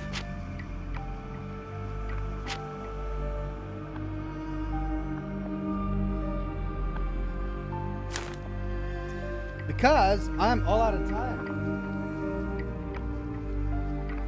Well, this game is a very different game from Sherlock Holmes Chapter 1.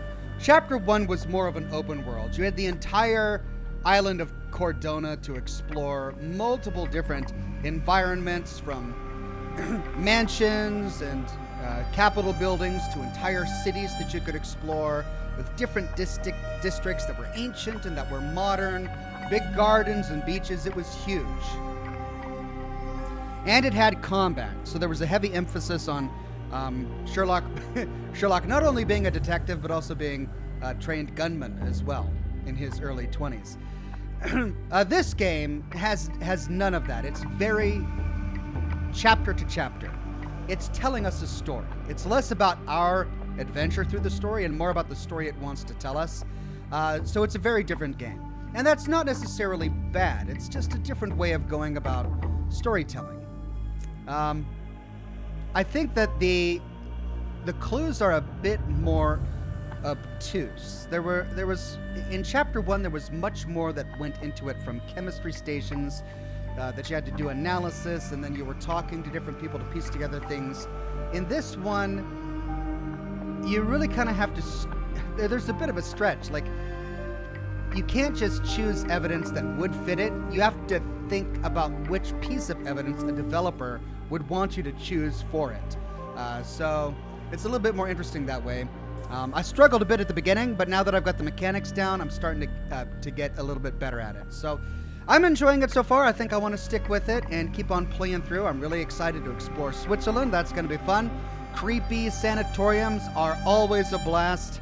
So be sure to tune in next week, same Ox time, same Ox channel, for more Sherlock Holmes. For the rest of this week, everybody, I've got my broadcast on Wednesday for The Last of Us. We will continue with that game until we finish it. Then Thursday for Scotch and Smoke Rings, we're going to be picking up right where we left off with Resident Evil 4. And then that will be it for the week, aside from the shorts. I've got a lot of shorts I'm going to be publishing this week, but no lore video for the weekend. As I've said, I'm still collecting footage for my next episode in the continuation of our story of the full story of Fallout 4. So thank you for your patience as I gather footage. I hope to start working on the next episode as soon as possible. That's it for today. Have a wonderful rest of your Monday. Thanks again for coming, everybody, and I'll see you all again very soon with more lore videos and more live streams. Bye-bye now.